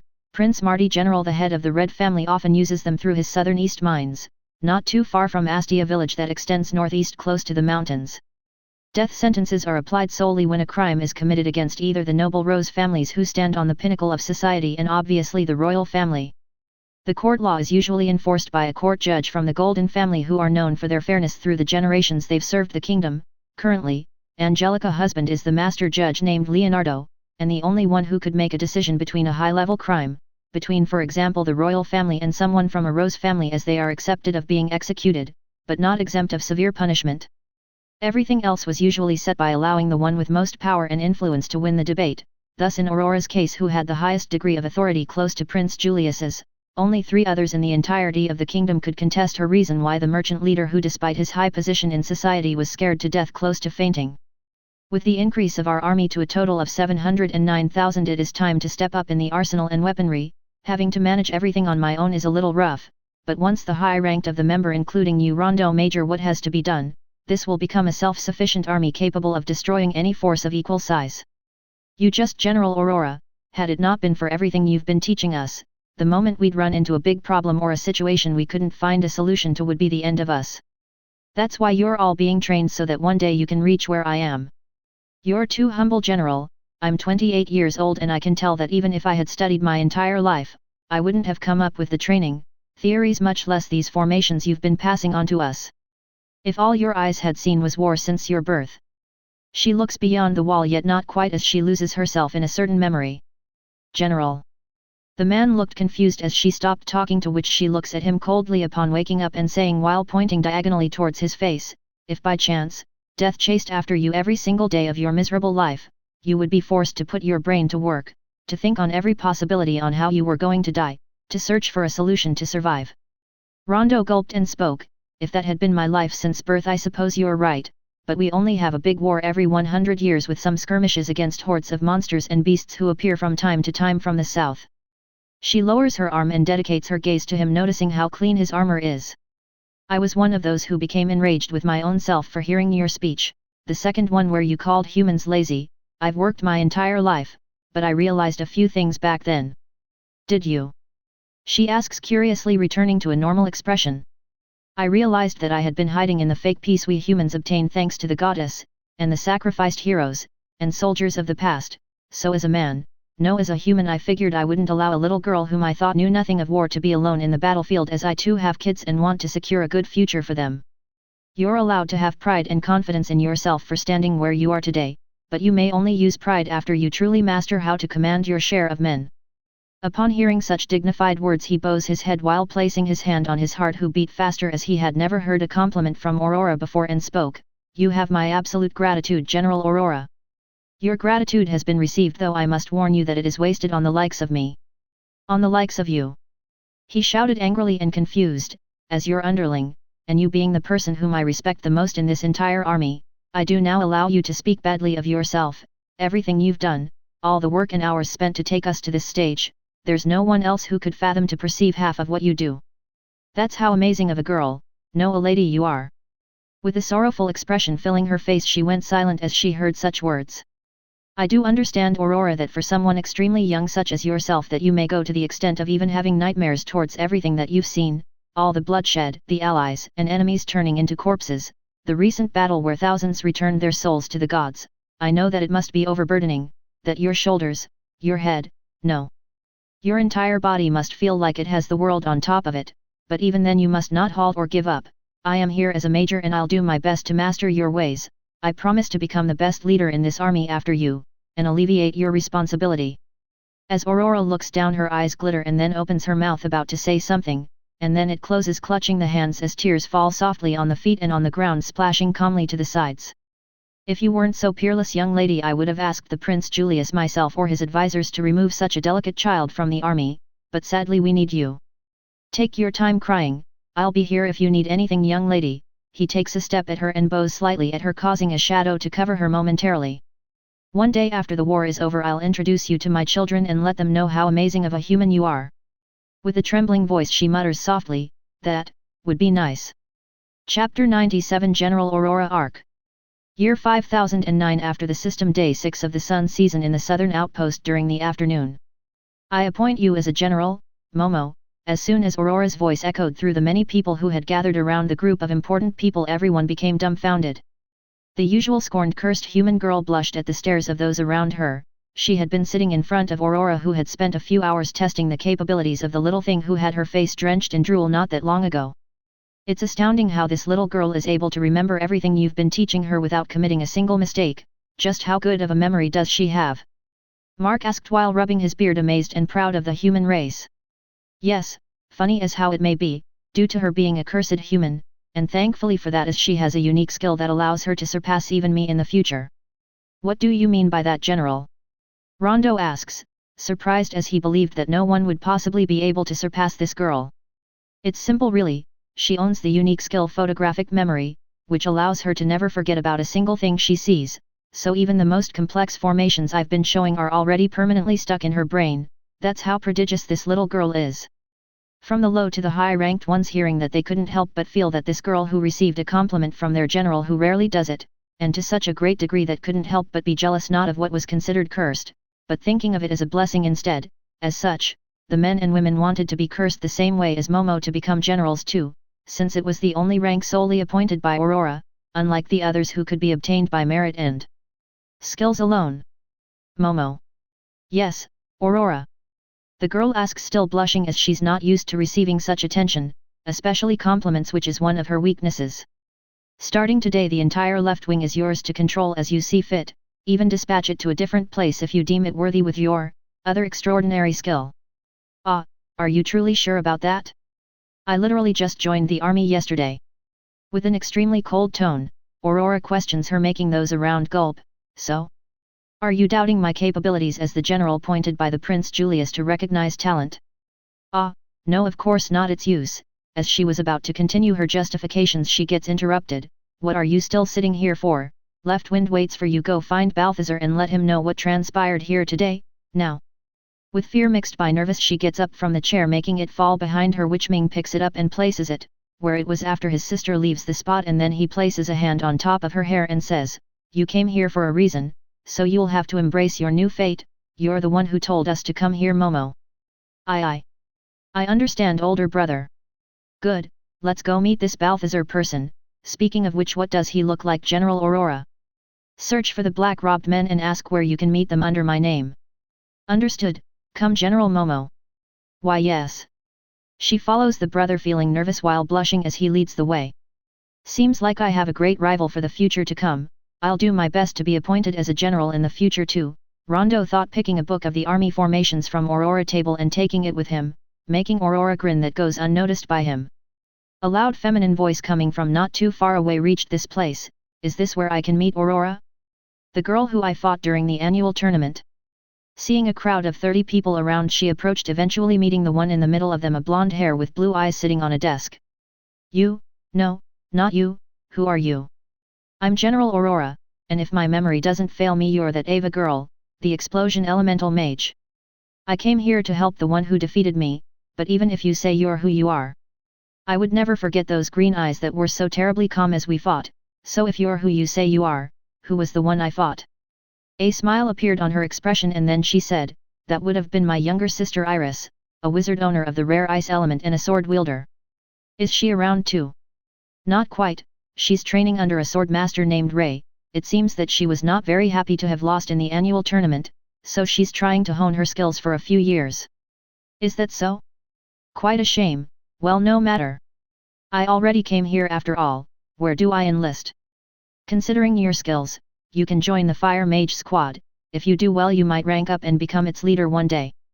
Alright, whom am I supposed to talk with? I'm from the Earth Mage squad, but the Fire one is close by. I can take you there, a man from the crowd says while lifting his hand. Sure, take me there. Ava starts walking, passing in front of Aurora's table, looking at her eyes from the side, who is focused on the papers, ignoring her. Wasn't this kid a peasant like me? She feels totally different from the Iris girl I fought. From the appearance they must be twins. Even her sister already felt like a monster considering her age, but how about this one? I can't sense anything from her aside from emptiness. Should I test her out? I don't really intend to fight under someone weak. Ava hand aimed underneath Aurora and a red circle appeared below the chair and the table, and then as an explosion was supposed to happen, nothing did as darkness enveloped it. An eerie expression gazed at the explosion girl, whose body trembled slightly, being stared at by an ominous human. Ava bows her head and walks faster than before towards the man who was going to help her reach the Fire Magic squad, and as she did, a voice resounded by the little girl sitting. Next time you attempt, that will be your last. Don't consider this as a warning, instead contemplate it as the reason your life was extinguished. Without saying a thing, Ava kept moving, clueless of what had happened, as she didn't notice any of the obvious elements. As she moved away from Aurora, the soldier said, she uses the unique dark element, so your explosion was most likely devoured by it. Even though not many understand the laws behind how her element works, but consuming a magic circle before it fully activates, or even the magic that comes from it, is something anyone can do. And if she wanted, you'd be dead. What? Wasn't such an element for demons only?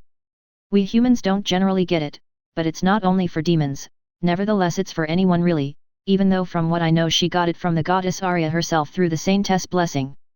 Perhaps there are others with the dark element in the Lumen Kingdom territory, but due to the church they haven't shown up, as they'd be called heretics. Could be, but if that's true, then it's a matter of time till they do. due to the goddess giving such an element through a blessing. The Pope and the Church are receiving protests from the citizens, and since the Saintess is in favor for both disgraceful classes and any element, she might become the leading role in the future. Wouldn't that be interesting to see? It'd be certainly a fair thing to pass throughout our kingdom. I also do not agree to the differentiation the Church does and the exiling among other things they do to fellow humans. I understand. Say I didn't catch your name and rank. Oh, apologies Ava, was it? I'm Hugo, the leader of the Earth Magical Squadron. Yes, I'm Ava, nice to meet you, a leader. Does that mean you're like the strongest of them? The strongest? Probably not, but I'm the most cunning at making defenses and traps, he smugged, surprising her with his declaration. How so? Doesn't the most powerful get a higher rank? That's what I heard before coming here. I even expected Iris to be the leader or perhaps a member of the Ice Magical Squad. Aurora uses our squad mainly to create traps and defenses along with the Nature Element one. We often work together with them. As such, the ones who are the most elaborate doing what she says are the ones ranking up the fastest. As for an ice squad, we don't have one. The rare ice users we have work with the water one, which is more abundant. Unexpected, but understandable. I suppose not many would have rare and unique elements, so mixing them with the basic elemental squadron sounds. I see. It is as you figured out. The young general thought about that from the very beginning while selecting them. We had to go through different and complex trials, but the fact that you have a special element and participated in the annual tournament, you'll most likely be exempted of that. What kind of trials were there? Just in case I have to do them, I'd like to know more about it if you don't mind telling me, that is. Of course I wouldn't mind it. It was strange exercises, apparently she learned them from her father, from stretching your aura, be it made of mana or elemental, to pinpoint multiple targets at the same time, and even battling opposite elements that we were sure to lose against, making us think of different ways to deal with them. She eventually made a standard and everyone who was above it got to be part of the magician squad, those who didn't become part of the melee troops and learning mana and elemental coding on weapons. That sounds like a lot of organizing, and in a way, she started by checking everyone's aptitudes while training them at the same time. Like a certain man named Balthazar mentioned while with her during that time, she's befitting of the title Peerless General. Isn't that an exaggerated title? To master something requires decades, if not centuries, even if we don't live that long. I can't even fathom how hard it would be to master something called war. From the reports she gives us from time to time, her army is currently the biggest and also the one with the least casualties and most kills since the competition for the throne has started. That's normal though, the more allies we have the easier it is to subdue our enemies. Since she had a bigger army compared to the other two candidates, that result is kind of expected. If you put it in such terms, I suppose you're right, but there was something very captivating that she mentioned once. She captured your heart or something. The man started laughing at such words, to what he replied, no, of course not, she's too young, I'm not into kids. Then? What was it? Oh yeah, right. She said that war was a ferocious and uncontrollable monster capable of destroying that which is most precious and that she had tamed it. As he was about to finish the sentence, Ava shouted, interrupting him, bullshit, she couldn't have possible tame war. She started laughing. Anyway, as I was saying, she had tamed it during thousands of years along with a different monster called death. Upon hearing the rest of the words, Ava went silently for a moment, and then she spoke. Just what the fuck is that supposed to mean? Captivating, isn't it? To the point of infinitely think upon such words without truly realizing their true meaning. Alas, I don't know the answer or the logic behind them either, but time will tell either they're true or not.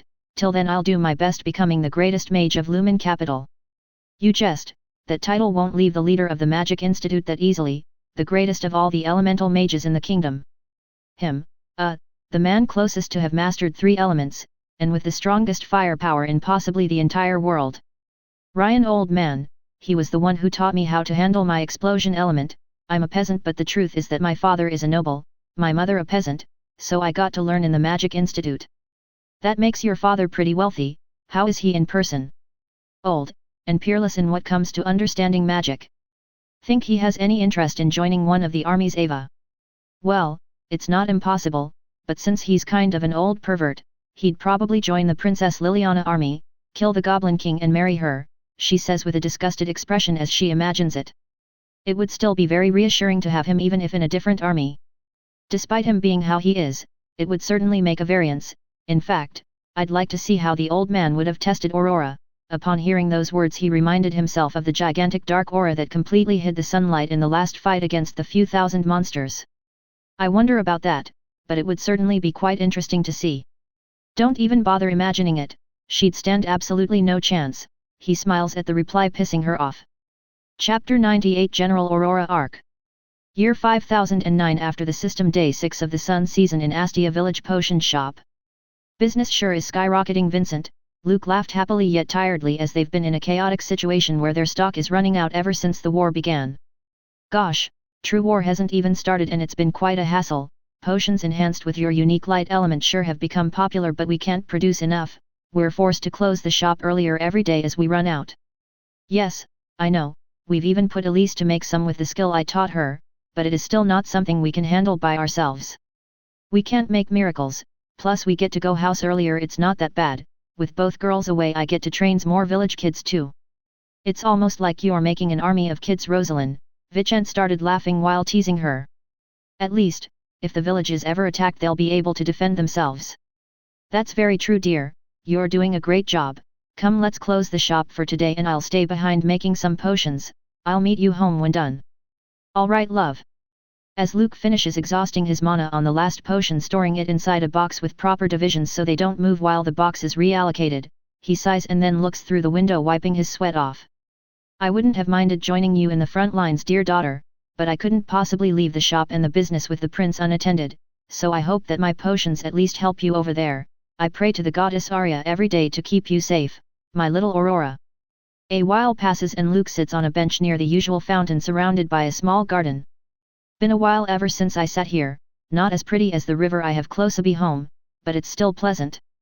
From time to time, I receive a report from His Highness himself and all the gratitude he has towards me, but ever since Aurora rose to a general, and has started to achieve victories after victories, he's been requesting me to assume my family as nobility and even own land. I still remember how Iris didn't want to become a noble or a knight when Lady Alicia gave her the opportunity to. I suppose this was the reason why, since things do get complicated the more influence one has. I've achieved my share, and have done my share for the girls, but I don't think I'll be assuming nobility, much less the territories awarded to Aurora for her ascension. It sounds too troublesome. Living quietly in Astia village has been my and Rosalind's dream as well as decision. Turning our backs on it now sounds awkward. I'll wait for my daughters to return home and see what they'd like to do. For now, I'll refuse His Highness, saying, what could I tell that wouldn't upset him? He crosses his arms while thinking for a while. Perhaps that I don't want to be a noble. Not sure he'd be happy with such an answer. Perhaps I could tell him I want lands close to where I already am? Towards the river and the mountain area, that way I'd still be able to remain close to Astia village instead of living close to the capital. That sounds like a great idea. That way in the future if the girls want to they can have animals and expand their fields, perhaps even hire some peasants to attend their territory. Luke smiled happily, and as he did he left his seat and started heading towards his home as he had come to a solution. On his way there he'd stop by to greet a few people who knew him, eventually reaching his house. Upon arriving he would look out every day of the field his daughter Iris made with a lot of effort and remember the money he had to spend to make her happy, which filled his heart with warm memories as she'd be super ecstatic seeing as how things grew from a little seed to big fruits and vegetables. Iris has always been quite a kind and happy girl. I hope her pursuit for strength doesn't change that side of hers. He kneeled some dirt from the ground and rubbed it with both hands as it slowly fell while he prayed to the goddess Arya. Rosalind, who was sitting on Iris and Aurora's bed, was staring at his husband, who had been doing this every day since the one Iris didn't return home, in order to train with the swordmaster Ray. She had been sitting on their bed for a little while looking at the window. She got up and headed outside. Once she reached him she knelt next to him and prayed with him. And so we pray for the safety and future of our beloved twins who were born on a scary and dangerous world full of horrors and chaos. We seek the guidance of Arya, the goddess of good, as she brings fortune and life to us, humans. They hadn't been much into praying, but ever since the Saintess blessed Aurora at the annual tournament, in other words, Iris, they've become pretty reliant on praying to her as they knew their fate was now connected to the goddess in some way. Once they finished their praying, Rosalind got up, extending Luke a hand, who took it gladly, and she pulled him towards the river where they walked happily. As they got there she took her shoes off and lifted her pants upwards, then placing her feet inside the water. Luke, amused, copied her, sitting next to her and then saying, "You used to do this with the girls from time to time." "Yes, it was by doing this that I first saw Aurora," smiling kindly. "In the end, despite trying I didn't get to uncover the past life of her. I did learn about Iris's one, however, it was a pretty short one. The mother died, the father despised her, the new wife and their children bullied her. she became a bookworm back then, which ended up reflecting in this life as she became an avid reader, eventually becoming a happy girl as she was meant to from the very beginning. It's a good thing we were able to mostly heal her. Mostly, we did our best as her parents. Yes, we did what we could, but Iris's heart had already learned fear and hatred with a big intensity. To be fair, while I was surprised when she told me her class had been witch, it also felt like it matched seeing as how she suffered before. Indeed, there's a big chance her old world memories and experiences influenced the system choice in this one, though I do believe as a witch or not she'll be always a kind and happy girl. I believe so, especially since she has honorable reasons to become the strongest human. Our little girl said she wanted to have the power to protect those who she loved. Rosalind, upon finishing talking, leaned her head on Luke's shoulder while smiling. A 9-year-old protecting us, isn't that funny in a way? Makes me wonder if I shouldn't have kept adventuring, becoming further stronger, which would allow me to teach her more things. Don't think like that, our choices aren't meant to be regretted, plus if that had been a thing, there was a chance Aurora wouldn't be where she is now, as your relationship with the Prince Julius was a must. Yeah, talking on that, I think I'll tell him that I'd like him to give me the territory all around here towards the mountains and the southern forest. Eventually it'll be suitable to live if our little general conquers the enemy kingdoms there. Aurora just placed her earnings on you, didn't she? Yup, she truly just does as she pleases, without allowing me to contest it. Luke laughed, making Rosalind smile happily. Well, ever since we met her we knew she was very special, not to this extent since we didn't quite know what to expect, but for sure interesting enough to one day become someone extremely unique. They must find it hard to believe how a 9-year-old knows war from the palm of her hand, if only they knew her true age. Yet, when we visited Iris at Tun Village and she told us about the dark robes and the red book, I couldn't believe it myself, to think she was that old. Putting the 10,000 years apart that she was sealed into a mirror type of pocket dimension like the magic bag that was eventually destroyed, she as a fellow human lived at least 200 years and apparently was a general in Iris' old world. With such an age it's not unlikely to have mastered war, and well, their world was more advanced than ours in that regard, so I'm fearful to say, but to Aurora what's she doing is but child play. True, I don't know what she did while being sealed, but she must have thought a lot on everything, perhaps including how to better improve her war knowledge, kind of like people play chess alone to figure out new plays and ways to counter oneself style. In her place, alone for 10,000 years, I doubt I would have remained as sane as she appeared to be. As soon as such words left his mouth, Rosalind grabbed his hand tight and spoke. I don't think she's sane anymore. It would justify the affinity to the dark element, the ominous aura, the eerie and creepy expressions, and the only reason she didn't attempt to murder us, is most likely due to Iris having saved her from such torment. In a way, Iris was blessed with a monstrous being. On the other hand, it may be a burden too heavy for her to carry. There was no information about their soulbound, no book about releasing the curse she implemented onto Iris, so we can only pray they'll be able to get along in the future. Since both can die if one of them dies, I don't think Aurora would ever dare to hurt Iris, reason why I've been able to hold in the worries ever since I met for the first time. Yes, all in all, everything she did has been to help Iris, whom she feels like she has a huge debt, even if they may argue in the future. At this point it would most likely be as two sisters of the same age. Sisters, she might even see Iris as a granddaughter or a disciple of the sorts. It was not explicit as to how their old world worked, but Iris said witches also existed back then, and I wondered if Aurora wouldn't have been one of them, since through Soulbound it could have happened to pass to Iris. That's not impossible, but since she's a book now and her class is apparently grimoire related, I don't think she can have access to her old powers, so it should be fine, I hope. Personally I wouldn't mind if she had, as it would be useful to teach Iris, and if both became truly strong, in the big picture it would be best due to the other races. The enemies humanity can't defeat, Rosalind said coldly, tightening Luke's hand, hurting it. Yes, that's why I wouldn't be bothered if Aurora somehow became capable of destroying all of them. Since she's a weapon, then at least she could become the necessary tool for that to be achieved. Thanks to her war knowledge, I'm starting to believe that it'll be possible for us to live a truly peaceful life with both of them in the future. That'd be the best, by the way, Luke. Rosalind, while burning inside, sits on top of his legs and whispers to his ear, I'd love if they had a younger sibling when they returned. I want a baby, and as soon as she finishes saying that she kisses him fiercely.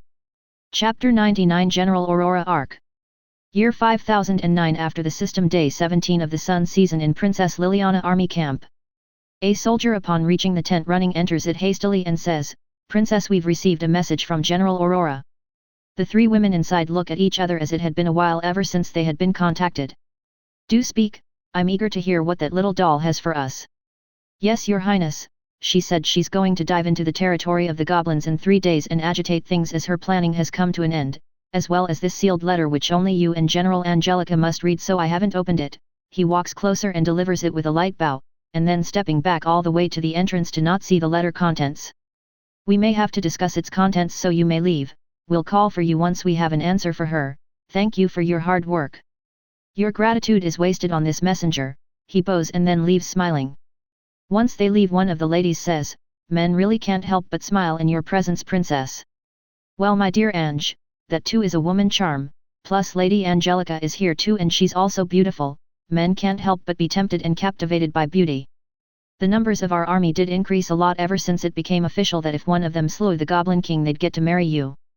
Ange frowned, remembering the talk they had about it.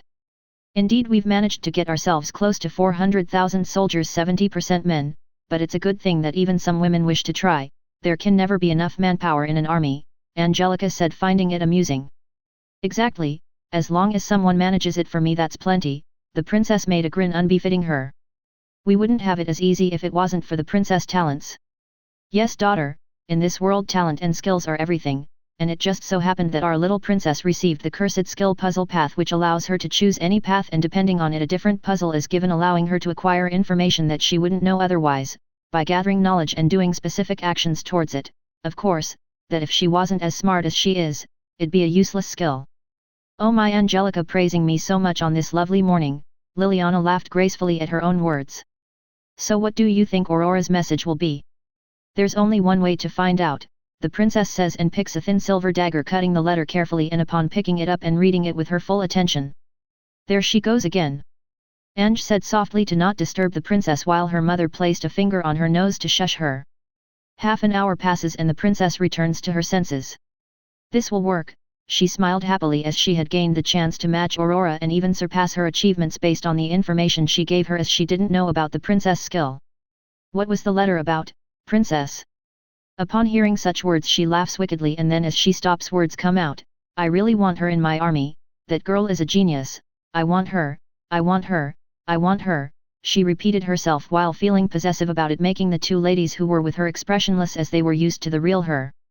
Prepare a good amount of soldiers, we're going to capture some kobolds alive and burn the letter. The two of them bowed and executed her request, and then out of curiosity Ange, who couldn't contain it, asked. Kobolds? Why are we going to capture them? Weren't we focusing on the goblins instead? Yes, we were, dear Ange, but this princess has been inspired by that blonde doll of my brother, so I can't help but make amends with such furry beasts, perhaps even taking them on our side on our war against the goblins. Upon hearing that the ladies gulped, and Angelica asked, do you really mean it? That we would go as far as to ally ourselves with the kobolds?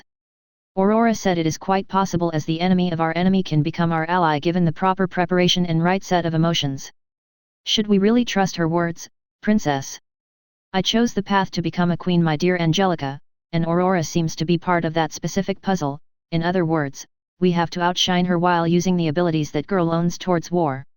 If we're going to ally ourselves with the kobolds, then I apologize, Princess Liliana, but I'm failing to understand why would we capture kobolds. Wouldn't that give the opposite effect? Normally it would, but she came up with a very exciting scheme that if done correctly would make this entire war quite entertaining. Year 5009, after the system day 20 of the sun season, inside the goblin territory surrounded by black trees who resembled coal. We've cleaned the pathing for the horses to run freely along with the traps that we've carefully prepared, so the rest is up to how well you'll command your group, Lord Zylph. The man on top of the horse looked down to Aurora with a grin while having fabulous wavy hair, colored with white and red. It seems that despite the protests of my men against doing the physical labor of many types, they indeed grew stronger.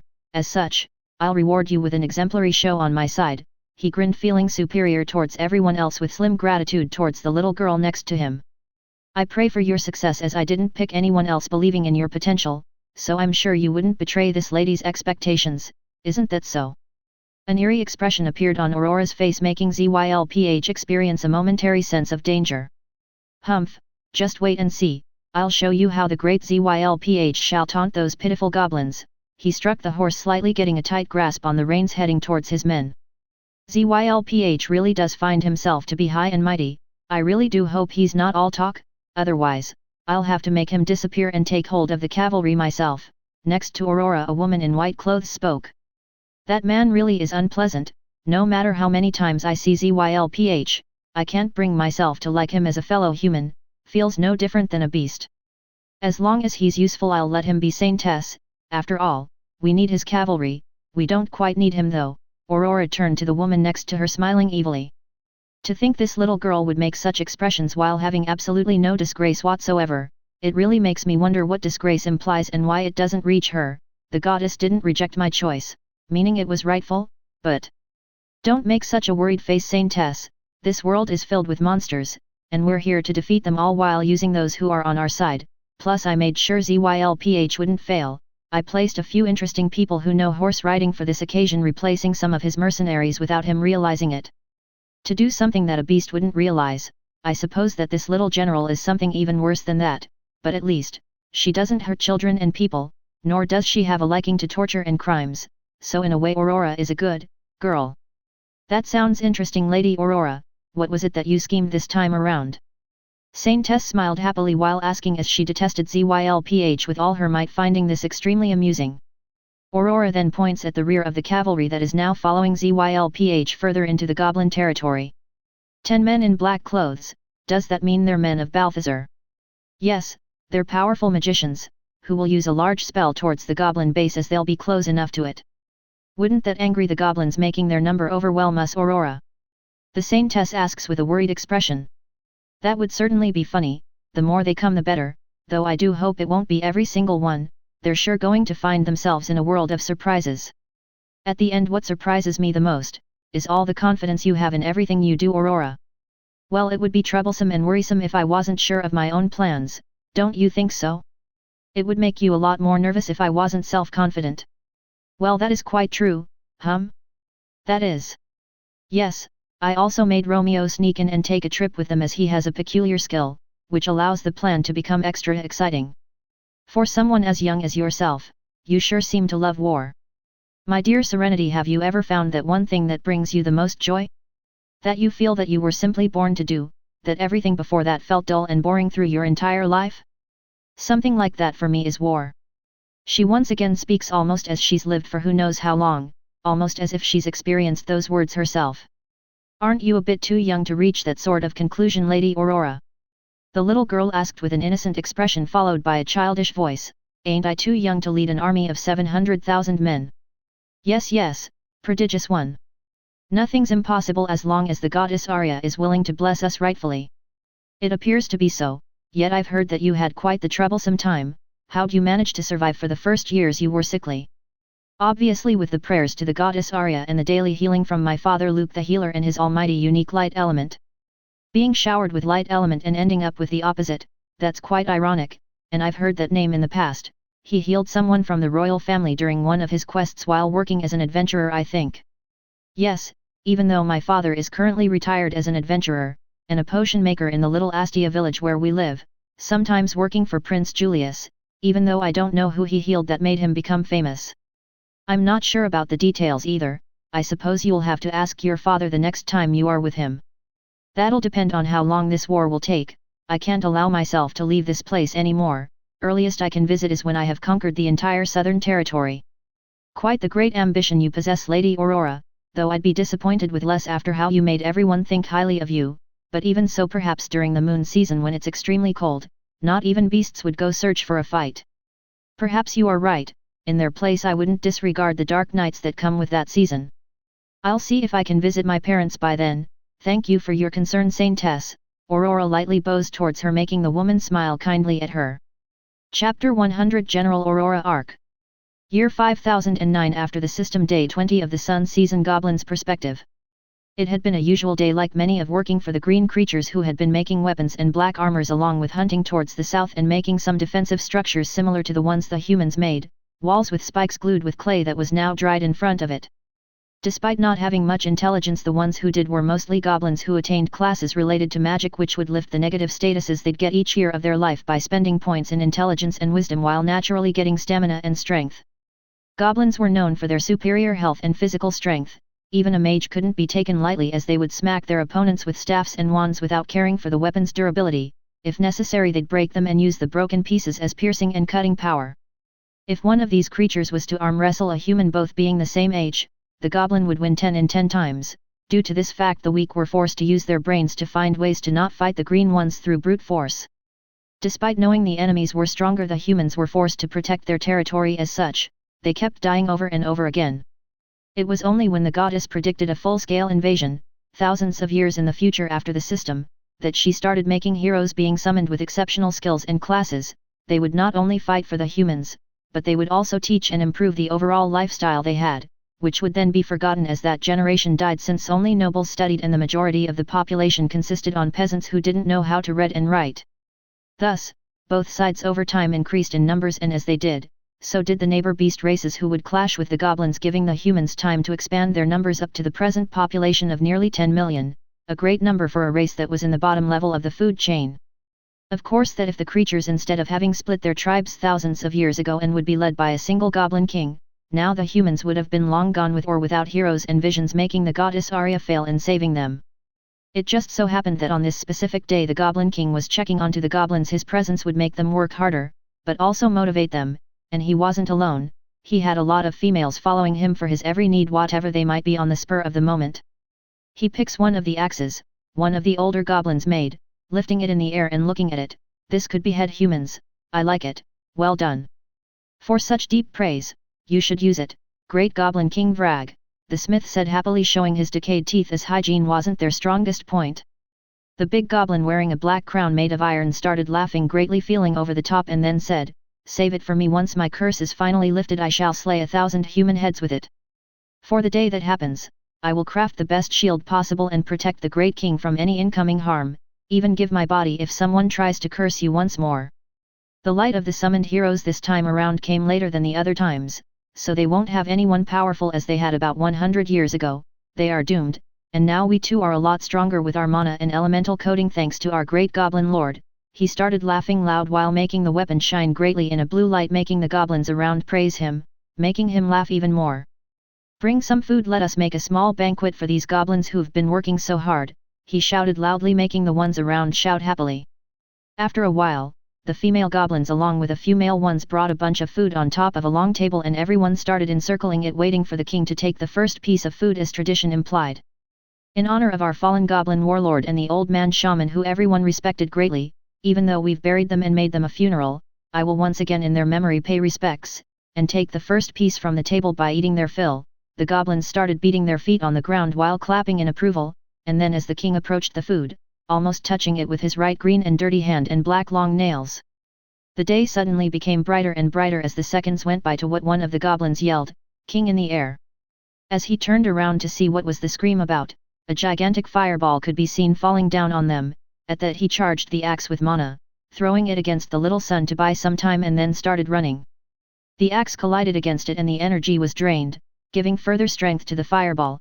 Unknowingly to the Goblin King, who didn't know that he had to fight an elemental spell with a different element, he ended by accident making the enemy spell stronger. The others around him noticing him running, they too started moving away as fast as they could. The goblins who knew magic started making small elemental barriers that were destroyed one after another as the enemy spell fell down on them. Once the fireball fell on the table, it spread in a wide area, burning everything around it in a range of 20 meters, turning 3 goblins into charcoal who were too slow to get away in time. "Shit, who the fuck is attacking us?" With a louder voice, Vrag yelled, "Put down the fire and check which race is attacking us. Prepare to attack them." From the direction the fireball came, a goblin in panic ran, finding his majesty due to the shout, "King, king! The humans are attacking us on top of horses, they've killed some of us, destroying some of our defenses." As soon as he heard that, he clutched his fists and roared in madness, and then he heard a loud bang as the metal part of the axe that didn't melt fell on the ground, making him shift his attention to it, becoming even angrier as he liked the weapon that he had been gifted, finding the goblin who made it completely black few meters next to it. "Unique skill, King Screech!" He screamed angrily and loudly, making the birds fly away from some of the trees, and some animals that were loitering around escape. The voice vibrated through 1/4 of the territory, alerting every goblin who heard it that the king needed them. A very beast-like method. Like a stampede shaking the ground, the numerous goblins picked weapons and wore armors. Some rode wolves and boars that they had forcefully domesticated, while others enhanced their physical abilities to go faster. The trembling was so loud that it felt to the cavalry led by Zylph, a clear warning that now was the time to run away, and that loitering a second longer could easily mean death to them. As such, he gave the retreat command, and as he did the Goblin King shouted, "Murder those dirty humans!" The Goblin King started by seeing 10 goblins who shortly became 100, eventually reaching 1,000, while the biggest and strongest ones remained by his side waiting for orders, kneeling on the ground. "Your command, O great king!" He glared down at those awaiting his instruction, visible darkened veins popping out on his face. "Goblin, who was the one leading that attack? How many do you estimate?" The small messenger replied loud enough for everyone to hear. "I saw a weird one with white and red hair in a blue armor approaching, shouting, so I believe that was him, along with around 20,000 humans on horses." "Good," he faced a specific group next to himself. "I'm going to wake up Giganto while you four destroy those men so we eat their horses tonight." They fisted the ground happily and shouted, at once, "Great King! Don't bother with them. If you see yourselves outnumbered, you'll be leading amassing numbers, so it should be easy. We'll retreat if we see an equal or higher amount of those things." "Good, go hunt!" He shouted angrily to increase the morale of his generals that stood in front of him, kneeled, boiling their blood with the thirst to kill. The king walked towards the center of the territory to find the one they called Giganto, one of the elders of a special type of goblin. "Still haven't received word of the goblins I sent towards my sister for a smart goblin general, so for now I'll have to hold those humans down. Once it gets here I'll start tearing them down, killing them by the millions." The king made an eerie expression as he thought. "I don't remember humans using animals like that before, but our goblin wolf riders can easily catch up to them, and we have more than 20,000, so it should be a matter of time, till they catch them." He started laughing wickedly as he couldn't wait to eat the free horse and human meat. Human fried limbs, with horse cut in big fat cubes. "I can't wait for such a delicious meal." Water started overflowing from the corners of his mouth, dripping the ground as he moved. A while passes and he stared at the one 5 times taller than himself, Giganto, who looked down at him, being 10 meter tall. As he notices the king, he takes a few steps backward and then knelt. "Welcome, Goblin King Vrag. It's been a long while. Has the time come for my family to be used in war?" 100 gigantic goblins started noticing Vrag, one after another kneeling towards him. "Soon we will make those humans pay and enslave them while feeding on their children." The Giganto smiled, making the rest copy him happily. Chapter 101, General Aurora Arc. Year 5009 after the system, day 20 of the Sun season. Zylph perspective. "Lord Zylph, it seems we're being chased by some weird goblins riding wolves and what I believe to be wild boars. This has become rather complicated, but we can't halt now. We stick to the plan if we wish to survive."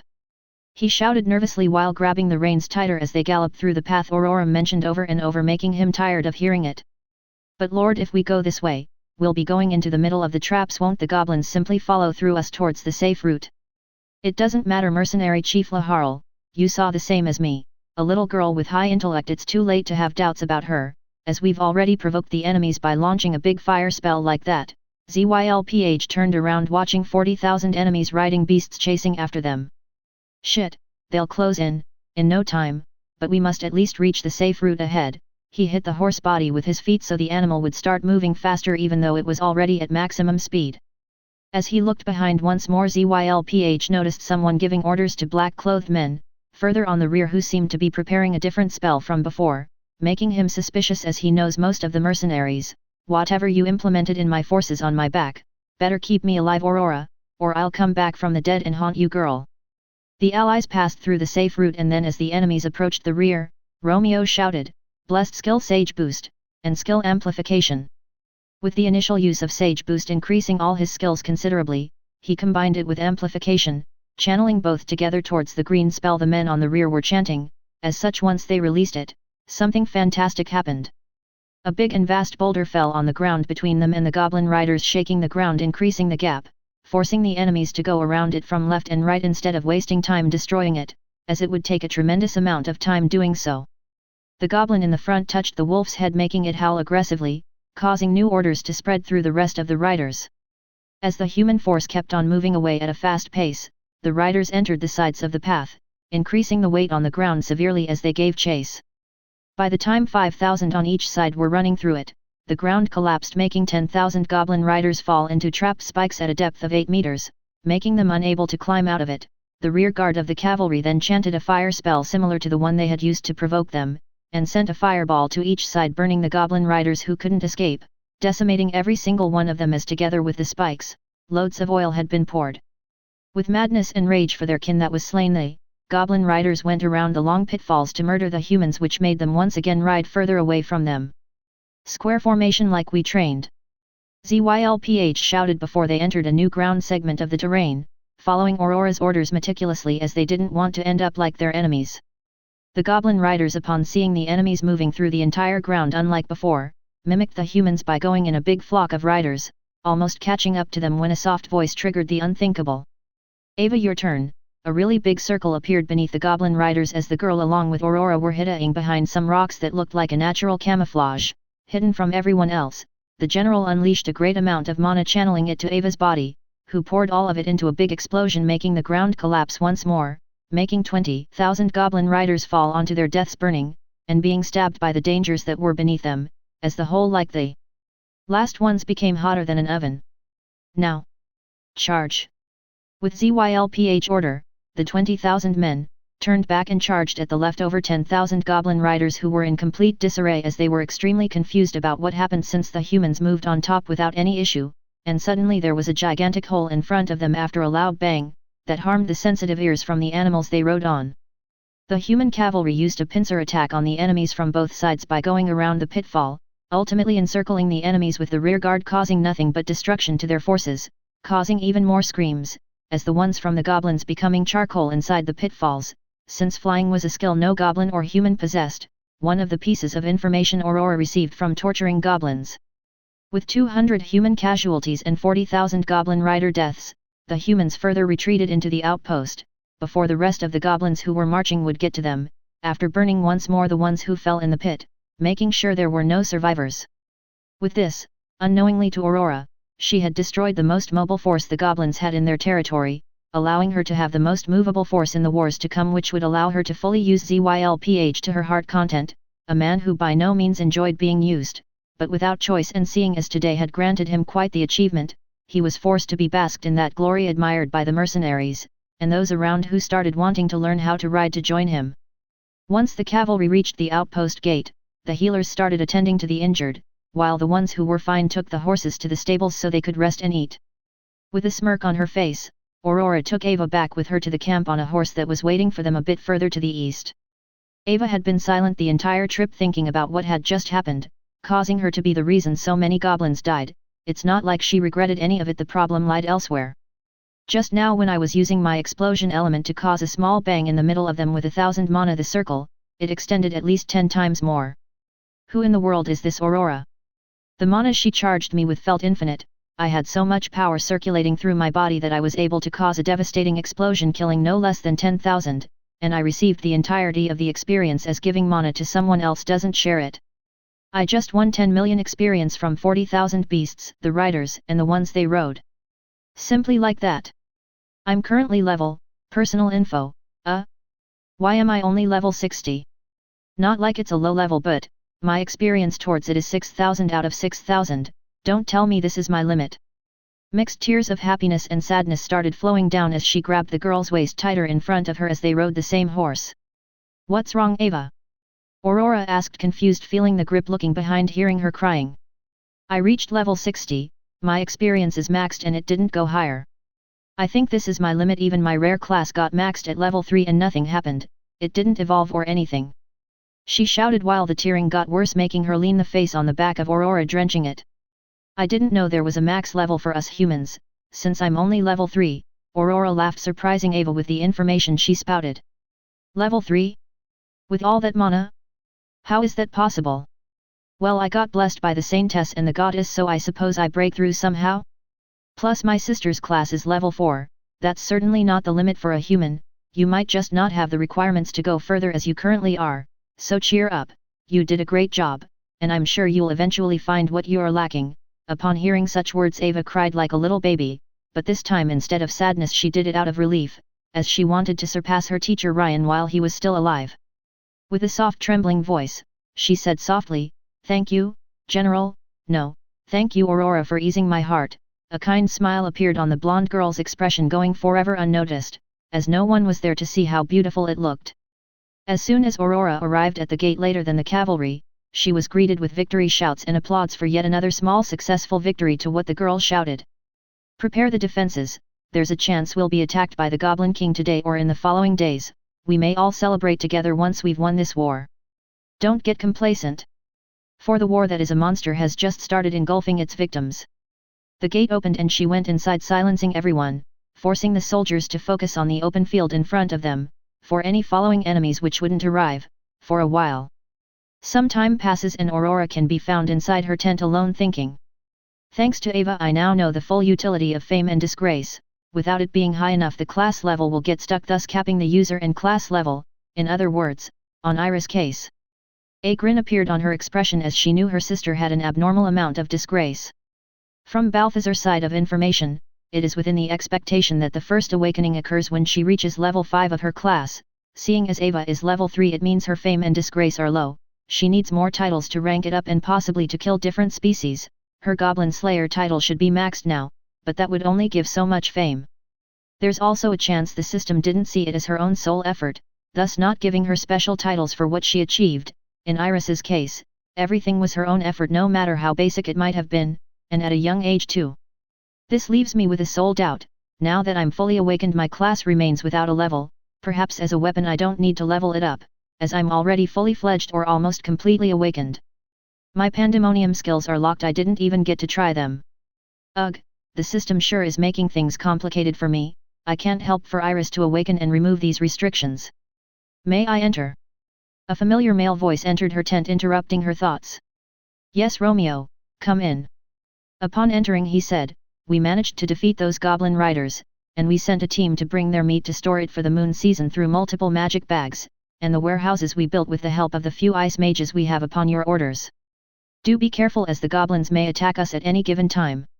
Yes, of course, though after that big loss, I don't think they'll attack right away. Their leader must be pissed off, at least I would be in their place. That would be nice. A leader who falls into rage won't think straight, allowing us to capitalize on more opportunities, thus allowing us to close our number gaps for the upcoming fights. I followed your instructions regarding my skills, they were quite an amazing combination. It made the spell of the men I took with me become extra fierce. He said excitedly, unable to keep his composure. I'm glad it worked out, since it was not my skill. I was unsure if it would work, but since it did, in the future we shall make good use of it once more. Upon hearing such words he grins happily like a kid overjoyed of the power he has, which is different than the one from the past. Shouldn't you be giving the good news to Sophie?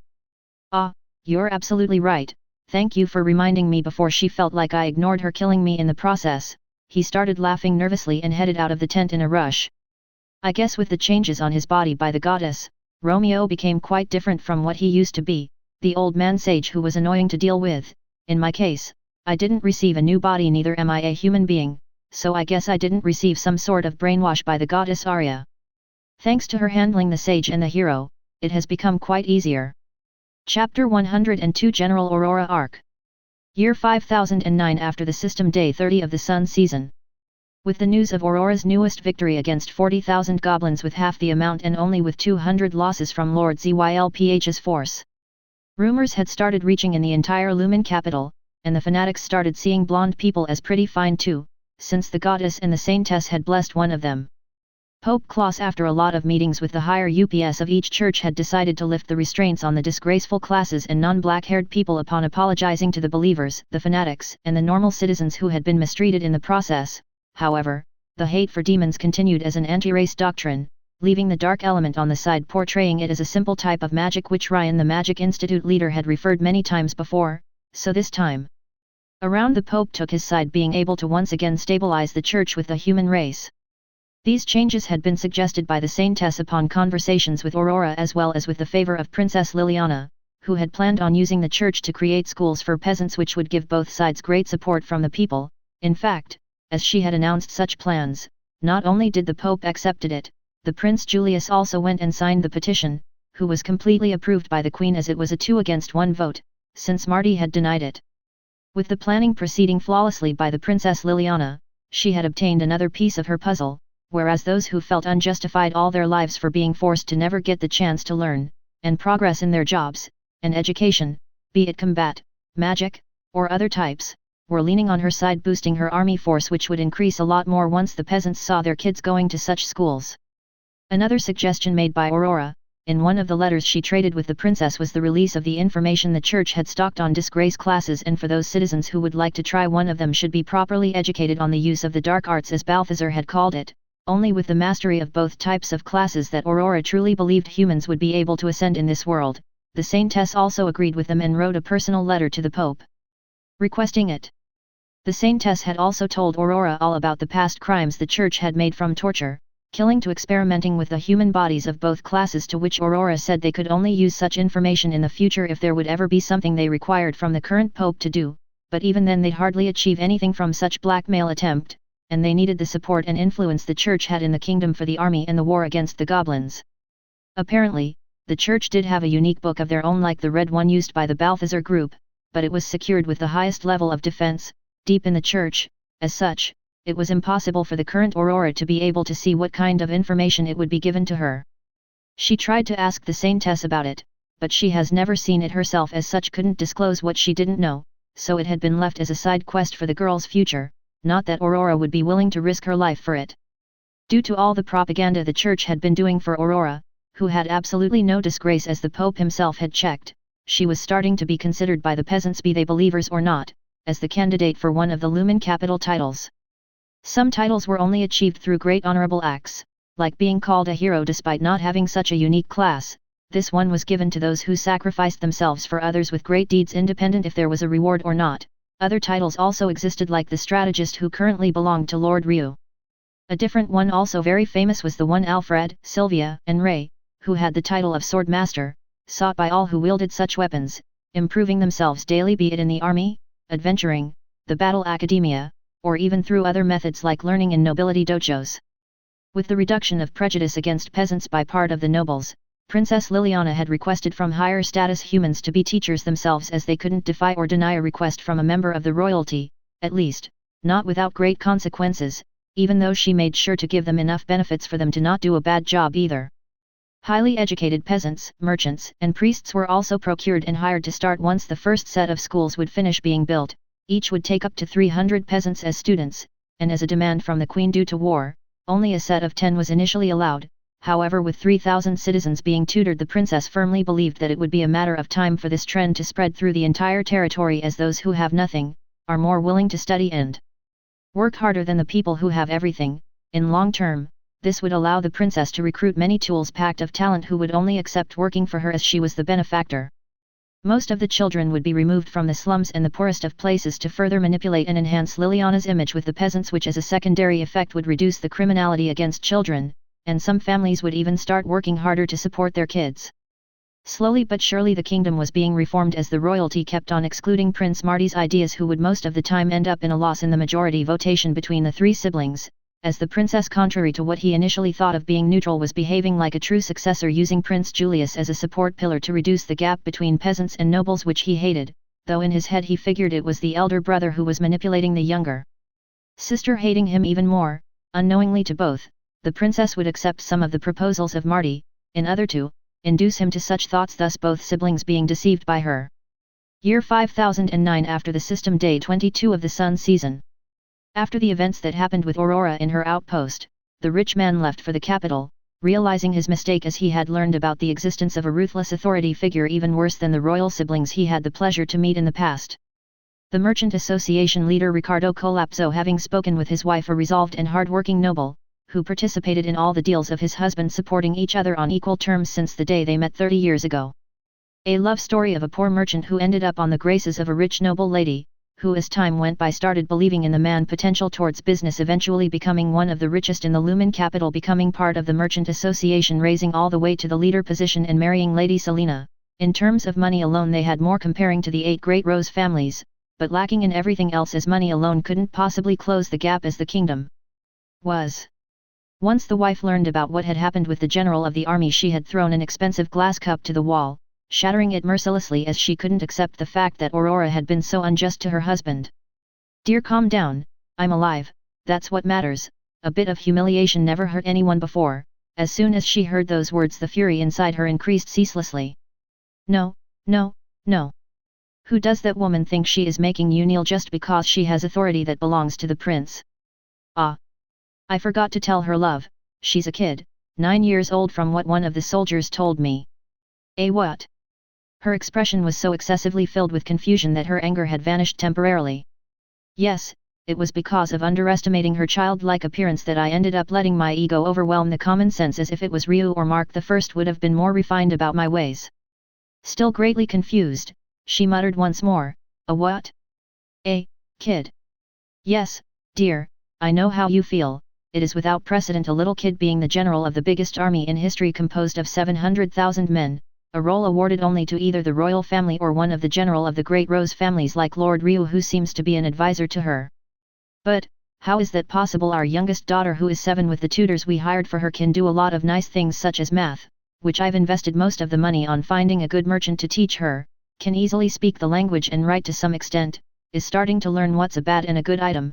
But even if I had invested on a war tutor instead with all the money we had and gathered all the generals to teach her, I know Selena, the odds she'd reach where that girl Aurora is unthinkable. People call her a prodigy born to wage war, blessed by the goddess, and with an intellectual ability to beat the greatest chess player, the Prince Julius.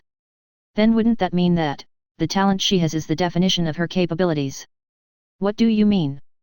Think about it. If I were to accept that she's truly outstanding in what comes to war, in the end, she's 9 years old.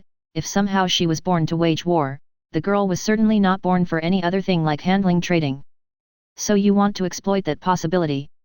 Yes, of course, handling such an army, even with most likely the amazing and extraordinary help of her advisors, it wouldn't allow her to extend her knowledge to every area, which would allow us to take advantage of her lack of capabilities. Upon hearing his wife's words, he started explaining everything that happened since their encounter to the words used by the girl, so that his wife would better understand that while it was not a bad move, it was still a bold one, and if she was wrong, it could certainly lead to the end of their lives. At the end of the disclosure of that event, Selena threw another glass angrily at the wall and then smashing the table with a closed fist, shaking the leftover things on top of it to some degree. How? You make it sound like she's beyond a prodigy. Where did she attain all that knowledge? She shouted, having an idea. You said she was blessed by the goddess, right, Ricardo? Yes. You're thinking the same as me. If that the knowledge may have come from her, yes, I am. Yes, exactly, but that would mean we're stuck on getting her a fair deal, which we should be able to make lots of profit nonetheless. I doubt she'd want to put us in a bad spot, and we can refuse the deal if it's not to our liking. Yet, it would be good to get her in good terms for the future of the Merchant Association, dear husband, so we have to show her that we're not a group she can just use either. As he picked the bottle with alcohol in it and lifted it in the air, he placed it back on the table and poured water instead, as he had to keep his mind sharp, since this deal could very well ascend his business or collapse it. We'll have to come with a few proposals to negotiate with her, and I'd assume her advisors, so I guess she wouldn't be alone. Selena, hearing this, opened the door and called for a maid. Shortly after, an old woman in her 60s dropped by and asked, "Yes, milady. Tell the higher UPS of the association to gather up tonight for an emergency meeting, and call someone to clean those glasses before anyone steps on them." "Yes, right away, ma'am." "Let's go, Ricardo, it'll be best to think about it with everyone." "Sure, you're right, love, it'll make things easier with more brains, as they're all capable people." Chapter 103, General Aurora Arc. Year 5009. After the system, day 23 of the Sun season, during the night in the Merchant Association reunion room. After a lot of objects moving in and out by the workers of the association, 21 seats were finally placed, with a few tables making a big square, enough for everyone to be able to take notes as the discussion would progress. "Welcome, ladies and gentlemen, it was on short notice, but I appreciate all of you coming here tonight, as the biggest deal yet will unfold with the help of everyone's amazing brains." "What's all this about, Ricardo? To go as far as to assemble every single one of the higher UPS of the association, that's unheard of."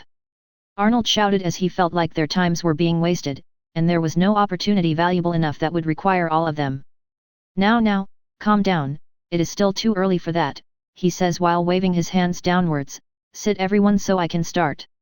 After everyone picking their seats, Ricardo, satisfied, started talking. "Recently I went to explore the southern outposts created by the 3 royal successors. As such, I confirmed the existence of one, in particular, the middle one, where a unique little girl of 9 years is currently in charge of the army. Allow me to detail, it consists of 700,000 men approximately." "What? A little kid is?" What is the royalty family thinking? Isn't it too irresponsible of them to allow such a thing? Not even some adults have the mastery enough to do something as complex as managing an army, much less leading one. Abigail declared after pondering carefully, pointing out the flaws she noticed in Ricardo's words. So the question is, how does the little girl fare? I'm guessing she's the one we're going to do the main deal with. Yes, Nicholas, that's exactly right, but despite her age, she's the real deal.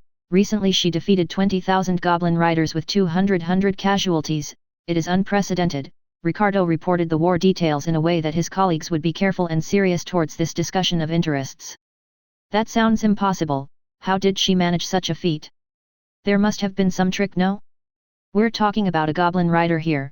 They're easily the fastest and the most annoying types, since in the end, it's like fighting two beasts at the same time. They go as far as to take wild and ferocious animals. Abigail explains thoroughly, as the general knowledge she possesses is wide, a trait that merchants, in general, try to possess, as information is everything in such a job. A different female voice spoke.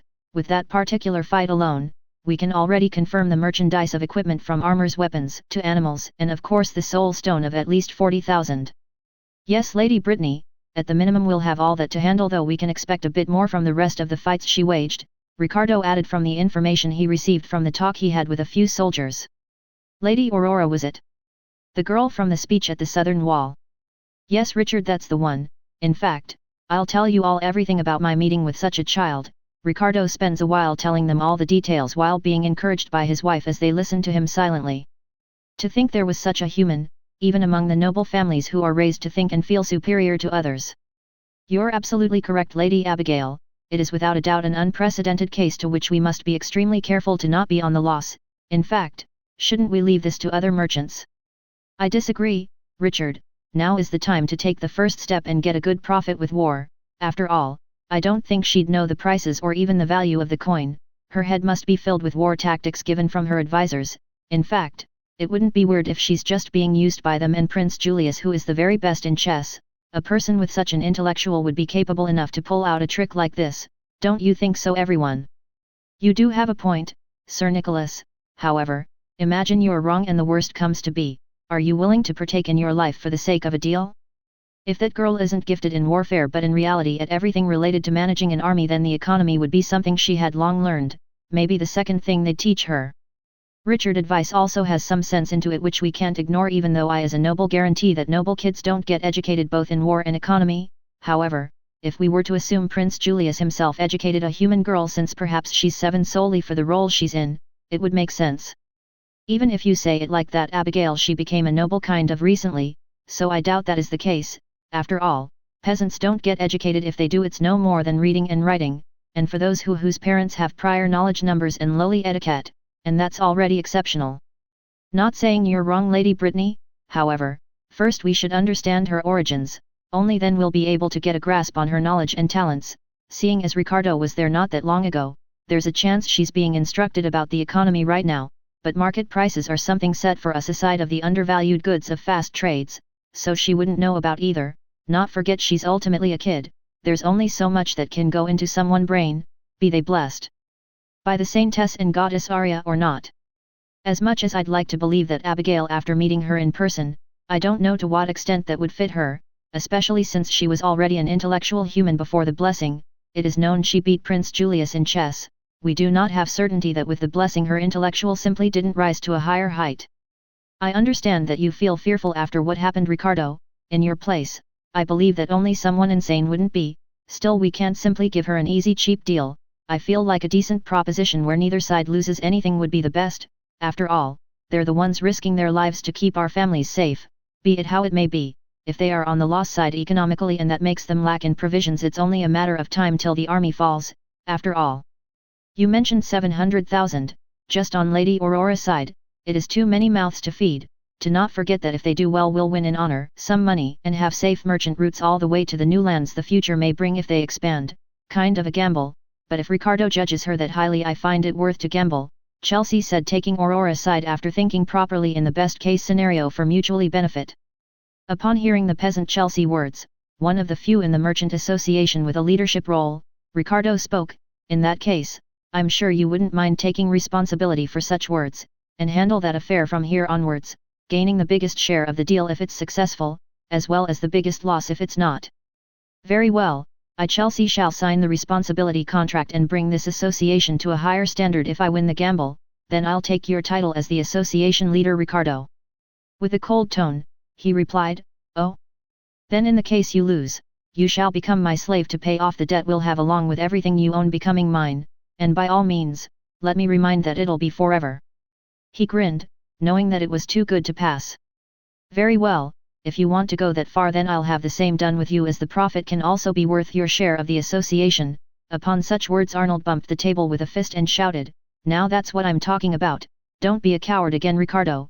He started laughing, knowing from the story with Aurora that he most likely had shit his pants, making him say, very well, I'll give my position to you along with 50% of my wealth, which is already double of what you have. Fair enough, I'll take that deal.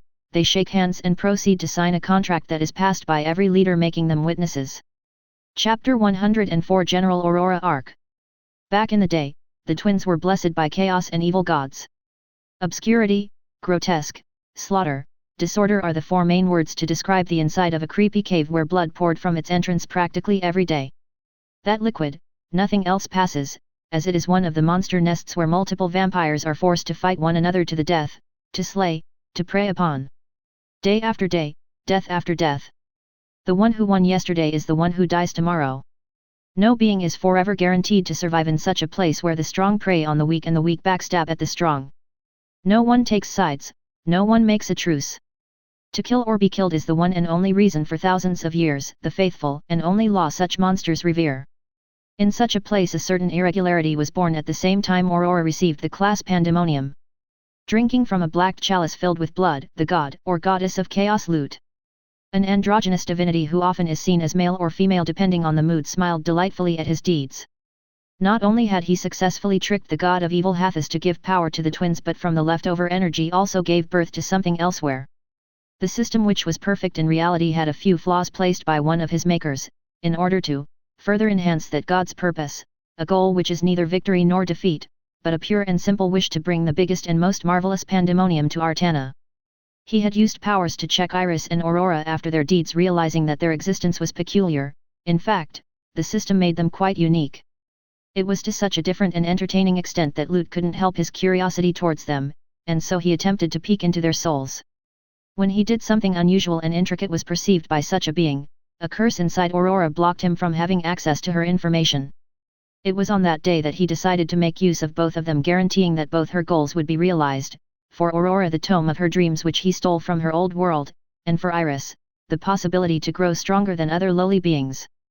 Blood, blood, blood, more of it, more, I need more, dead bodies, carcasses, corpses, body parts, consume and devour.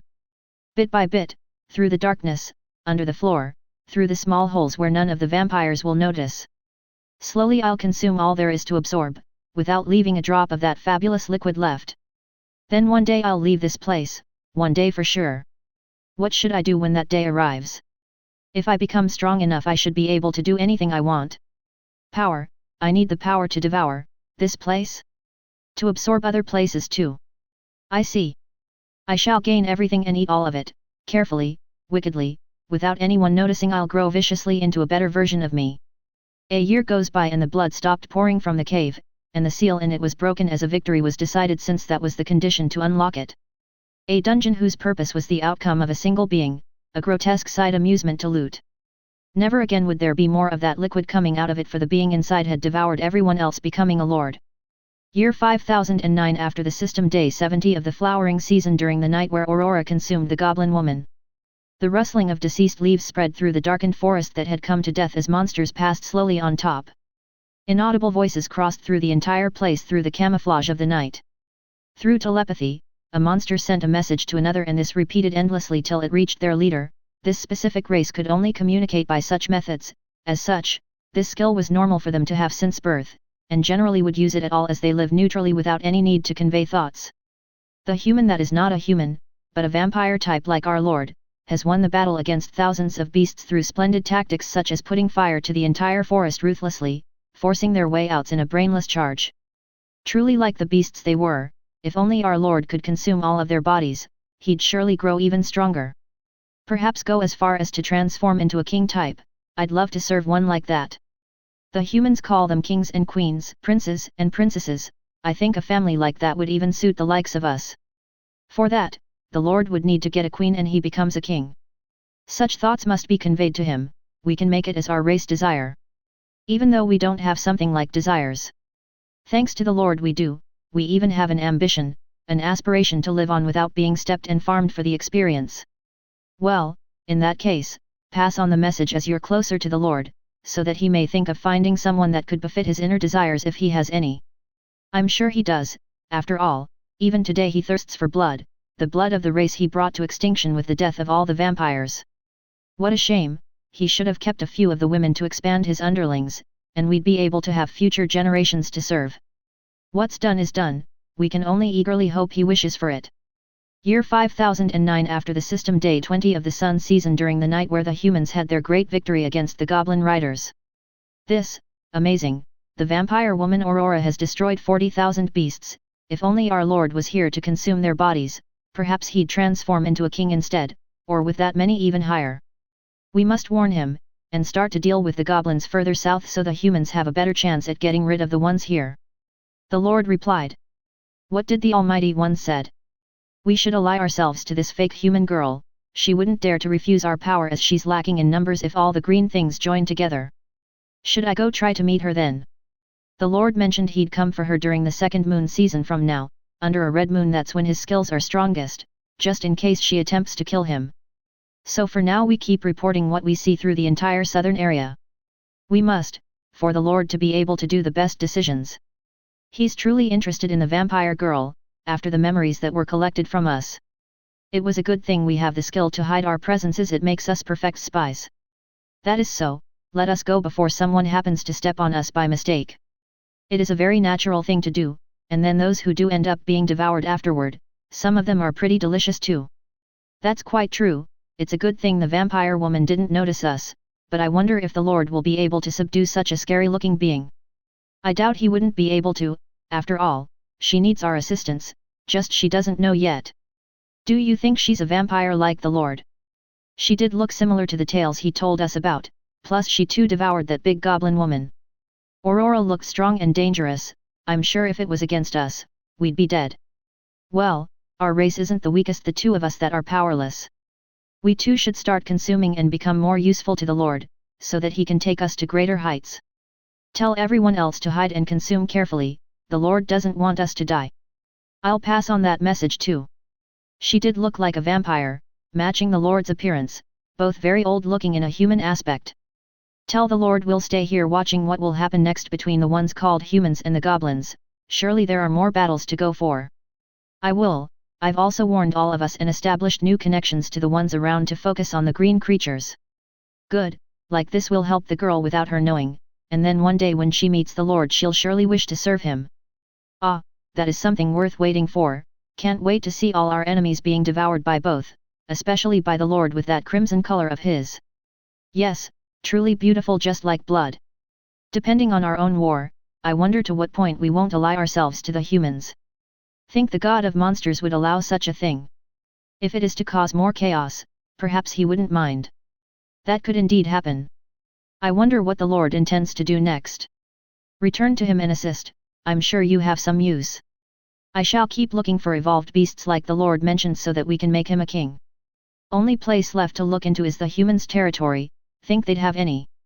Worst case we find a powerful enough human, seeing as the Lord consumes anything, it could help. Consuming a human, sure, pass on that message as well, perhaps it'll bring a good influence to our master. I shall make sure you consume the corpses of the following wars if you have a chance to, maybe you'll evolve into a lord too. Wouldn't that be great? To assist him with lots of power, I guess every king needs a couple of lords to keep him safe. Perhaps that Aurora is a lord in disguise, the way she shape-shifted, to think she'd have a skill like that. We must be wary, worst case she devours the communication skill we possess being able to check on our intel. That would backfire everything, devourers like the Lord truly are problematic, no wonder the Lord wants her in his army. Doesn't mean she can do it like him, but there was something ominous to her, different than the master, perhaps he'd be interested in devouring her instead. Maybe after defeating the goblins, conquering the humans, the kobolds and the orcs. What would be left after that? There's plenty of other races left, too many to count certainly. We must get stronger, maybe use her commanding abilities to help us in wars. For a human that young. For a human that old. In unison, the voices speak, for one to be so fascinating. Chapter 105 General Aurora Arc. Year 5009 after the system day 40 of the sun season after lunch in the southern outpost inside Aurora tent. Well then, I didn't expect that the promising deal of the merchant Ricardo was to bring a cute woman in his place. Aurora mocked lightly the person in front of her while giving a compliment at the same time making her slightly nervous, an easy way the girl used to test others. With all due respect GI General Aurora, Prince Julius, after a discussion between the 21 higher UPS of the Merchant Association I decided to take responsibility and supervise every deal that will be made with this army, so that fairness may be brought to both sides along with mutual help and future growth. A large pause passed as Chelsea waited for either of them to say something. So? You're not done, are you? Aurora looked coldly at her while feeling a bit more respect compared to Ricardo, who didn't mutter any significant words. She grabbed the papers in front of her filled with numbers and started speaking. I shall proceed. After spending a big sum of time evaluating the achievements and goods acquired by the army since it started, I noticed a few peculiar abnormal issues. Something amiss? The prince asked with some curiosity, as he hadn't been in the outpost for a long time, in fact, at all.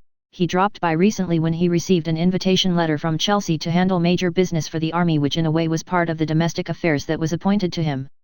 It has been recovered 40,000 soul stones between rank F and E from the most recent fight against the Goblin Riders, along with their equipment and their bodies. The ones in good conditions can still be used to produce clothes. This in specific in regards to the mounted animals.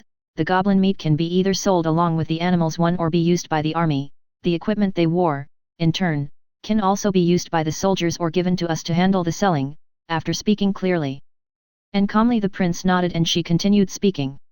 Furthermore, I've researched that the total equipment is close to 25,000 armor and weapons, while they're not in a poor state, meaning that they should be sold as material for refinement or melted and used for construction.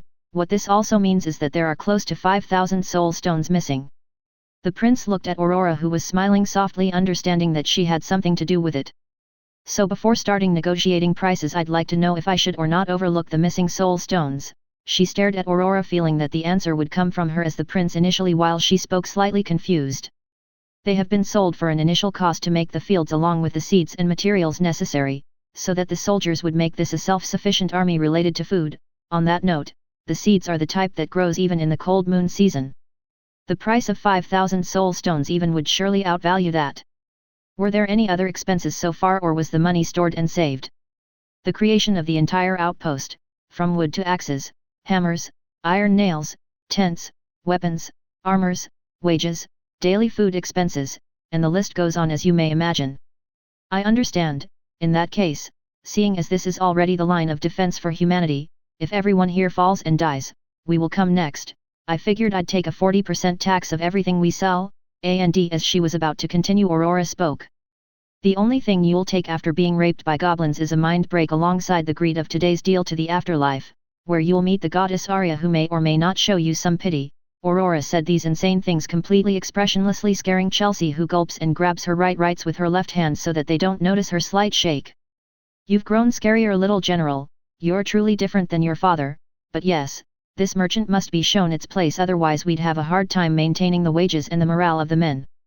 This girl is truly inhuman. Seeing as the prince doesn't even look concerned, it just shows that in some way she was raised by him or some of his men since young. Even with a torturous education, would a kid really spout such things? Not even the children from the slums are that bold. She lets out a cough, resetting her mindset, and says, and as I was going to say, she glances at both and then continues, I'd cover the transportations of the goods as far as Lumen Capital through the secure route created by the two of you, both the ones we'll be selling to you, and the ones you may request, like food, equipment, clothes for moon season due to the cold, whatever necessary. I stick to my words. You could easily do that with a 20% tax. I don't see why you would want to double the value other than greed, but if you have enough justification, then I'd like to hear it. However, if it's just to show off to the other guys of the association, I'll chop your head today and send it to them as a gift. It'll surely surprise them more than a great profit. Aurora smiles innocently at her, making her guts twirl, making some discomfort as she imagined it, after making it sound like a happy conversation with her energetic fake tone. This girl is too severe. Does she have a mental illness of sorts? Is she purely insane? That's now how you handle a business. Chelsea started fearing for her life like Ricardo once did, but with her life on the line, she did her best to control herself. The transportation includes humans, in other words, if by chance the army needs to retreat, we'd take no charges in helping moving materials to soldiers back to the capital, even if that meant losing the entire southern area to the goblins. Oh. Aurora claps once, surprising both, and then she says, that's a useless reason, this line won't falter, plus I want to expand the territory, so I'll need money for future expeditions. In case you use that 20% extra to support them, I'll accept the offer. It won't falter? No offense, but how can you be that sure? The Saintess predicted that our kingdom would be destroyed, so I'm expecting something really dangerous to come for us, don't you get it? She said while raising her voice, both worriedly and agitated. Look me in the eyes, Chelsea, do you think I would be here in this position if I didn't know? But... Her legs started trembling lightly as she looked directly into her light blue eyes, reminding her of ice. I'll tell you what, accept my counter-offer, and you can use the extra 20% as investments and aid me whenever I set on an expedition. While it's not a bad offer, I must make sure this will be benefiting for the future for my side, even if I'm called greedy. In the end, it is a compliment for a merchant like me. When are you expecting to start the expeditions? I expect to engage in multiple fights with the first Goblin King till the moon season, where they should wait it out. After that, and I'll reduce their numbers for the entire next year, and ultimately kill him by the next moon season, which will have enough resources to not have the soldiers working during the cold. So you're gathering resources. I understand. In that case, I'll make it 50% tax for this first year and reduce it to 10% on the following one, along with lending money if necessary, so that you can do what you must. How's that? She asks seriously, knowing that if she accepts, the amount of money she'd get in the first year would be ridiculously high, enough to expand and even multiply it. A leap of faith. Aurora nods lightly, gets up from the chair, and leaves the tent. Was that a yes? Chelsea asks, confused unknowingly if she should celebrate or if she was fully rejected, while staring at the prince. That was a yes, Miss Chelsea. A leap of faith is a term used when believing in something outside the boundaries of reason. It must have been from spending time with the Saintess.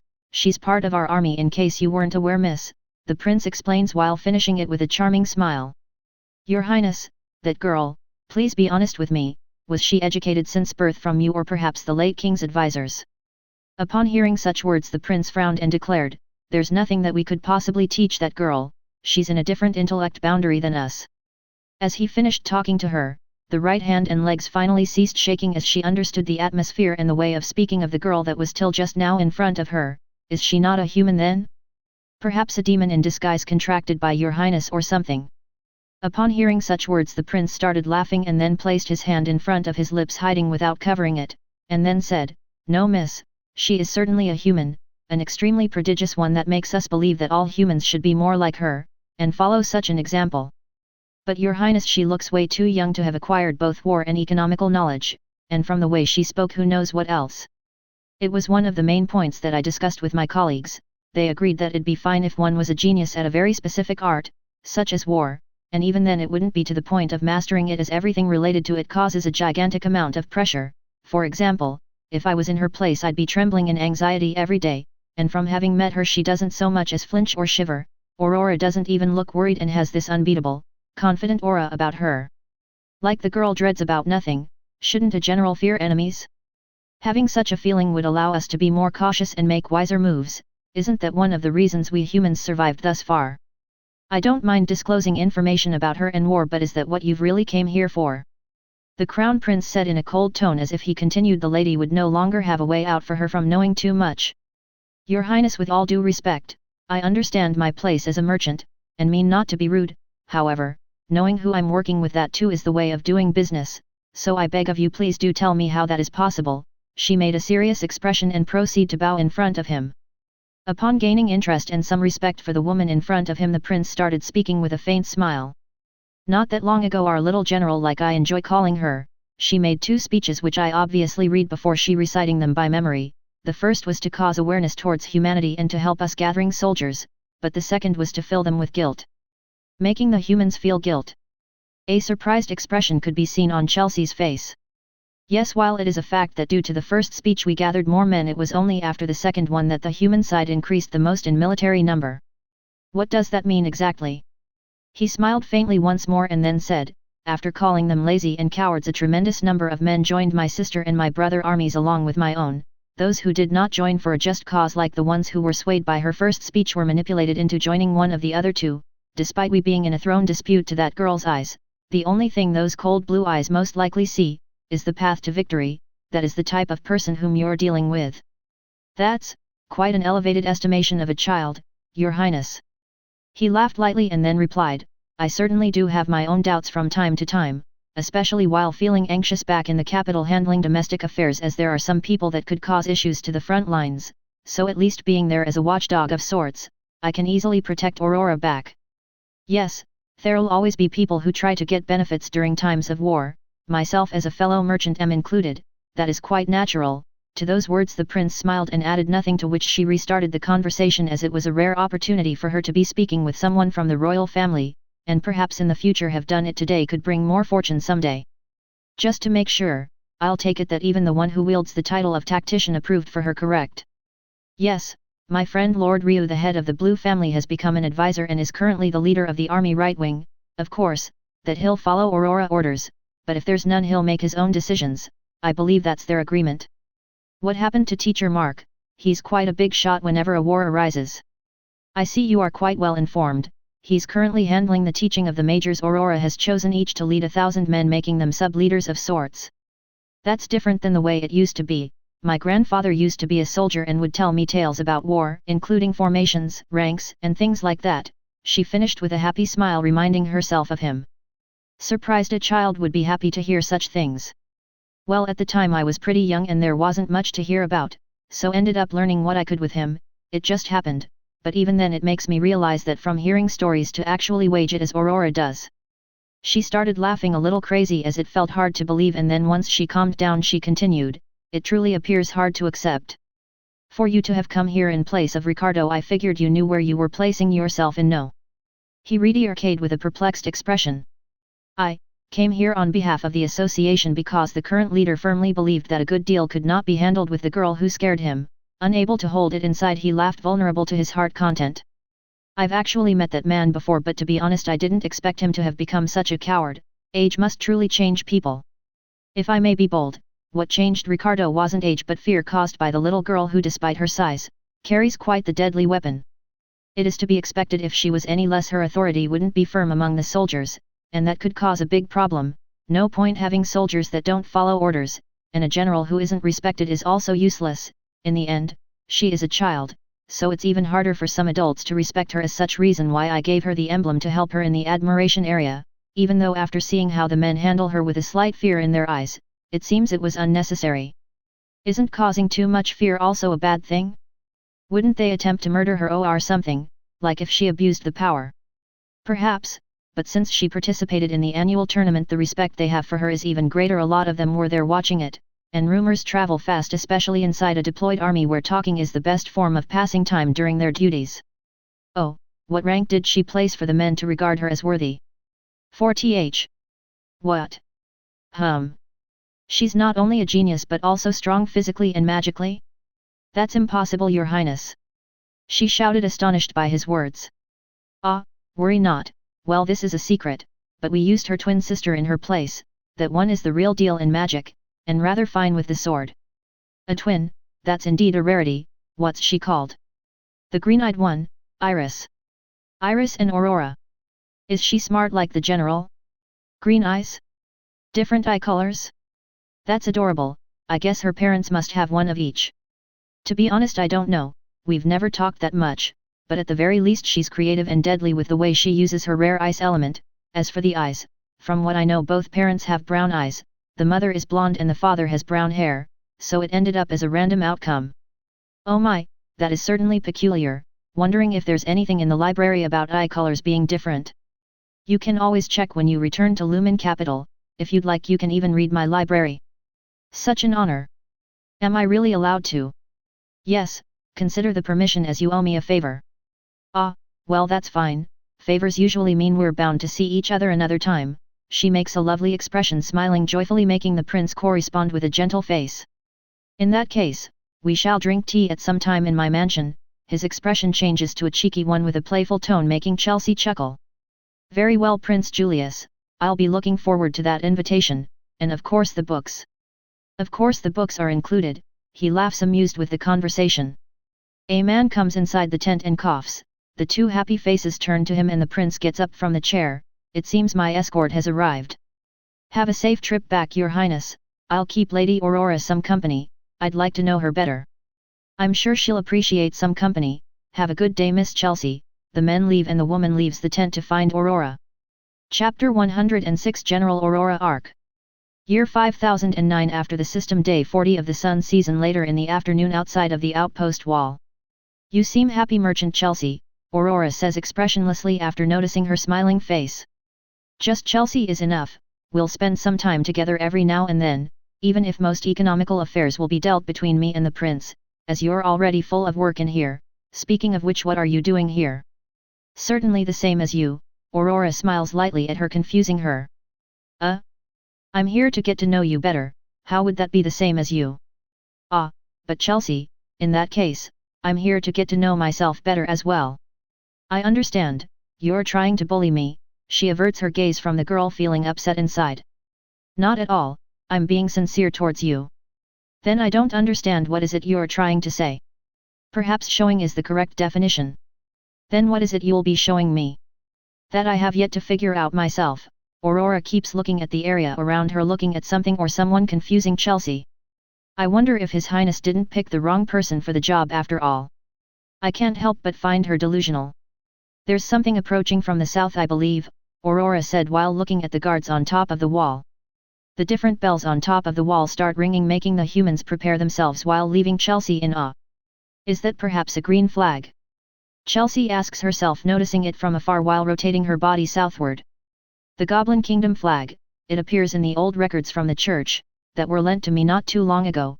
Still have some things to read, but sadly don't have access to everything, neither does the Saintess who I'm using to procure information. Is that so? That's a rather small force to come towards the opponent base. No. It's an envoy. It seems they want to talk about something. It is an unnatural thing to do which didn't appear in the war records of the past, thus there has been a change in the leading figures. Why would we communicate with them? They're beasts. How do you even know that based on that information alone? Why not? Aurora grinned and then spoke. Isn't talking what you do best? Why do you do it? She replied to a question with a question, avoiding replying on purpose to her last question. That and this, never mind. Aurora. She takes a glance at the voice source that called out for her. Oh Momo, great, you've arrived. This will be a good opportunity for you to test yourself out and even learn a couple of negotiation things. Come along and bring that brother of yours, therefore, so let's correspond it with the same number out of respect. Chelsea started counting, noticing that she had been included without permission, giving up, sighing, and tagging along with them, slightly shaken as they were goblins. There's an old man and 3 goblins that look rather strong. I guess the king isn't amidst them then. He's supposed to wear a crown and look a lot bigger than those. The old goblin stabs the flag on the ground and pierces the staff next to it, to show he's not there to harm anyone, extending both arms to the side while taking 2 steps away from it.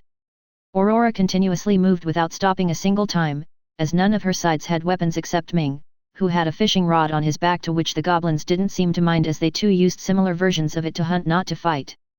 Upon arrival, the old goblin spoke in their place, acting as their leader. Little blonde girl, leader of humans? Killer of the great shaman? Greater than myself. The hero Sophia slew the great shaman, a pink-haired woman, and yes, I'm the leader of this army, we could say, the acting general of His Highness Army, Prince Julius. After a long pause from the goblin thinking, he then spoke. I am Grazda the Wise, counselor of the ferocious goblin queen Gruag from a faraway kingdom in the south, and currently the one leading the army on His Highness' name, the almighty goblin king Vrag, strongest of his kingdom. A pleasure to meet you, Grazda the Wise.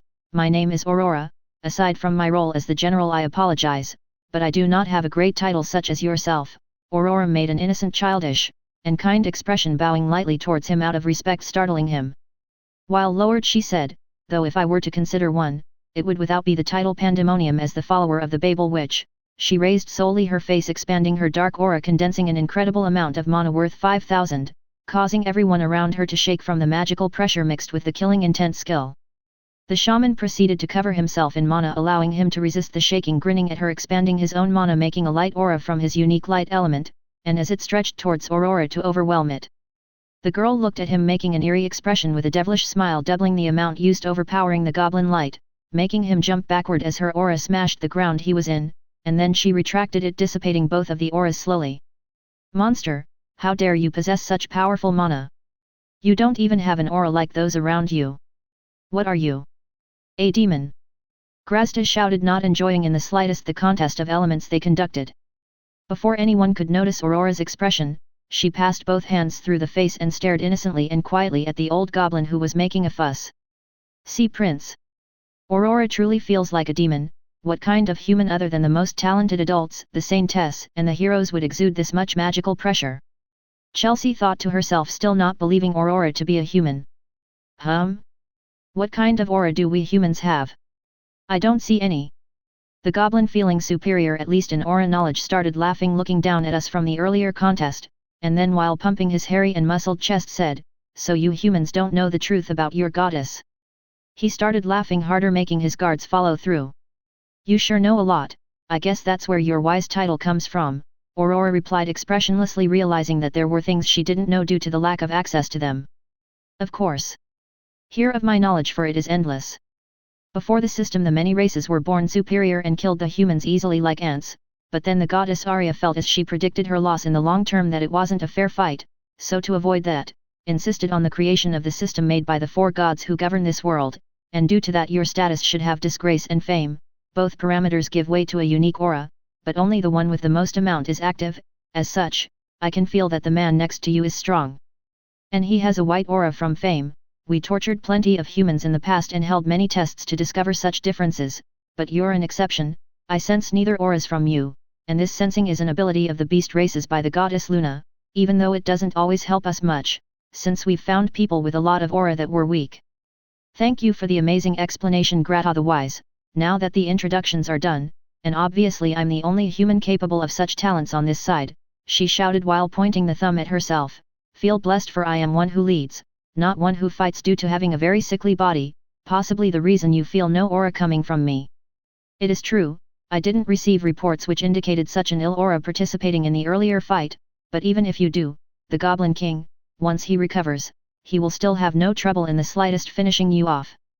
He's level 134. Certainly not sickly either.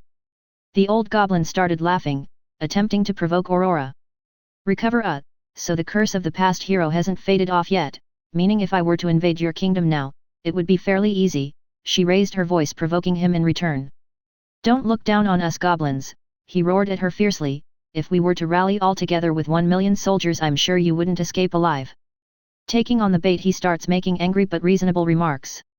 So they do have 1 million of them. Thank you for clarifying all this information. She started laughing, and then said, why would I be careful about you guys? Most of that 1 million goblins are a lot smaller than us humans. She laughed, pissing him off further, this time purely out of amusement. You humans are minuscule compared to some of us, you little wench. Just you wait 1.5 years for the red moon, and we'll obliterate every single one of you.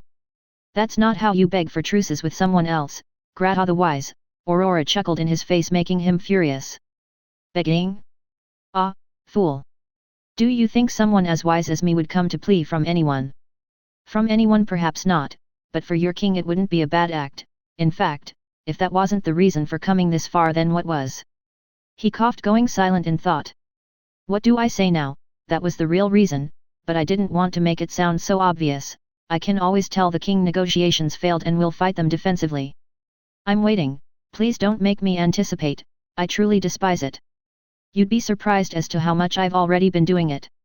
At those words, the goblin laughed and said, you waiting for a long time, enough to amaze someone as old as me?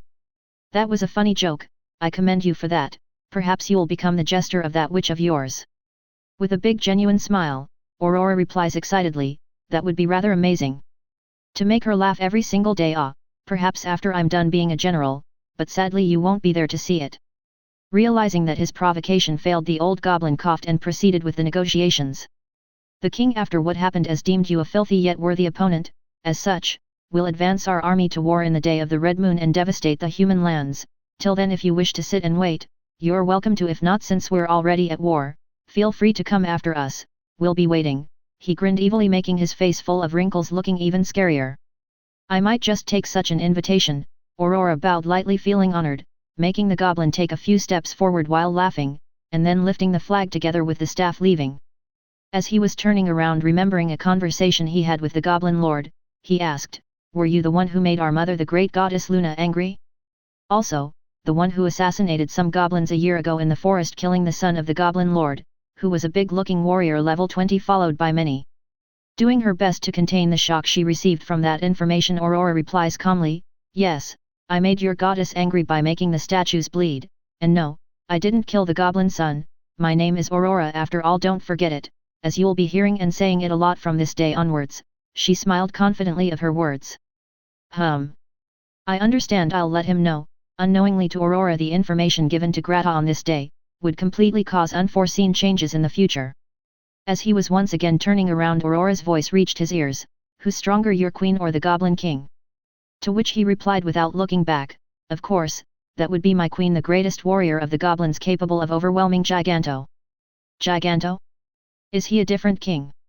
He looked, turning his face back to her once again, and said with a very wicked smile, "He's the biggest goblin, 5 times taller than those wooden walls of yours, and we have 1,000 of them who were born since the last war." He turned around and left, laughing, bluffing. Due to that, Aurora's brain went into her normal calculating mode. Goblins have giants within their kingdom. A mixed species perhaps? An evolution species that bred? A female giant that was raped by the king? Are they stalling for time to breed even more of those? I didn't see anything about them in the church records. This means trouble and the possible loss depending on how strong they are. It seems like this world is truly fun." She smiled excitedly, unable to contain it inside of her, on the pretext to wage war against them, as killing turned out to be quite pleasant, one of the things Aurora enjoyed most in life. That was very interesting to think they would have such tall goblins, but that simply means we just have to adapt to it, and since he told us about it, makes such preparations a lot easier, isn't that right, teacher? Of course, Momo, but that also means there are more types of goblins in that kingdom, meaning that the level of war I taught everyone will have to step up a notch.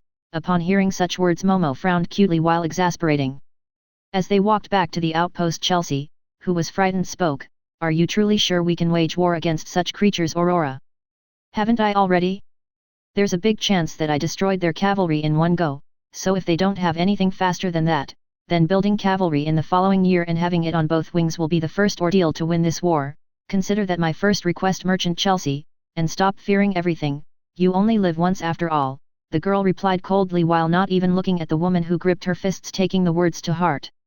"Fine, once I have the money I'll start delivering the horses, so you can prepare." Aurora interrupting her says, "Don't worry, I've already made ZYLPH mercenaries teach the men how to ride a horse, and of course, some of them already knew. We humans aren't that useless." "We humans?" Aurora said, "Well, she truly is a level above most of us, but I guess she really is one. If anything, this girl that calls her teacher would look more like a demon, so young with white hair and red eyes of demons, truly a cursed human. If I hadn't seen a drawing of a high demon before, I'd be spooked with her appearance. The difference is that they would be rather tall, strong-looking, and also with a red skin." Chelsea thought while trying to not hold prejudice against the young one. "Speaking of which, what were you doing outside the outpost? Don't tell me you predicted them coming today of all days, Aurora." "I couldn't possibly predict something like that. It's not like I have the sane test powers, and even her doesn't see the future like that." Aurora smiled kindly and then said with an innocent expression, "I was simply watching a million goblins dying trying to break through those walls, but during the following days, I'll add 1,000 giants too." The three of them gulped at the same time, knowing that if there was anyone in the world, but Aurora, who said such words, it would certainly be a lie, and the fact she did, it could only mean that the goblins would one day face carnage. "By the way, Ming, I want you to deliver a message to my sister while I teach yours for the following weeks." "As you command, General." Ming bowed the head lightly out of respect, as he became quite loyal upon Momo's request, and Aurora's war knowledge, which turned out to be the real thing.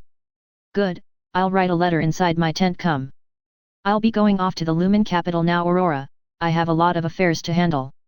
"All right, Chelsea, it was nice meeting you." She turns her face to the woman and added, "You should become the leader of that association and shape it better." Aurora then enters the tent without hearing her reply. The woman, upon hearing such words, bowed down lightly towards the general back while gripping both hands. "To think that talented girl would expect something from me. I certainly appreciate the chance you've given me to fully utilize our deal to become the wealthiest woman in the kingdom, and by the time we're done defeating those green mongrels, I'll certainly stand at the top of the merchant association, and make Ricardo respect me for my abilities." She laughed lightly in greed while walking towards the coachman further back in the outpost. Chapter 107 General Aurora Arc. Year 5009 after the system day 41 of the Sun Season Goblin Kingdom during the night when Grazda returned. As Grazda walked through hundreds of goblins, he found a peculiar one sitting next to a tree with its back laid on it, fully clad in black armor except the head with a big axe next to it. Upon arriving in front of him he said, "That blondie isn't the one you seek," but she knew about the incident, "so your son was most likely killed by her mother who is probably blonde too." "Why would you believe a human, old shaman Grazda? It could be lying to keep its life intact." "That human doesn't need to lie for that goblin Lord Ziri." The little girl was truly strong, blessed by the unique dark element, and you know how unlikely it is to have a rare ice one and unique element mixed in. As soon as he heard those words the goblin stared at the shaman, lifting the head who had been looking to his feet and staff till now. Was the girl truly that strong? He asked, filled with curiosity, as it could become a secondary target once he dealt with the culprit. "Her darkness swallowed my light whole, forcing me to back away," he griped the staff fiercely. "Are you magically weak, Grazda?" Ziri asks curiously, as he didn't expect a shaman to lose a fight in mana. However, knowing he's not an offense type of class despite being able to fight and having a few skills for it, the expectations were high as the Lord remembered the old man shaman who died along with the goblin warlord, and that one mana pressure was terrific. "I used to find myself a capable shaman in the arts of light, but after meeting her I don't think so anymore. Allow me to show you the brilliance that girl Aurora devoured." The old man hit the staff on the floor and spent all the mana inside of him converting it to light, illuminating the entire area around, grabbing every goblin attention including Ziri, who was feeling the pressure from the aura. "It is strong, you are not weak, Grazda," Ziri said while feeling the pressure of the aura and the warmth of the light in front of him. "That Aurora girl, possibly the daughter of the one who killed your son, has at least double this mana, 10,000, which is insane for someone who is as young as her to have." He expired all his air, relaxing the mind, making the light vanish as if it never appeared, allowing the darkness to once again embrace the surroundings. "So her mother is an ice mage, likely talented. It seems I have to get even stronger." Ziri got up while picking the axe, and went into the darkness of the forest for prey to fight towards the Orc Kingdom. "You have till the day the curse of your liege gets released to handle that business you have with that human called Iris." "Yes, I'll train for a long time, and then I'll come for her to avenge my son. With this matter sorted out, it is time to report to the Goblin King Vrag about everything I saw, and tell him to spread the word related to finding the menace of the goddess Luna, that cheeky pesky yet talented in mana human girl called Aurora. Once the other Goblin Kingdoms hear about it, I'm sure they'll be more likely to join forces with my queen. Perhaps I'll save this information for my queen ears alone." Some time passes and he finds himself in the presence of Vrag and a few others who all look extremely powerful, including Gigantos. A few sitting on the ground while Gigantos is seen sitting against a stone pillar and Vrag on his stone throne. Upon noticing his presence, Vrag says, "What news do you have, bright goblin, from my sister?" As soon as he heard the way the king called, he laughed, finding it rather amusing and clever. "Well, I suppose you meant both bright of brilliance and bright of smartness, seeing as I have a bit of both." The Goblin King started laughing, realizing his own joke, with the explanation of Grazda making the others around join in. "So how did the negotiations with whoever their leader is worked out?" "They were rather interesting, if I may say so, oh great king." "What do you mean?" he asks, rather curious about his report. "I believe they will keep bugging us, but have no interest in going all in, so we can expect small fights against them which we can use to reduce their numbers. As for their leader, he wasn't there. Apparently this Prince Julius Human left the command of the entire army to a blonde little girl called Aurora, who has these very cold and menacing light blue eyes." "A small girl? You mean like a very young little goblin?" "Yes, King Vrag, she's barely 10 red moons, but was abnormally smart, so I believe the brain is quite good. Maybe she's part of those heroes from the filthy goddess Arya." "Vrag!" he shouted angrily at him, despite being below in ranks, for insulting the superior being as it could bring a bad omen, being showered by the glares of the elites around him.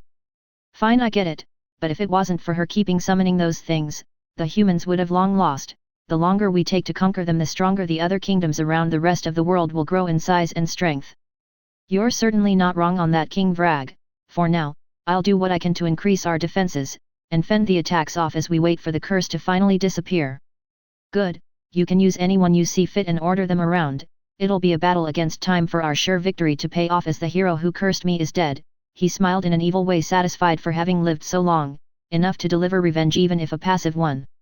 I'll do my best against that human child Aurora, though I very much doubt we'd lose against her in the end, including marching our entire race against her would surely grant us a victory.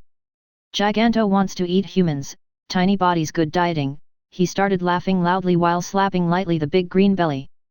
If Giganto participates in the war along with the other 9, you will surely be able to eat your fill and beyond that. Upon hearing those words, Giganto started drooling a lot, causing a dripping sound to happen beneath his head towards the ground. Goblin King, and Shaman Grazda, I've been thinking about how the humans are using this young human girl to wage war against us. Aren't they just taking us lightly? Provoking us with an incompetent kid who doesn't know a thing about war. What do you suggest, Goblin Warlord Gablina? The king questions one of his guards, appreciating the view. The army they have now compared to the 100 years ago, how is it like? Back then they had 800,000 human heads along with a very annoying hero, the king says, then spits on the ground for complimenting the enemy who cursed him. The number they have now shouldn't compare to back then, plus they no longer have those tall stone walls surrounding their capital, which will make things a lot easier to assault them in a full war scale as they're in the open fields. So you're thinking of waging an all-out war before the king curse release, Gablina? The old shaman asked curiously in a neutral tone.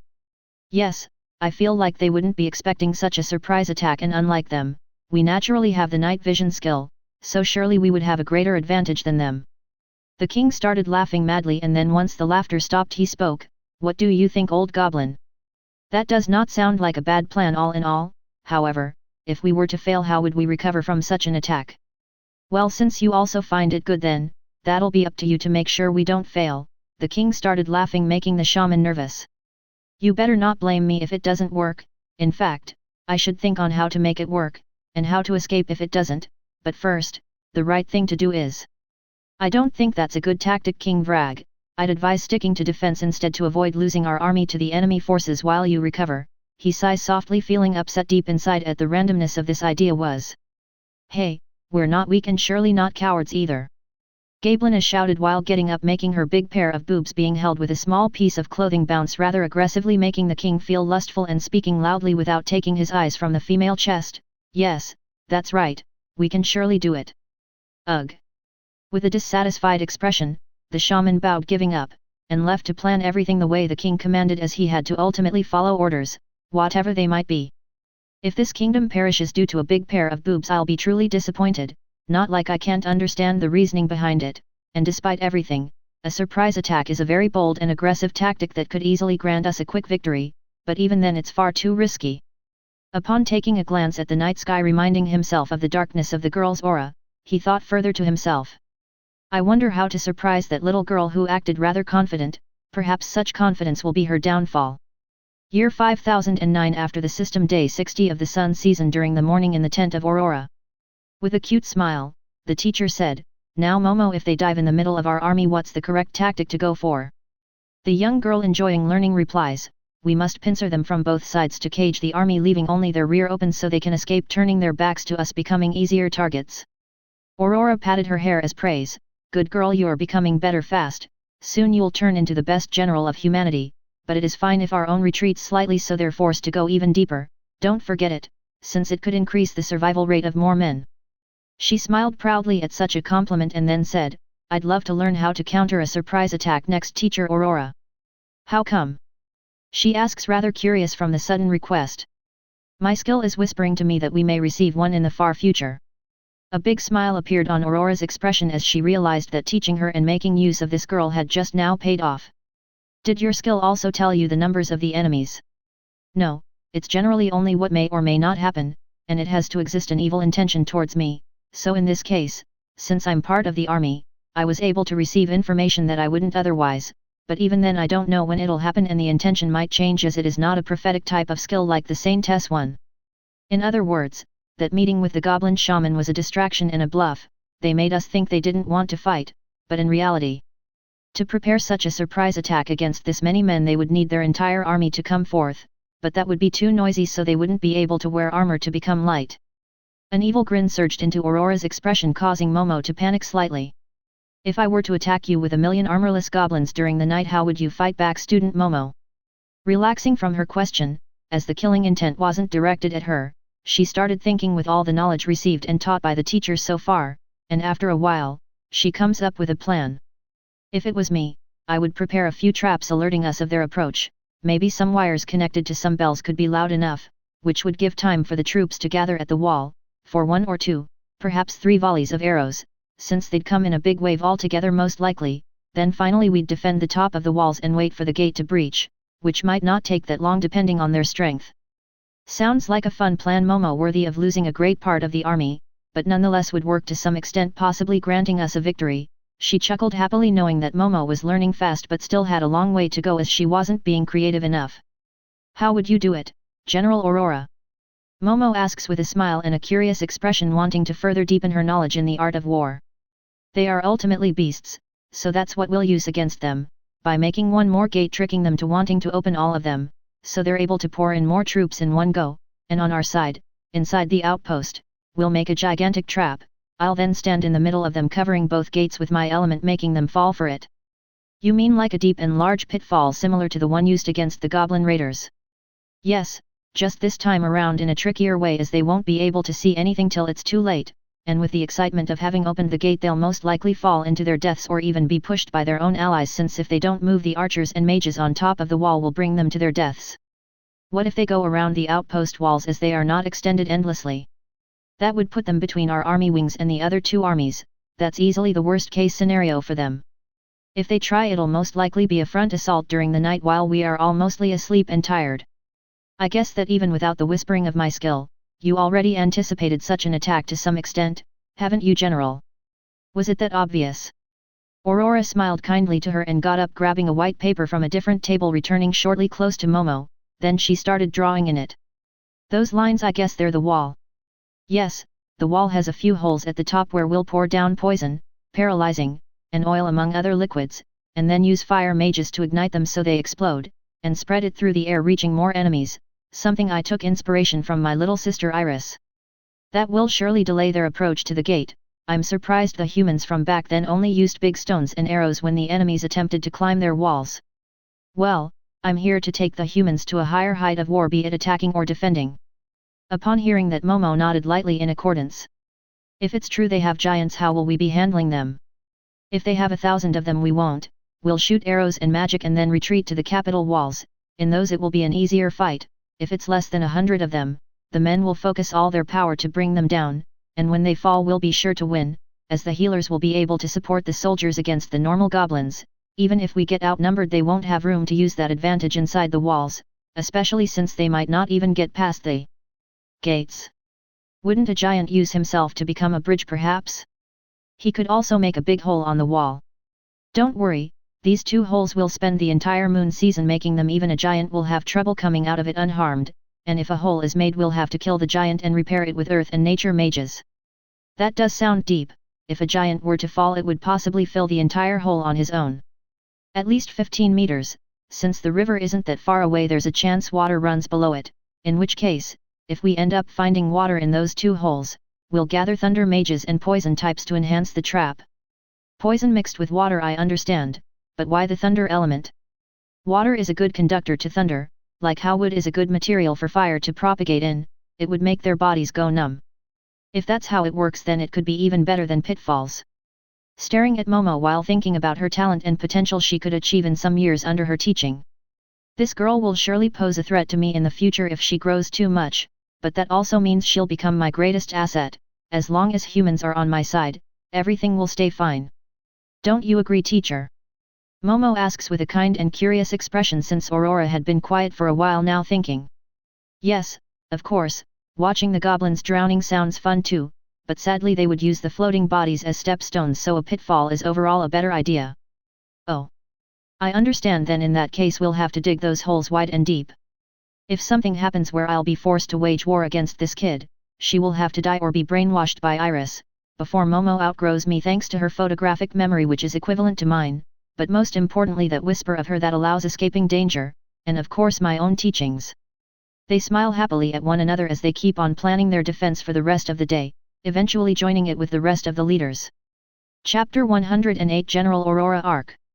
Year 5009 after the system day 61 of the sun season during the morning in the Tun village. Ming, who had been watching without interrupting like the last time he was in front of this master swordsman, had all the hairs of his body in awe as what unfolded in front of him was simply talent. To think there would be an old man like him around, just what level is he? How can he take all of Iris's attacks easily like they don't matter? It legit looks like she's trying to kill him. Wait, no, I believe that may truly be a thing. Come on, weakling, is this all you got? At this pace instead of 3 years it'll be more, not that I mind, but you might, having to spend more time with this old, drunk, and beggar stinking man, he said while having fun, then laughed, dodging all the strikes effortlessly. I'm doing my best. My body can't keep up, I said, having a hard time breathing as we've been at this for a few hours every day for what feels like an eternity. Alright, rest a bit. You also seem to have a visitor, even though you might have to once again talk with him from the floor. I'll be back in a bit. I let myself fall on the floor, feeling the warmth of the wood while dripping the sweat on it, staining it. It's been a long time, Master Iris. I hope you've been well. I gazed towards the voice, meeting the sunlight coming from the source, making my eyes stay half open. Ming, was it? I asked, unable to see him, and not remembering any voice like his, as I didn't talk with him before. Yes, Momo, older brother, descendant of the legendary fisherman, and keeper of the Black Key. What brings you here? Is your sister okay? Did my sister take good care of her?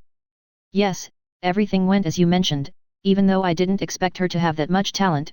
The soldiers all admire the general, almost like she was born for war. Perhaps she did, I'm not sure myself, as I never got to unveil her mind, much less her past. Didn't the two of you live together since birth, as the twins you two are? He asked, conflicted while feeling her words to be confusing. Yes, don't worry, you're correct, I say while feeling really tired.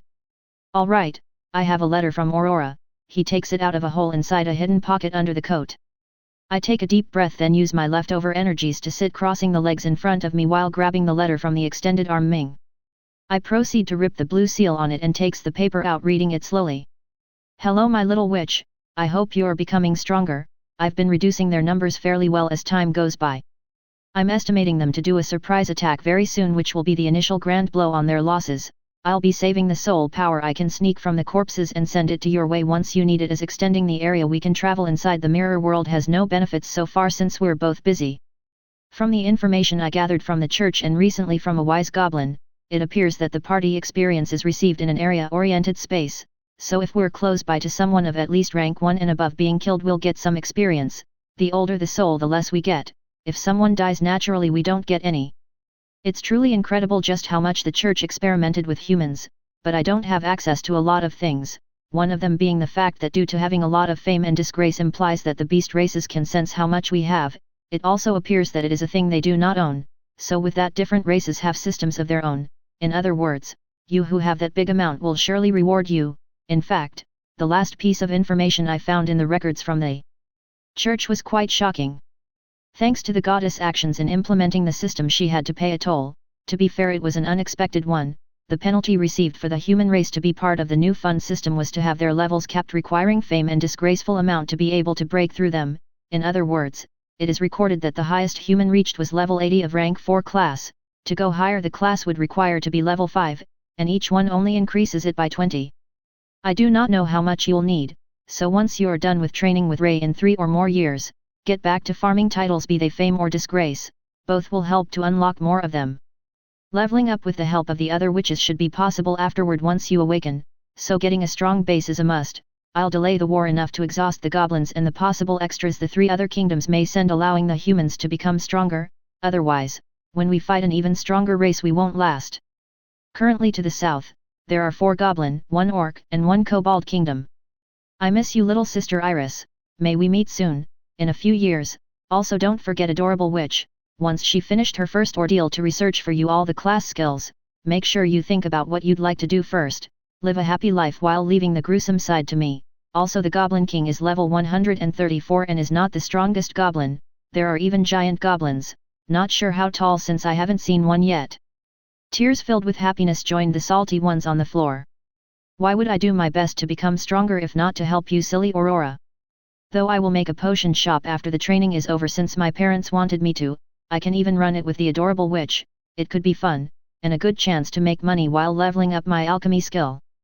Aurora becoming a noble lady didn't really make me or our parents richer. In fact, it was just a title for her to be able to become a general, as that was the minimum standard upon the law of the Lumen Kingdom.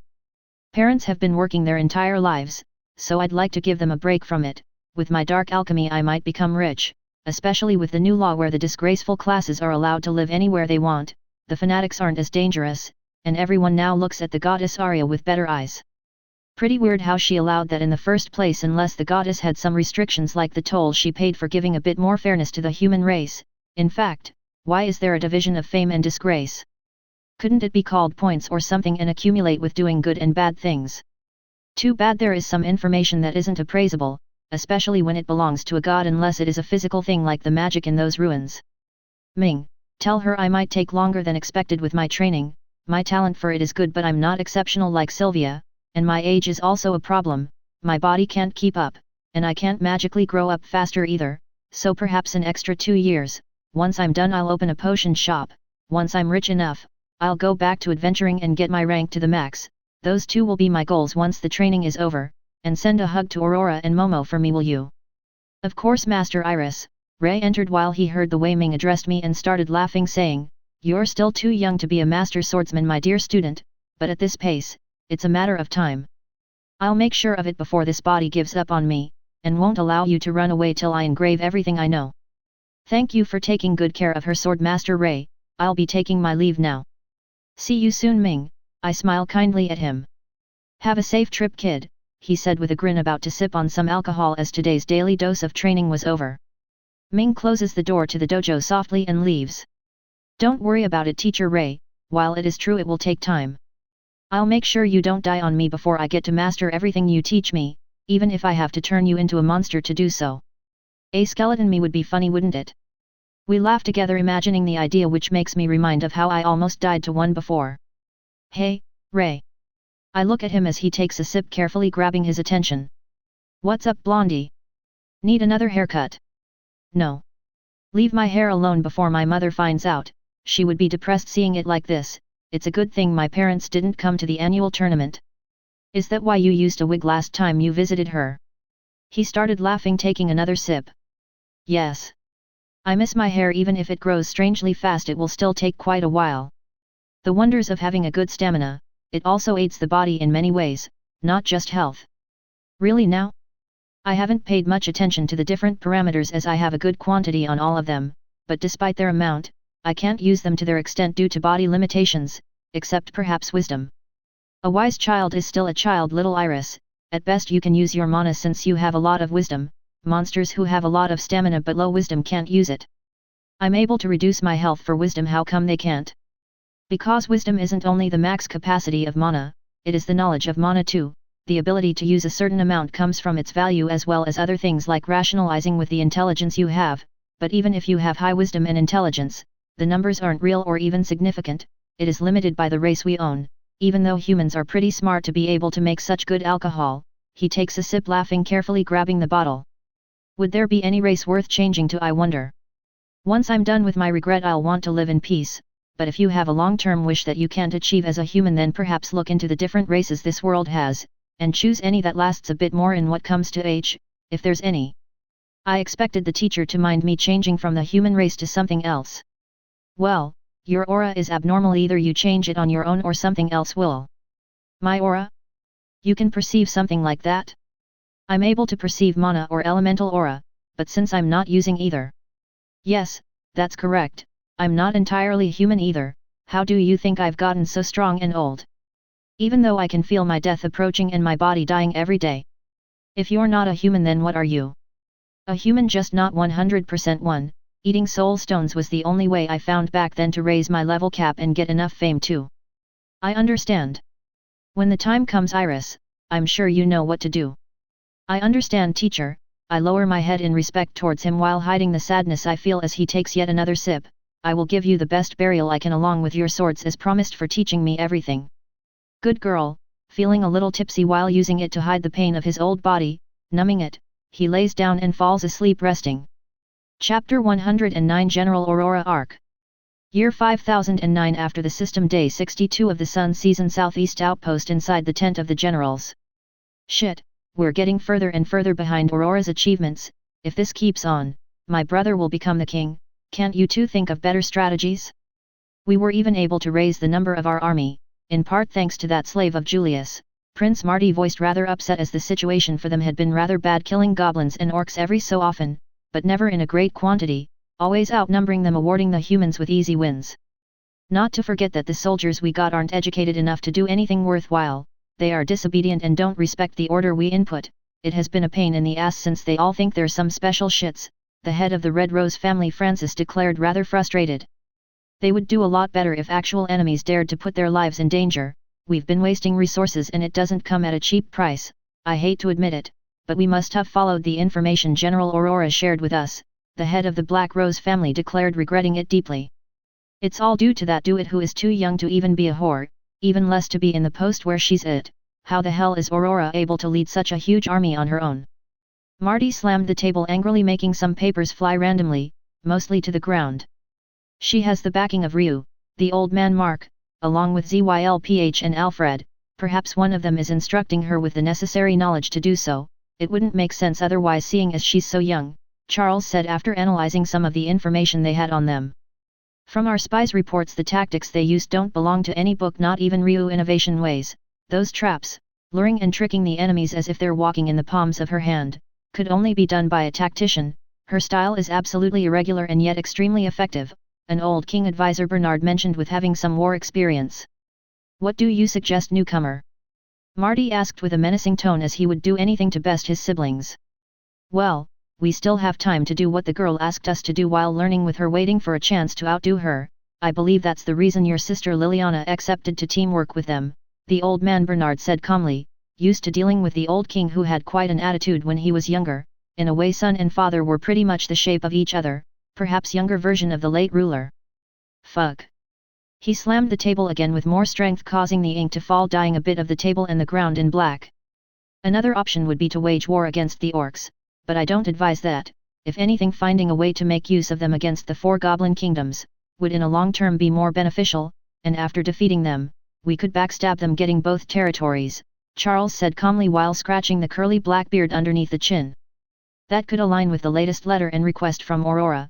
Marty places a letter on the table in a place without ink to not dirty it, whereas Charles proceeds to take a look along with Bernard.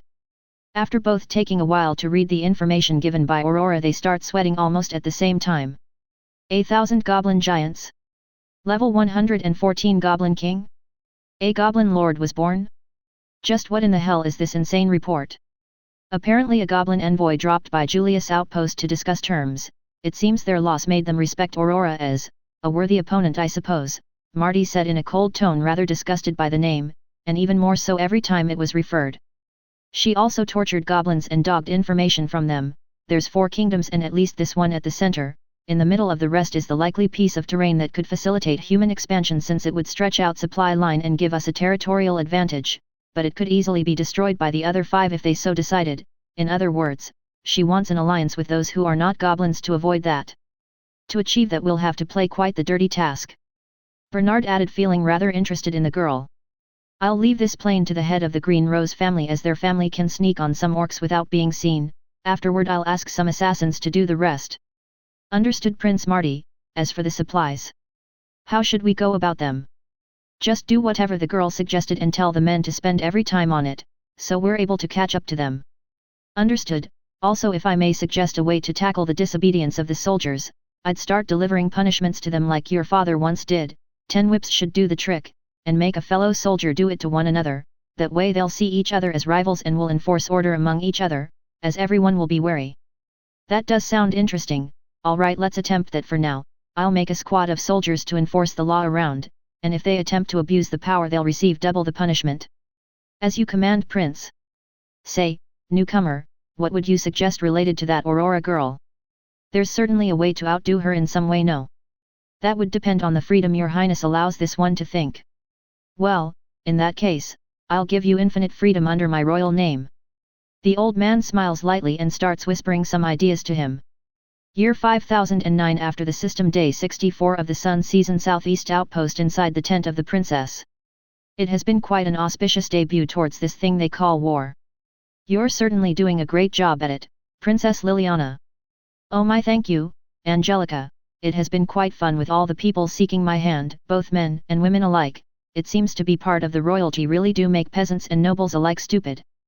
Ange starts laughing hearing their conversation and then says, even if they get to marry the princess according to the law only one with royal blood can rule, so they would be nothing more nothing less than an adornment to the princess. The prince smiles and then says, well, it cannot be helped, but like my father used to say, if people want to be used, we shall utilize them fully. By the way, princess, we're starting to capture a lot of goblins and kobolds. What should we feed them with before using that special plan? Wasting food on beasts? Let them eat each other, she laughed wickedly, slightly startling the other two. As you command, princess. I would really like to have a reunion with my brothers and their generals. Do send everyone a message, we can all meet in the middle outpost, and have a long conversation about everyone's achievements, since we'll have to report them to the queen by signing it with every sibling royal seal. Ange, handle that, and deliver the letters to both places. If anyone bothers you, kill them. All right, mother, the daughter replies in a bored tone, then remembering something amusing she adds, guess I'll go pay a visit to Alicia. There was a very interesting light during our duel. I'm rather curious about what trick that was. Wasn't that the light of a hero being chosen? Princess Liliana, who was watching, questioned curiously. She was wielding the sword of the first hero, however, there were others, and way stronger men and women than her, but only she received it, yet I don't know why. That does make sense, you two had some rivalry since young, and she ended up beating you after so long. I will take that one as a draw, mother. We ended up both fainting, and I recovered faster while receiving fewer injuries apparently. The princess, feeling left out of the discussion, decided to add a note, if both weapons were equal I believe Ange would have won. After all, Alicia was using the hero blue sword, it is incomparable to any other. Upon hearing such words, Ange said, I truly wouldn't mind having a hammer like that. To her wish, the princess entered a state of trance, almost like receiving a new piece for her puzzle. A little while goes by and the princess, upon waking up, says, perhaps you might find a weapon of that grade, as the sword isn't the only one the goddess Arya summoned. Now go deliver my message. I've added your request to my skill in time, you might be lucky. With a smile, she left, walking away joyfully, hoping to receive something worthy of her smashing talent. Really can't help but envy that skill, Princess Liliana. You could become quite a tactician if you tried, Angelica said while placing her elbow on the table, then the head on top of the hand with a tired expression. If I didn't end up in a trance which would delay all my orders during a war, it would be perfect, but sadly all good things come with consequences, a lot of them even. The head aches again. Yes, not to forget how my personality gets a little twisted, freaking cursed skill. Liliana gets up and heads towards the exit. I'll escort you to the wagon. Thank you, Lady Angelica, as always. Never know when a silly person may attempt to jump on the poor me. That's true, they chuckle together, and then she continues speaking, I'm assuming you haven't given up on obtaining Aurora, correct? With a vicious look she faces Angelica, scaring her a bit, but of course, she's the key for my ascension, I will have her no matter the cost, one way or another. Perhaps you could plan something with ZYLPH, the man with enough money or products will do anything. Products? She makes an innocent, confused expression. Boys, girls, teens, adults, toys, sex ones, even beasts and monsters, from what I've heard from someone that knows his exquisite and exotic tastes. Disgusting, but do contact him discreetly if he's useful, then we'll compensate with money. Children are off the equation. Ugh, just thinking about it, makes me want to throw up. Apologies, princess, I'll refrain from commenting on such themes in the future. I'll ask a capable person to deliver him a message. Thank you, let's go, I need fresh air, and some cold water or even ice for these headaches that just became worse. Understood, I'll attend to your needs. They walk outside together, preparing for the future. Chapter 110, General Aurora Arc. Year 5009. After the system day 70 of the Sun Season, South Outpost, somewhere closer to the sky than usual. A wooden watchtower separated from the wall with a long ladder to climb to the top of it, and yet above its cube-looking roof there laid a blonde girl, worrying everyone who noticed her from down below. The few who saw the general, casually yet concernedly, thought she might slip and fall, hurting herself or even dying, but none dared to move there as it didn't have much space to do so. With her irradiating hair, the golden tones proclaimed themselves brightly as altogether made up a second but tiny sun. Her face looked complicated, with a mixture of boredom and awkwardness, possibly with a hint of a pained look and a gist of sorrow. And yet her glacial blue eyes gazed upon the clouds, white they were, gracefully presenting her stillness and occasional fluff-shaped animals towards the girl's own imagination, yet in a dread contrast her thoughts rumbled. The number of enemies is increasing, the troops slowly disappearing, am I doing a good job? Without expecting an answer, but receiving one nonetheless, a voice spoke to her, as it had many times before, whenever insanity bewildered inside her mind at its peak. This became more common as she opened more and more seals within her memories, cursing herself further. After all, one could never be careful enough when exploring the past of someone who isn't themselves, as they never know what could be in wait. It has always been like that, why worried about it now, Aurora? She sighed, genuinely, as her emotions were rightful, and devoid of masks, as the young one was currently alone, struggling within herself, fighting the consequences. I'm tired of the countless murdering. Her eyes started glittering, being filled with emotion. But to that, the one who shared her soul revolted. You are a liar. You love killing. Conflicted from such a reply, she swayed her head to the sides, having borne not so long ago, feeling unjust, towards the life and task it was forced upon such tiny shoulders, having endured longevity as cruel as it had ever been inside that demented and cursed dimension. No, I truly don't. I despise it. Why are you doing this again, all over again even? I'm truly exhausted having to scramble through a sea of sealed memories to revive them, just so they get closed again when I'm done using them. They don't even belong to me. A tear slipped from her right eye, rolling all the way down towards the chin, passing close to the thin pink lips. Have you lost your mind? We do what must be done to take the next step. In a way to keep her happiness safe, you freaking idiot. She tilted in confusion as the memories were great, and a big price for the plan the girl had fabricated recently. Her? Who was that again? She breathed heavily, almost having a panic attack.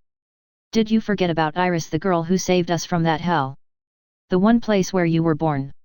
Upon hearing that name in her mind, the mouth reacted by producing crazy laughter, having thousands of memories scrolling through, creating a chain reaction through the entire body, an aggressive shaking one, very much like an epileptic attack. After a little while, once motionlessness came to be, the voice arrived towards her once more. Are you done acting crazy now, Aurora? A clear frustrated expression was now dyed on the girl's face as she complained with her other self. Performing? Pretending even? You declare that, yet I'm no actor. If all I did was truly acting, then more than 60,000 beings of this world would still be alive.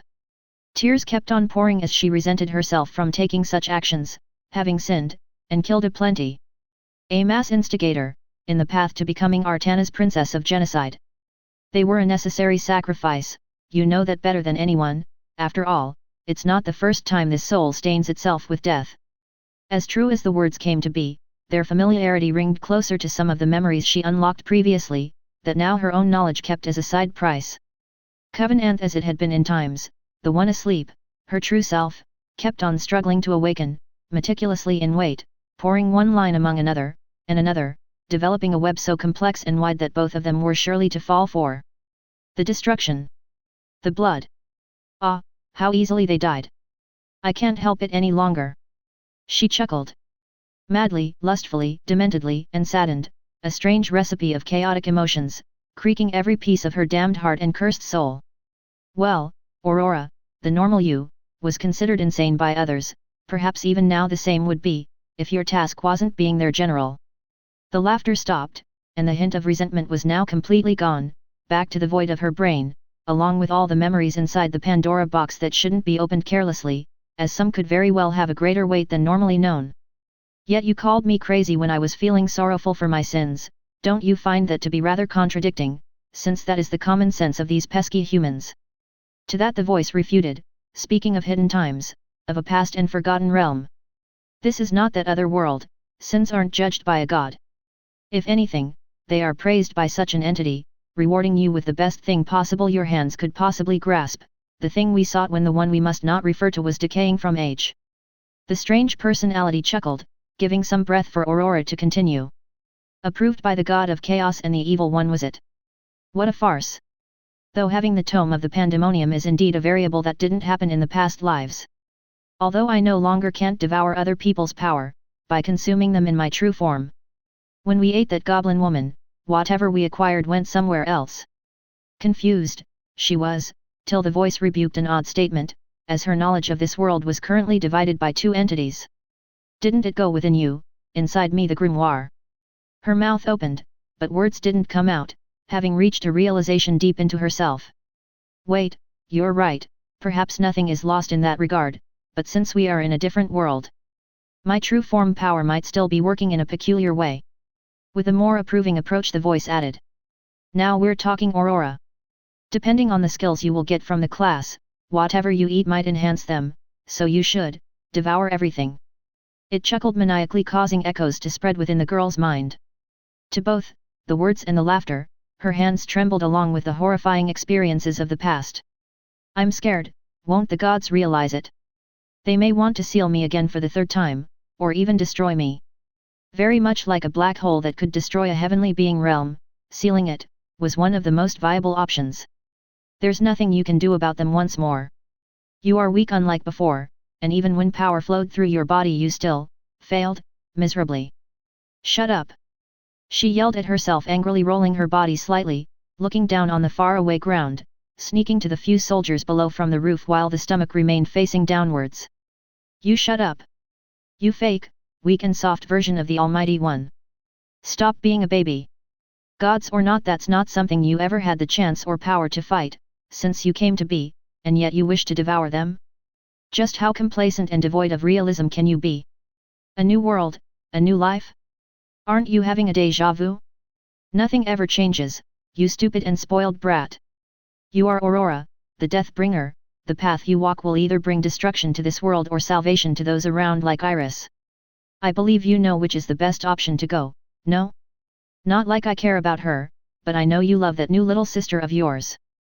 The words pierced the girl's heart, like many times before, at times to save Aurora, at others to lure her into doom, but alas, great powers were often double-edged, and to this girl, such had been the case more times than she possibly wished for.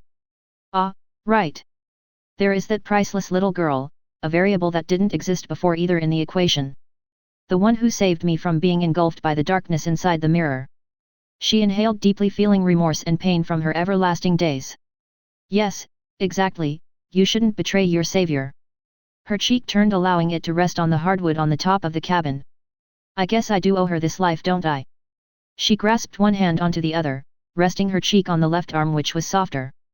That should be obvious. How come you're struggling so much today? The girl muttered painfully, giving the creeps to anyone who heard. Memories, thoughts, living hell, repetition, endless suffering. She exhaled her pain away, leaving it up to the winds to take it somewhere else but here, where it was not needed. I can seal your memories if you wish, since you had to unlock so many of them for this war. Ignoring his advice, she recollected something more recent. It sure was interesting how that red book trembled, unaware of the entire truth. Interrupting her, the second entity directed her some words. No one needs to know your past, say the word and I will forever seal it. Reminded of the times she spent with her newly formed sister, having a gigantic balance upon her mind that was wavering between her two selves. What if Iris asks me about it? And so the voice kept on persuading Aurora to do what it wanted. If your sister truly wanted to know, she would have asked already. And yet Aurora kept finding excuses to delay such redeeming figures. Perhaps she was respecting my decision of not saying anything. Not to forget, I ended up in this mess thanks to all the sealing you did to me. A tsh sound could be heard, similar to a click of a tongue, along with a now louder and angrier tone. You know it was necessary. Even then, would you truly want her to know about all of it? Everything you did?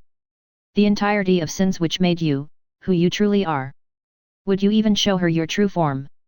Without giving a chance to Aurora reply, it continued relentlessly. You could have, but instead, you choose to mimic her appearance to hide it. To deny yourself, to punish yourself, to grant a new false hope where there's nothing but a black pit of loneliness carved deep inside your heart. Not that you have one anymore. Dementedly it laughed, in a chaotic tone, unlike what any human could possibly produce. And once more she was interrupted by it. You're scared about it. I understand, who wouldn't, right? But hear me out. I can bring you peace of mind, make everything easy again, just like back then. Similar to a drug, wiping everything unnecessary blank, bringing you temporary tranquility. It chuckled evilly, and pitifully. That truly doesn't sound so bad. It was a good trick to endure the 10,000 trial of the mirror. Sealing the monotony of every day stuck in such a place, allowing the girl to live each day as a new one, free of worries, insane and lonely, but with some liberty of the plagued accumulation of confusion and suffering. It's a matter of ordering me to do it, Aurora. After all, I am only a minor part of our owner. Upon the new established contract between two minor parts of her soul, the grimoire could not go beyond his own will. At the very least 2/3 of her existence were necessary to arrive a decision, reason why it kept on tempting her. Don't think being robbed of everything I've done and experienced, is the best way to go about this new chance that Iris gave us. Therefore, I shall refuse it, and bear the suffering for 100 years more till my little sister dies. Her inner yells were met with a very long sigh, and a bit of static at the end. Humans truly are fragile, Aurora, they don't live long, probably not even 100 years. You should treasure her and break the soul bound, so we're not forced to go for a fourth world. It was quite tiresome to make the higher beings unaware of the properties of our soul, that stupid goddess. Reminiscing about the memories of her past life, she added some words clearly.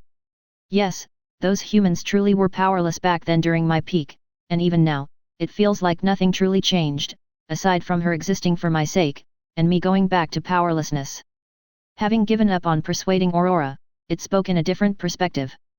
Perhaps the light of hope you have been looking for all this time, for no more and no less than 20,209 years, is that which Iris. She smiled upon such words. It wasn't a happy one, no. In fact, happiness hadn't appeared on her face through the entire conversation. Pity was the sole emotion reflected from her, a truly pathetic and unfortunate expression. Hopefully. What a joke I must be to the gods, a funny clown truly. Maybe that goblin was right about you becoming the witch jester. They chuckled together, causing their laughter to synchronize outside their mind. The clowns from back then were truly fun. Ruthlessly he reminded Aurora. Fun to see from the sideline, but certainly not hilarious to the point of having joy spreading from their words and acts. She sighed, knowing very well that certain scenes weren't pretty.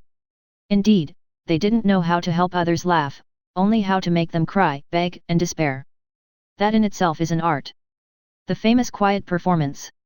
We're not artistic enough to think of such boundaries, though. The voice chuckled at Aurora's words, finding quite the amusement in them. You're right. But it depends on the plane.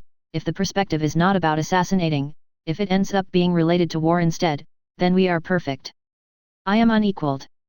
She thought with a big conviction, one greater than any thus far, but alas, that was not true, to the current one, and the girl knew. Of course Aurora, the one and only peerless general. It laughed madly in her mind, teasing her and making Aurora close her mouth with both hands. As in reality, if someone saw the girl, they'd think she was just laughing loudly for no apparent reason.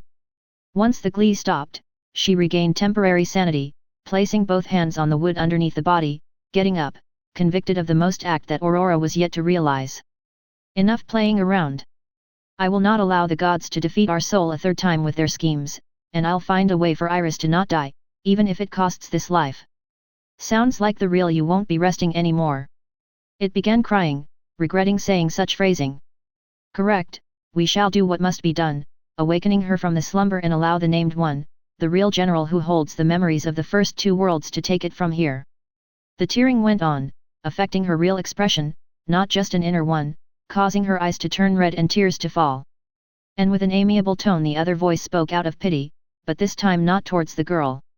It talked of the predestined despair that would fall into the world of Artana, if she truly did what mustn't be done. I can almost feel sad for our enemies, to think they would convince you to give up, awakening her from the slumber that I created to stop that ancient madness. Aurora gripped her hands tightly, trembling, but knowing she would fail otherwise as her talent and knowledge weren't enough. Awaken the memories of the second world, grimoire. It yelled madly, in terror and fear reverberating her mind, causing her palms to meet her ears, and then when it stopped, it questioned with a thin voice, a glass-breaking one, like a mouse squeak. Are you really? Truly sure? We will definitely lose and die to her kid. I believe in Iris if it's my little sister, then. She hoped with all her cells, for the little sibling to manage their owner.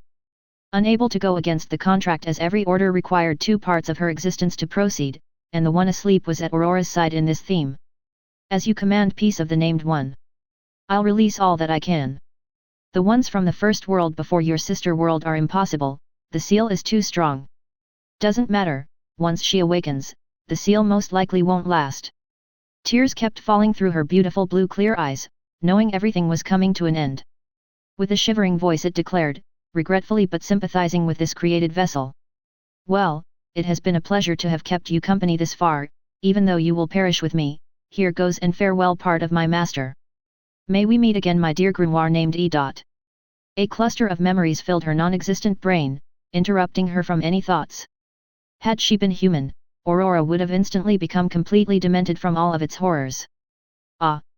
Aurora fell on both knees, leaning forward with the head, allowing bits of golden hair pass through her vision, as it was currently a bit short, barely reaching the shoulders. She let out a yawn, and very nonchalantly, her two hands rubbed the eyes, like one do when waking up. It seems nothing lasts forever in my dreams, how pleasant they were, having slept for so long. Those two sure did a great job at keeping my slumber lasting, but too bad, they couldn't possibly resist me. First world memories, seal release. Once more the brain was filled with memories. She clicked her tongue and complained, scorning at them. Memories only go as far as when I was 1 year old, all the way back to that shitty place. This seal isn't like the grimoire one, it is quite intricate and complex. I can't open it, seems to be related to my origin. Well, no matter. She clapped her hands thrice. Now I must greet the world, may they welcome the named one. May everyone revere and fear the one who makes the gods tremble in fear and depravity. The single being that makes them resort to millions of sacrifices for a filthy seal. And so the madness began. A burst of crazy laughter followed through, while she raised her head and then looked around to this new world feeling born anew, like a metamorphosed larva, leaving its cocoon for the first time, expanding its wings and legs to the sides. I will never forget either of you and thank you both for keeping me sane and alive through all those years. I shall humbly reward you both with the 3 wishes you requested. She clapped once in their honor. I will win any war against anyone in this world, be they human, green, or celestial. Her hands hit each other once more. I shall preserve the sanity as you requested grimoire, the one you two provided me with so much effort. With the third and last clap, she added the words her vessel most wanted to hear. Lastly, I shall protect your sister Iris till the day she dies, however long that may be. These trio of promises, shall be the price to awaken. Notice, the contract has been accepted by all the parts of your soul, you now completely own its authority. With all the memories and personalities completely merged, she spat on the hands 3 times, rubbing them afterward while gripping them tightly.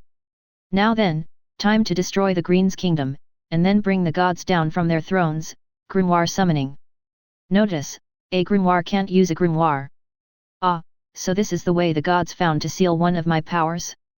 Treacherous and inconceivable. She tilted her head along with the rest of the body to the side, looking sinister and creepy at her own self. How about the 3 innate abilities that are with me since my birth? The named one started searching deep within her soul. Seems like one of them is gone, was it the work of gods? To think they'd steal me of one of my birthrights. Devourer remains even if it's working differently. Status was it? She took a look at the screen information coming to a quick solution. 2 of 3 are with me even if one is unidentified, the power to remain uncontainable, impossible to forever be locked inside a seal, eventually breaking it. The sage did make a nasty way to almost bring an end to me by putting a malefic curse inside of that dimension which would eat me if I tried to escape. Truly disgusting, filthy, yet wise human. Her lips took a maleficent shape, as her teeth rubbed into each other, causing an annoying sound for any who might hear. My powers have weakened tremendously, once I had enough mana to face a god, and now am an ant. Disrespectful, and despicable to dishonor me in this way. Her gaze quickly turned east, vastly looking for a specific location, feeling with every inch of her body a specific person. Iris was it. The price of the contract, the unidentified power my body is missing. She smiled innocently, once again hiding her emotions within a mask. Well, no matter, she's part of the oath. I'll allow her to keep it, shall be the trophy for becoming part of my family. Yes, a present. Quite the intricate and special gift indeed. It wasn't long before she remembered something important. How about her? Did she come into this world with me and Iris? Realizing that her soul could not feel or reach a certain presence or entity, she began chanting melancholically. I summon thee, oh, another side of me. The shadow of my body, the controller of darkness. She who was born from the darkest depths of hell. Shunned upon the highest light of heaven. the being who covers the night sky and fills the land with blood and depravity. I seek to find you. To this, I plea my condonation, and spread my arms to welcome you. Now come and rejoice within my warmth. For my world is empty without you. My fellow devourer, devoted to our daring name, I cast upon thou. Tier 10 Invocation Ritual. System: chanting tiered magic is banned in this world. As such, the request has been blocked and erased. Consider it a warning. From the madness within herself for once again the world going against her wishes, she started yelling angrily.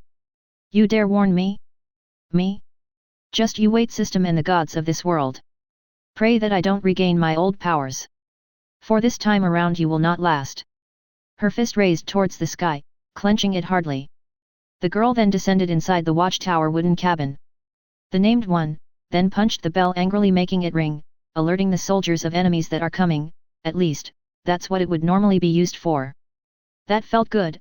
An immortal body sure is worthy of me, now to make these lazy mongrels panic. Laughter slipped out of her lips, along with her body towards a hole in the center that led to some stairs. The soldiers noticed her coming down and started gathering. General Aurora?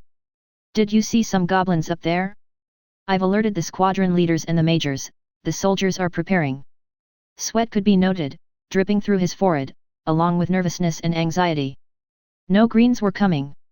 Major Marco, we're the ones going for them. Upon hearing that, the man gulped some saliva down, feeling a strange pressure along with an unfamiliar tone. The man, not understanding the difference, adjusted his silver helmet and voiced loudly out of respect, as she looked serious and fierce, terribly so. Are we going to all-out war, ma'am? She grinned, and quickly refuted his reply, responding sincerely and clearly. Of course not. We're going to mess with them, apply the formations I've been teaching all of you, and then retreat behind these walls. Especially if they attempt to overwhelm us with numbers. She looked around, and upon finishing, realizing the people in question weren't in sight, added calmly and happily. I just came back after all. Can't let all the fun end in a single throw of dice. Ah, right. He made a confused and awkward expression while waiting for orders, as Marco couldn't possibly process the current her. Tell Lord Zylph to keep training the men with the cavalry, I won't be using them for this, as for the rest tell them to gather in front of the gate. Understood. His head nodded as he spoke. I'll go inform him and the squadron leaders right away. A different voice suddenly approached her ears. Aurora.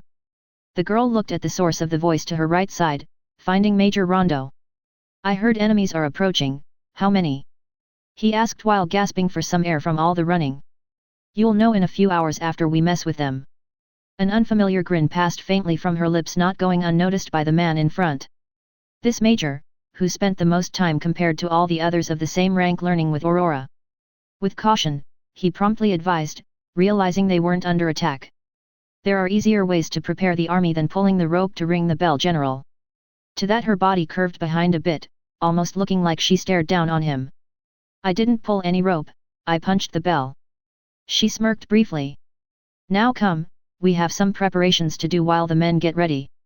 She turned around and started walking, then paused for a moment, looking back to him. And by all means, it makes good practice, the more we ring the bell the faster they'll be prepared for future times. Aurora resumed her march nonchalantly, leaving the man to his thoughts. Punched. He followed her, looking at both her hands, not finding redness in it or what could look like some injuries. I guess she was kidding? This girl joking does sound unlikely, but... He shook his head a few times in an attempt to refresh his thoughts. Well, no matter. We're finally going to do something other than sitting around preparing. He smiled confidently, filled with excitement for what was about to come, being able to see Aurora commanding the army. For the men under her, it usually felt like an inspiration for the likes of the majors who aspire to be as great as her one day, and from here onwards, even more so.